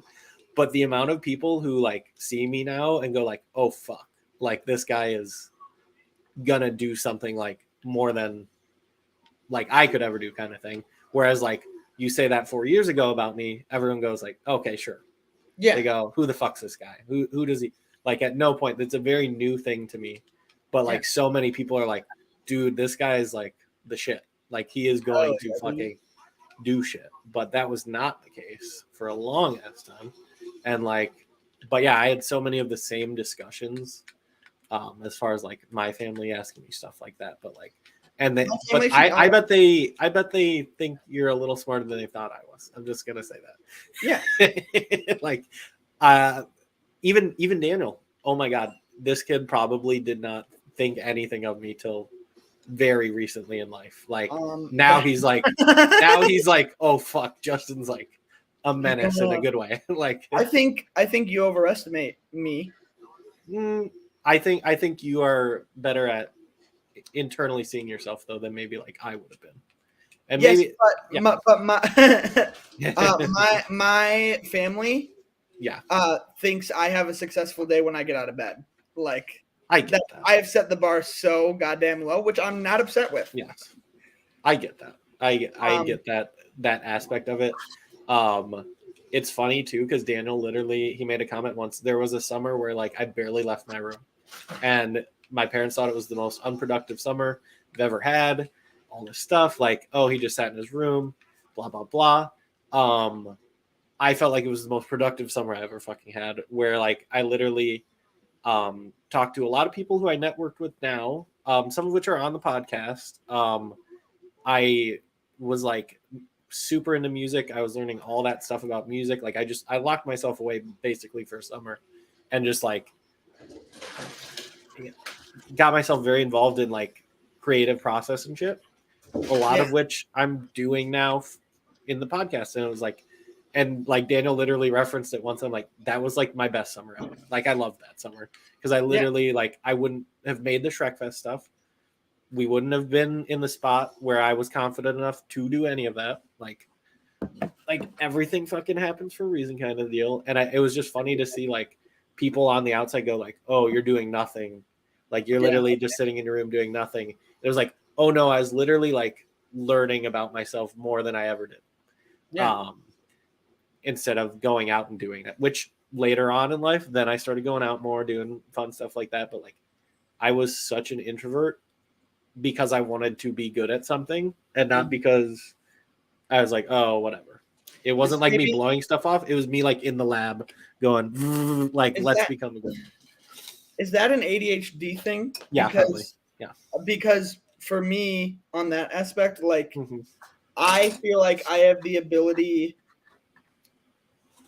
to, I guess I'd say, learn about myself. Yes. With myself. Yes. Better than just, like most people are like, oh, I'm going to go learn about myself through other people. No. I was listening to a podcast and they were just also different point, but also a brain thing, which is like internal monologue. They were talking about how two of the people on the podcast, there were 4 of them. 2 of them didn't have an internal monologue, which is on the rare side. Most people have an internal monologue. And I was thinking about mine, and I related to one of them a lot, where they just literally are like going, I'm going to pick up this thing, then I'm going to put it over there. Got to remember that thing. Got to, like you're in your head, just so much going like, got to remember that. Oops, I forgot about that thing. Like even like, it was just that. And I was like, oh my God, like on point. And the other ones were like, I just picture things. They picture what they're going to do.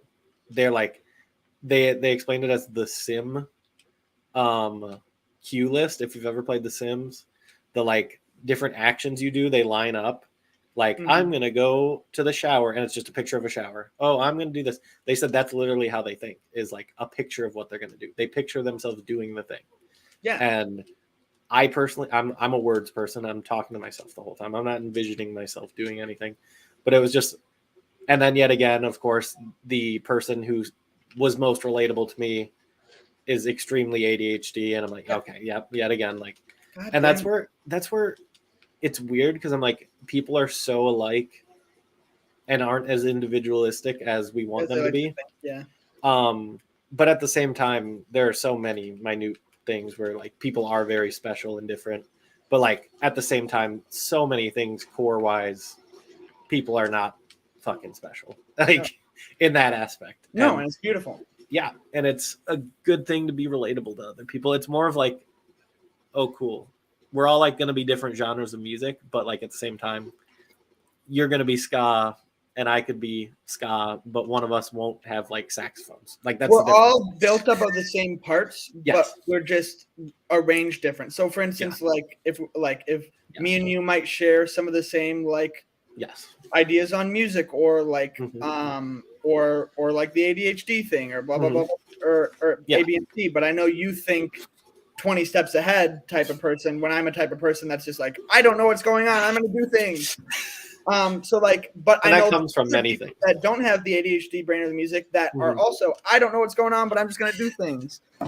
Collectively, we're all built up with the same stuff, just in different. And I think it is an amazing thing to point out and recognize when you do have those things. Like, but if you use that as a crutch, it's not good. Like, it's better. I could be saying like, oh, I have ADHD, so that's just why I'm me. It's like, cool, whatever, bro. But like, you can recognize it and that's healthy, but you can't just be like, oh, that's because I have it and like no changing that. Like, that's me. It's like the people like, I'm a bitch, so sorry. Like, it's that. I hate that attitude of like, awful fucking attitude. Yes, you are hardwired a certain way, but if you know it's not the way you should be, or like could be, or the best you, you gotta try to work for it. You don't have to try But and be you don't something need to you're be. not. You have Yes. to recognize what you are Yes. and work with it. Yes. And we say this as people that don't have everything figured out. It's just we know the goal. We know the goal at hand. It's more of getting there. I know, and it's hard too, because like sometimes you don't. At least for me, sometimes I really do preach that I don't want to be the woe is me type of person. Yes. But sometimes everybody finds themselves. There's a really hard situation, and I'm just like, God, like it's Why because I'm bipolar. It's because I'm like this. Yeah. Why can't we just, or like, woe is me? Like I'm just this way. I'm never gonna change. Like, okay, whatever, dude. Like I think yet again, I think the healthiest way is recognizing it, and then and even if you do feel bad and like woe is me, like you can also feel that way. It's just then you go, next time though, I gotta look at it differently. Like next time I gotta change something. It doesn't need to be a big thing. It doesn't need to be perfect the next time. But like for me specifically, ADHD, I'm never gonna like be perfect at remembering everything. I'm not gonna be perfect at like. It's more of like, how do I turn it into a power? Yeah, how do you turn it into a superpower rather than a curse? Mm-hmm. That's for me. Like with, I mean, I'm also ADHD, which is cool, but I'm also bipolar, which is cool. So cool. But for me, with like the whole bipolar thing, I'm a super impulsive person. Yes. And for so long, just recently have I started to embrace it, but for so long, I'm such an impulsive person, and for so long, I've been like, I need to not be impulsive, and I just was like, no, I'm an impulsive person. Yeah. I need to stop trying to be not impulsive. I need to start channeling my impulsivity into things that will excel my life rather than deter it. It's so 100%, when I want to impulsively buy all these things, I need to impulsively make other, type of stuff. Or put yourself in a situation where you can't do it. You literally like that is the best. Cool. That is the best. Everybody's like everybody around me is always like, oh, you should get Everybody's like, oh, you should get like a credit card. You need to start building credit. You say you want to be a homeowner and this and that. I'm like, yes, that's great, but I know if you give me a credit card with $4,000, it's getting racked up. It's getting racked up. So I'm not getting a credit card. It's not happening. I get it. I hated not spending money that I didn't have. So when I got a credit card, I was like, I don't have that money, so I would make it a payment that I knew I had, kind of thing. It was a weird thing, but I had to get to a point where I trusted myself to do that. It was not like immediate whatsoever. And I'm not saying, oh yeah, you can just do that because it's insane. But like, that's the way I had to go about it was, okay, I had to work my way up to it. Because I hate that you have to have like credit cards and shit. For me, I'd rather have the money on hand. Boom. So technically I have a credit card. Yes. But I don't have access to the actual card. Ah, nice. So what I do is what I had to do for my brain for financially, for my ADHD brain specifically, but also my bipolar brain was I have 3 separate bank accounts. Yep. I have a savings account and I have 2 checking accounts. I only have a debit card for one of the checking accounts. Nice. So what happens is when I get my paycheck, the same day I get my paycheck, I have it set up so that when my money goes into my one account, it gets a certain amount that I need for my bills goes out of that account and into the other debit account, which is for bills and stuff. Nice. And then like 5% goes towards my savings account. Neither of those I can access like easily. Like I don't have a debit card for them or anything. And then I have an allowance, a quote unquote allowance for myself that stays in that account, and I can spend that money. And when it's gone, it's gone. Yep. Totally. So that's how I do credit. So my credit card payments are paid with my bill. So my credit card is what I pay rent with. Yeah. But my credit card payments are automatic and pay the entirety of my month's rent from my bills account. So I'm creating credit, but I have no access to the credit. Exactly. Beautiful. Exactly what you should do in this situation. I never have to think about it. I just I do what I want, and then that way I can be as impulsive as I want with the money I'm allowed to spend. Yes. And if I waste it and I'm like, wow, I spent it all in like 2 days, and now I don't have that money to do fun shit for the next 2 weeks. That's a learning experience right there, and I'm not fucking. You're like, okay, not doing that again, or if I do it again, it's going to be a different way. Yeah, exactly. You're like, oh, I spent it all on that video game. Guess I'm going to not buy a video game. I'm just going to go to the movie. Yeah, exactly. But it's like, oh, I spent it all on that video game, and now I can't pay rent. That can't happen. Yeah. So yes, exactly. Oof. Here we go. Boing, boing, boing. But I think for me, when it comes to like the confidence thing, yes. I think I'm such a not confident person, like in myself and in so many things, that when I am confident, I'm overconfident. Because for me, like, there's some people that are confident about everything and they have like a big ego and they're like, that's like, fuck off. I don't feel bad about being overconfident about the thing I'm confident in, because I know it takes me. You wouldn't be if it was. Yeah. I wouldn't be if I wasn't, because I'd be debilitatingly anxiety ridden. Yes. If that's why, that's why it was such a huge slap in the face in my previous, situation where I was just like, if I am knocking it out of the park the way I am, you're doing something wrong. Like, you are fucking up. Because like, I am not built to be this good at this thing. Yeah. If it happened, it's because of many reasons, and it's not because of you, I can tell you that. But like, when I know I'm knocking something out of the park, something's either wrong or I'm really good at it. It's one of the two. Yeah. There is no in between. Nope. There's no reason for anything else. Like, I'm like, if you don't know something about something, I usually say just shut up, please. Like, obviously when you're talking with friends about random shit, that's different. But like, if it was like in an environment where like you are needed to be the person who knows said thing about something, that's the situation more so I'm talking about. Like, when we talk about shit on the internet. I don't know shit, but it's like, we don't know shit, but we like to talk about it. And I'm confident talking to you because I trust you and I know you. Yes. And I know if somebody watches it, they might go, oh, cool. I'm really glad that I listened to them bitch and moan about this thing. Or the opposite. they go, oh God, they just bitched and moaned the whole time. Cool. But someone who's just listening, that's why I've never, when it comes to like talking seriously, that's never been a no on the podcast. It's more of like, if we did a 10-minute video and it was like, this needs to be the thing, like it needs to be fun and happy, cool. But if it's like a 40-minute podcast, hour-long podcast, multiple hour-long podcast, I don't care personally, like where it goes. Like there's been comments of just enter, which is not a bad thing, and I don't believe it's a bad thing, is just people have been like, oh, should we talk about that serious thing? I'm like, if we want to, like, there's no reason not to. Like, people are going to get to know us best if we're honest in that aspect of like this real life. Yeah. Like, that's how they're going to connect to us. And that's how I connect with people, is like when people have those honest moments, or they're funny half the time and then they're serious the next time. Like, you don't need to be one thing. No.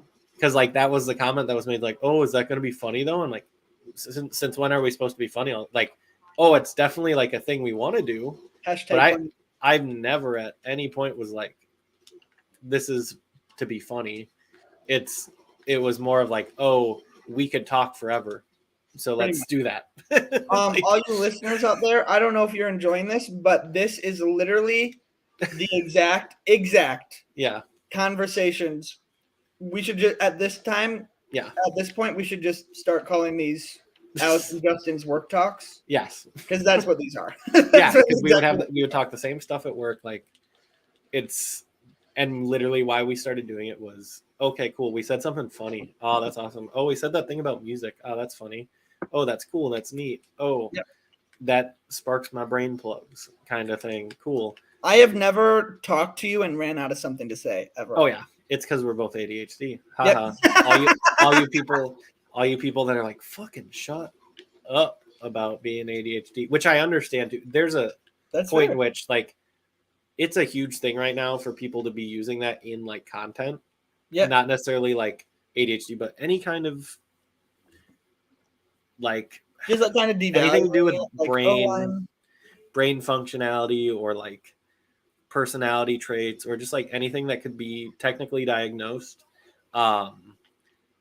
is being used as a personality trait thing. And it's like, yes, it affects your personality, but it is not your personality. And there's some really cringy like stuff where I'm like, holy cow, like they are literally exploiting this. I'm not going to say what it is because it's a hot topic, but there's a few where I'm like, oh my God, they're literally just, they have a said diagnosis and they just run with it.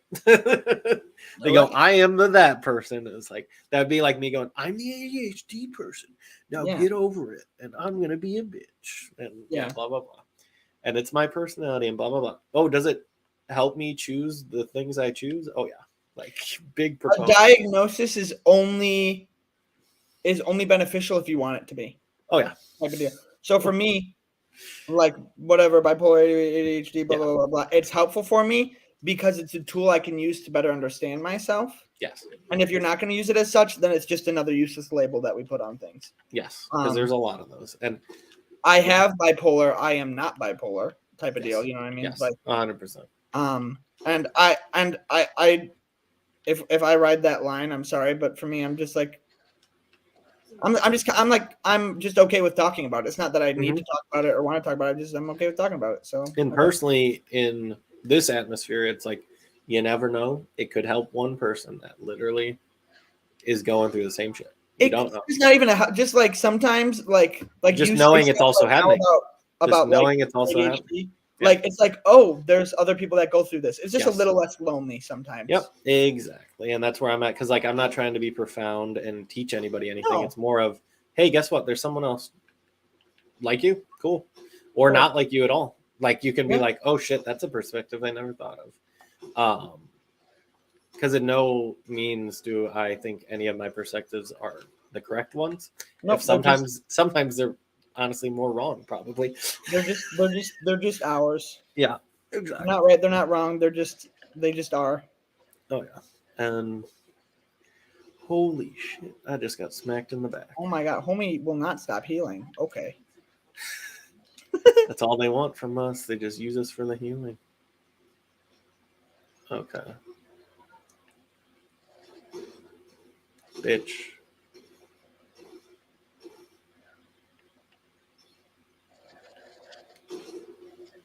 Yeah. Oh, nailed her.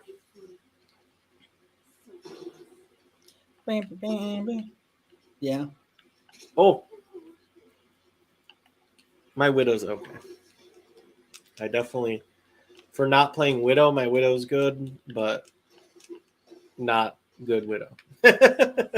Yeah, so I might be able to be at Shrekfest 3 and or 4, probably 4. I might be able to be our sound guy.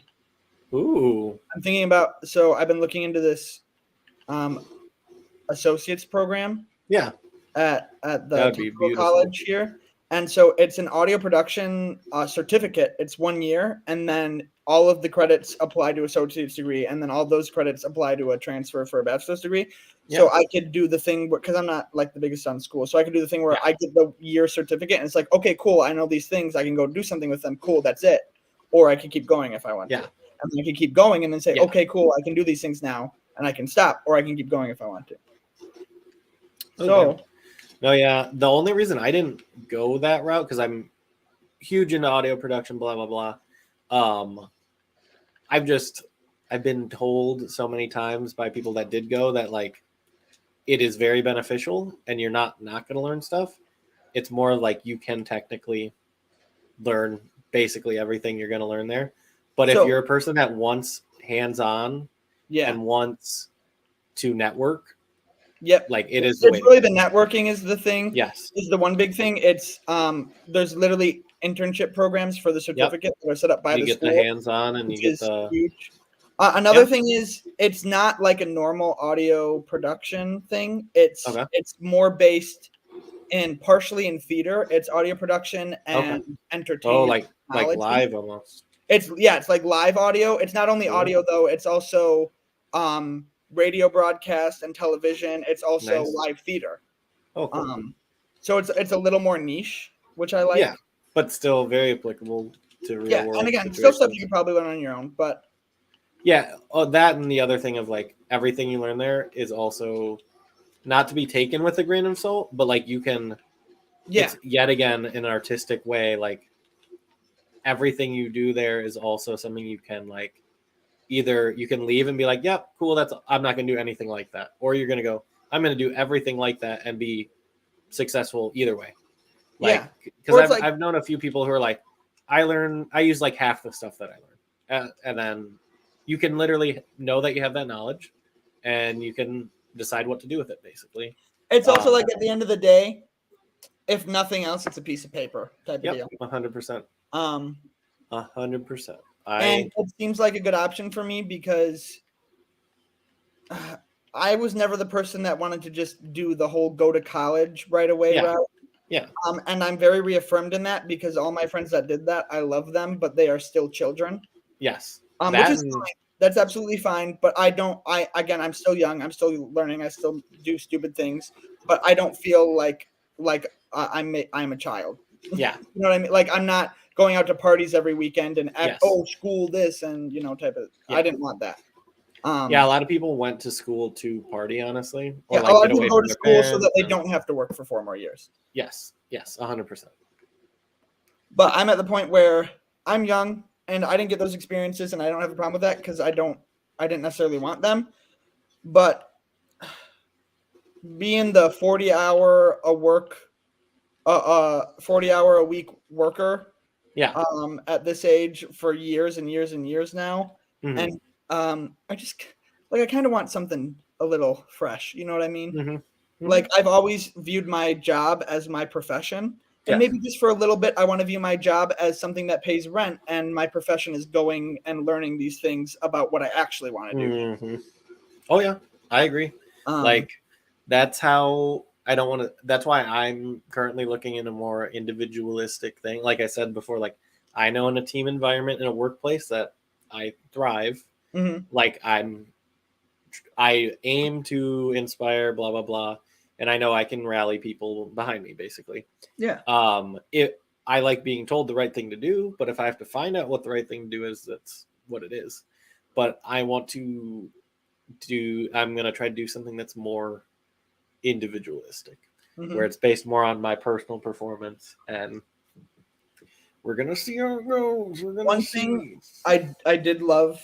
And not that this was a foreign thought to me, but just the way they set it up with this new job I got during the orientation. They went through this. It was like this little diagram, and it was divided into 3 sectors, and they went from left to right. And the left was relaxed, the right was panic, and the middle was growth. So like the left is like, I this doesn't challenge me at all. It's easy. I'm not stressed out at all. Whatever. And then panic is, this is way too overwhelming. Whatever. And then growth is right in the middle, where you're a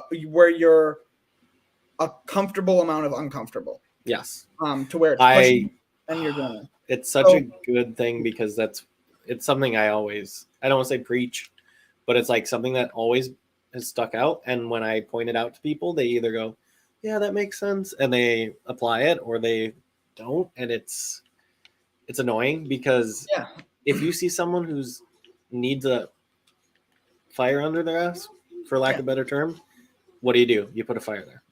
Not one that's gonna make them fucking want to run away and panic, like you're saying. Not one that lights them in flames. Not one they're gonna stand there and burn, but one where they're gonna like go jump. Ooh, that's hot. I need to move.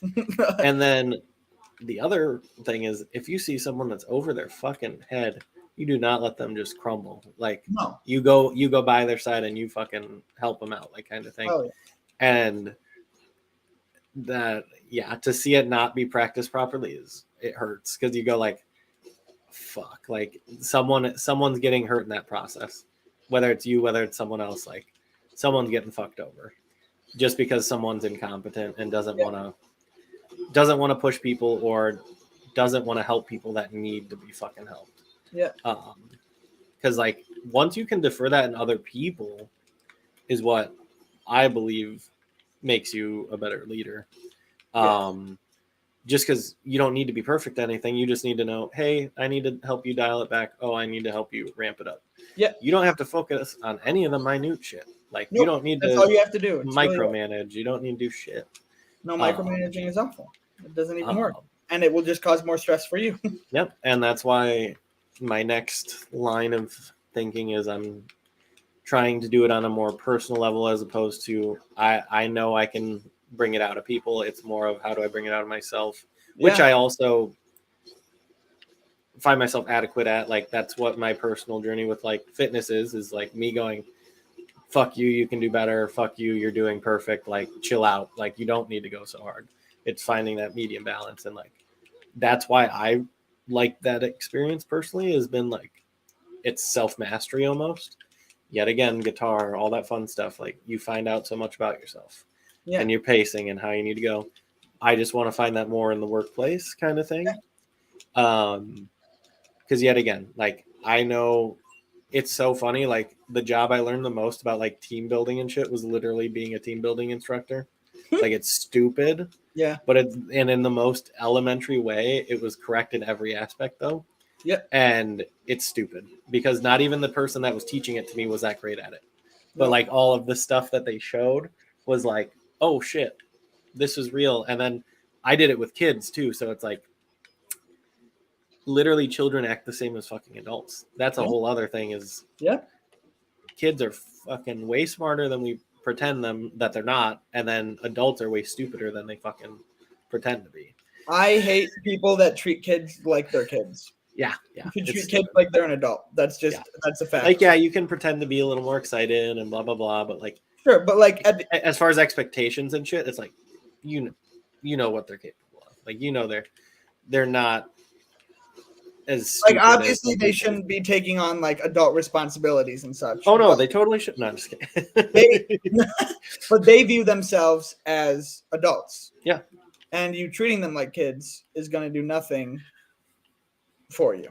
No, to a certain extent, obviously. And then it's the same in the opposite respect. Like it's everything's fucking balanced, like the force, like the fucking force, like the force.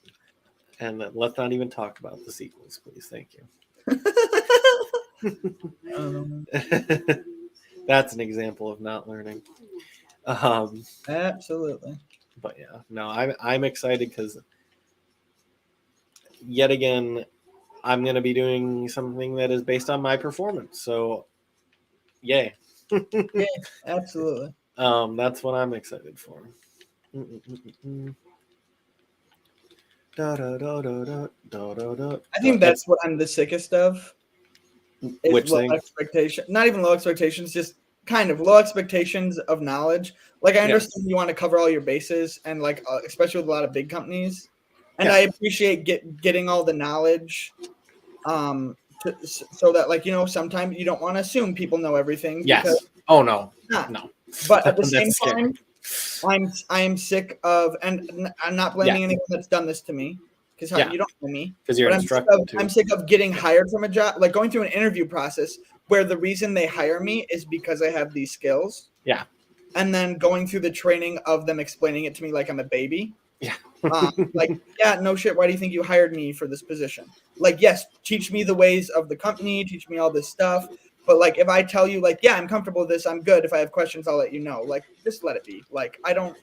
And I understand why big corporations can't do that. They need the ability, blah blah blah blah blah. Oh yeah, it's a huge part of like just they can't not do it, but they could definitely lower I'm not blaming anyone for it, but I'm just real sick of it.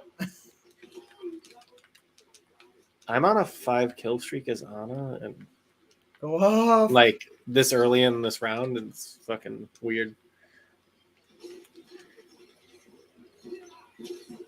Slept that bitch. Oh my god! She almost fell off the.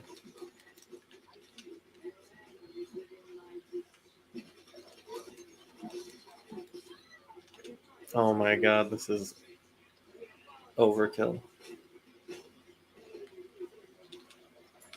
Okay, we gotta check behind now. Oh, I just fell off the map like an idiot. Oh, that's funny. Oh my god, get fucked. Oh my god, we're in fucking console pool. That's why my Anna's not bad right now. Oh my god, I just realized. It's beautiful. It's a beautiful thing. Oh Man, you my thought he was going God mode here. I was like, oh my god, I'm so much better right now. Like I'm hitting so many shots. I'm like, what the fuck?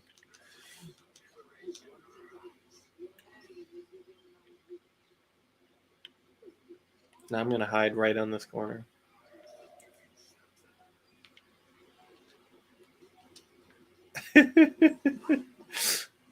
I'm just hiding by the railway, the little walkway downstairs. I'll draw him in for you. Were you Sojourn? Yeah.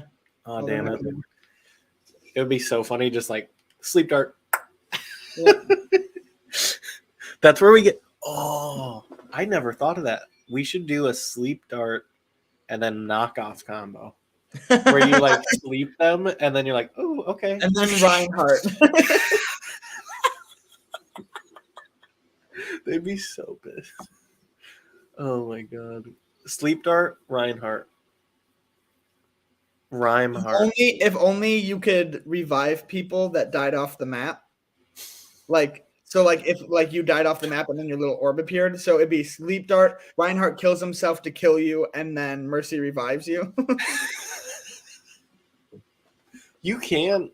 The orb is off the map sometimes, but I don't think It's impossible. like you would revive them and they just right die. off the edge there. Yeah, like the only way it would happen is if they're barely. Well, you can cancel the run. So if you just cancel the run right at the edge, maybe. We're seeing. We'll see. We'll see. Oh, also that combo though too. You can just scoop them up. Scoop them up. Coliseum. This probably should be my last game because I do Sounds have good. work tomorrow. Oh my god, what time? This ain't our last job. I don't work till Oh yeah, I know. 12, so I work second shift. So it's not like Yes, it's not crazy. where you're just waking up at 4 a.m. Like I could still get 8 hours of sleep. I'm not going to because just waking up and going to work makes me want to die in any job. Oh yes. So I will be getting up in the morning just so I feel like I have a little bit of a day before. I'm getting up because I want to get a few things done, and then I'm also expecting calls from places that I've been applying. Ooh. So yeah. But I did like my first round of like these are the places I want to be, and then after that is going to be like whatever. So I didn't do like everywhere I could go. It was more of what are like the top places I want to go that I would. There we go. Boing boing. Get smacked. Get smacked.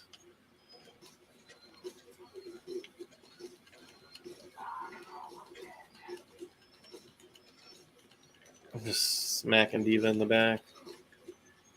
There you go. Boing. Woo, baby. They're coming at me right now. Ooh. Where are you? I'm coming. Slept him. Maybe? Yep. A little bitch. We're coming for his bitch ass. There we go, baby. Oh my god, so stupid. Scoop him up. The scoop up. Scooping them up. Ready? I'll do another one. No. I'm an idiot. Oh no, I got stuck. Where are you? Are you dead? No, I got like literally stuck by a grenade. Oh, we have McLovin on our team too. McLovin and McNuggy. Beautiful combo. It's something. I do have ult though. I just threw it on Devo.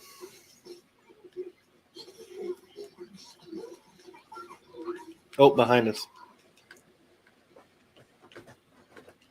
Baptiste literally just walked up to me and executed me. Well, now I got two on me, so I'm going to die. I was like, I can get the Baptiste, but then... He was like, Order 66. Order 66. I was like, oh no. Execute. Order 66. Do it. Execute Order 66. Daddy Palpatine. Palpy. Palpy. I like my Star Wars palp free.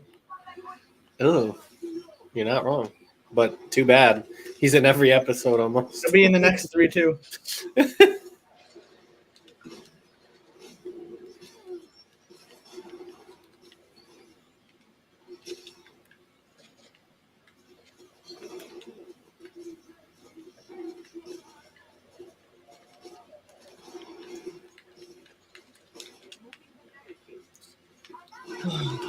Life.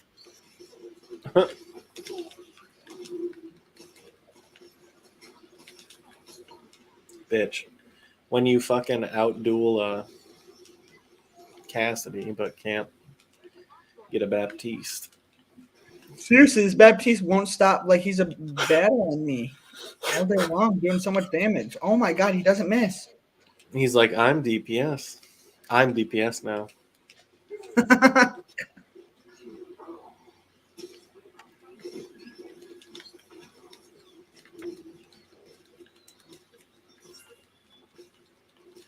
I'm trying, Diva.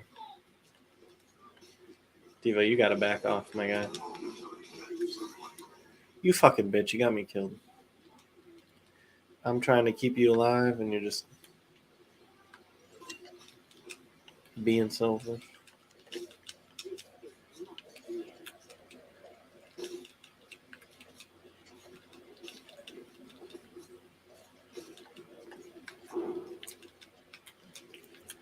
Ba-ba-da-ba-dum-ba-dum.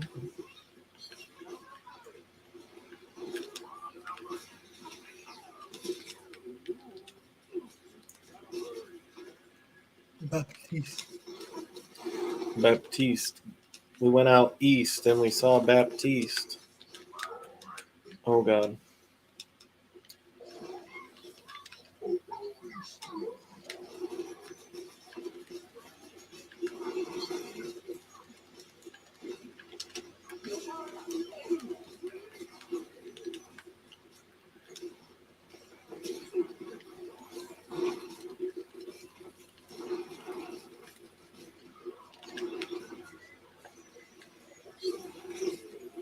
Jesus Christ. Oh my god. Honestly, our teammates are really not I damaging haven't even well. seen him. They're not damaging well. Like, we've got our Sombra's really not doing it. No.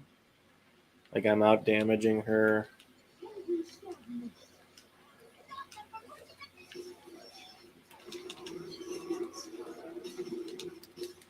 Fucking high noon bullshit. No.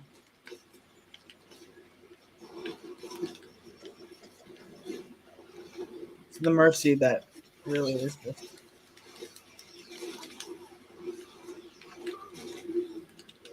Oh god, oh god. They got Cassidy. Got Mercy. Uh-oh. What is that melody? And my ult again somehow. Bruh. How are we not killing that motherfucker? Dude, Sigma body type is goals.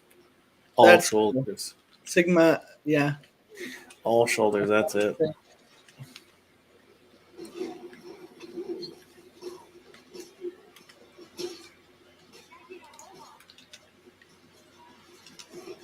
Oh, well, we got to get on the point.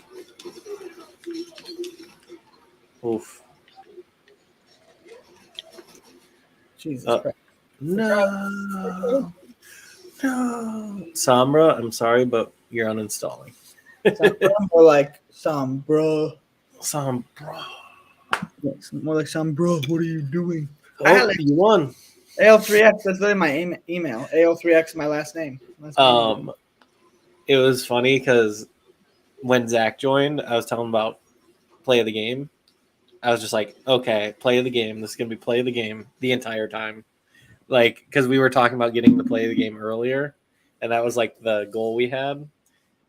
And I was like, the entire time just saying, "Oh, this was play of the game. This is play of the game," and I do like nothing, and then there were a couple times I'm like, "I'm kidding. I got play of the game." He's like, "Sure, whatever, Justin," and then it would be it, and he's like, "What the fuck?"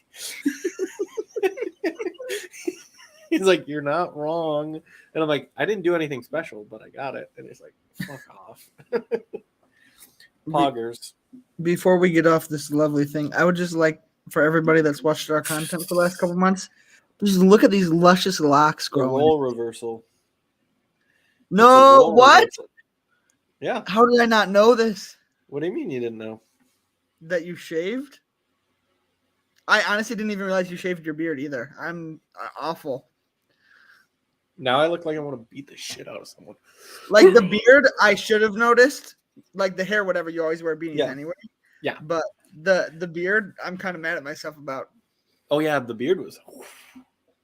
Now I've got the close. How are you supposed to play a certain character during Shrek Fest? I've got a wig and a beard. I know.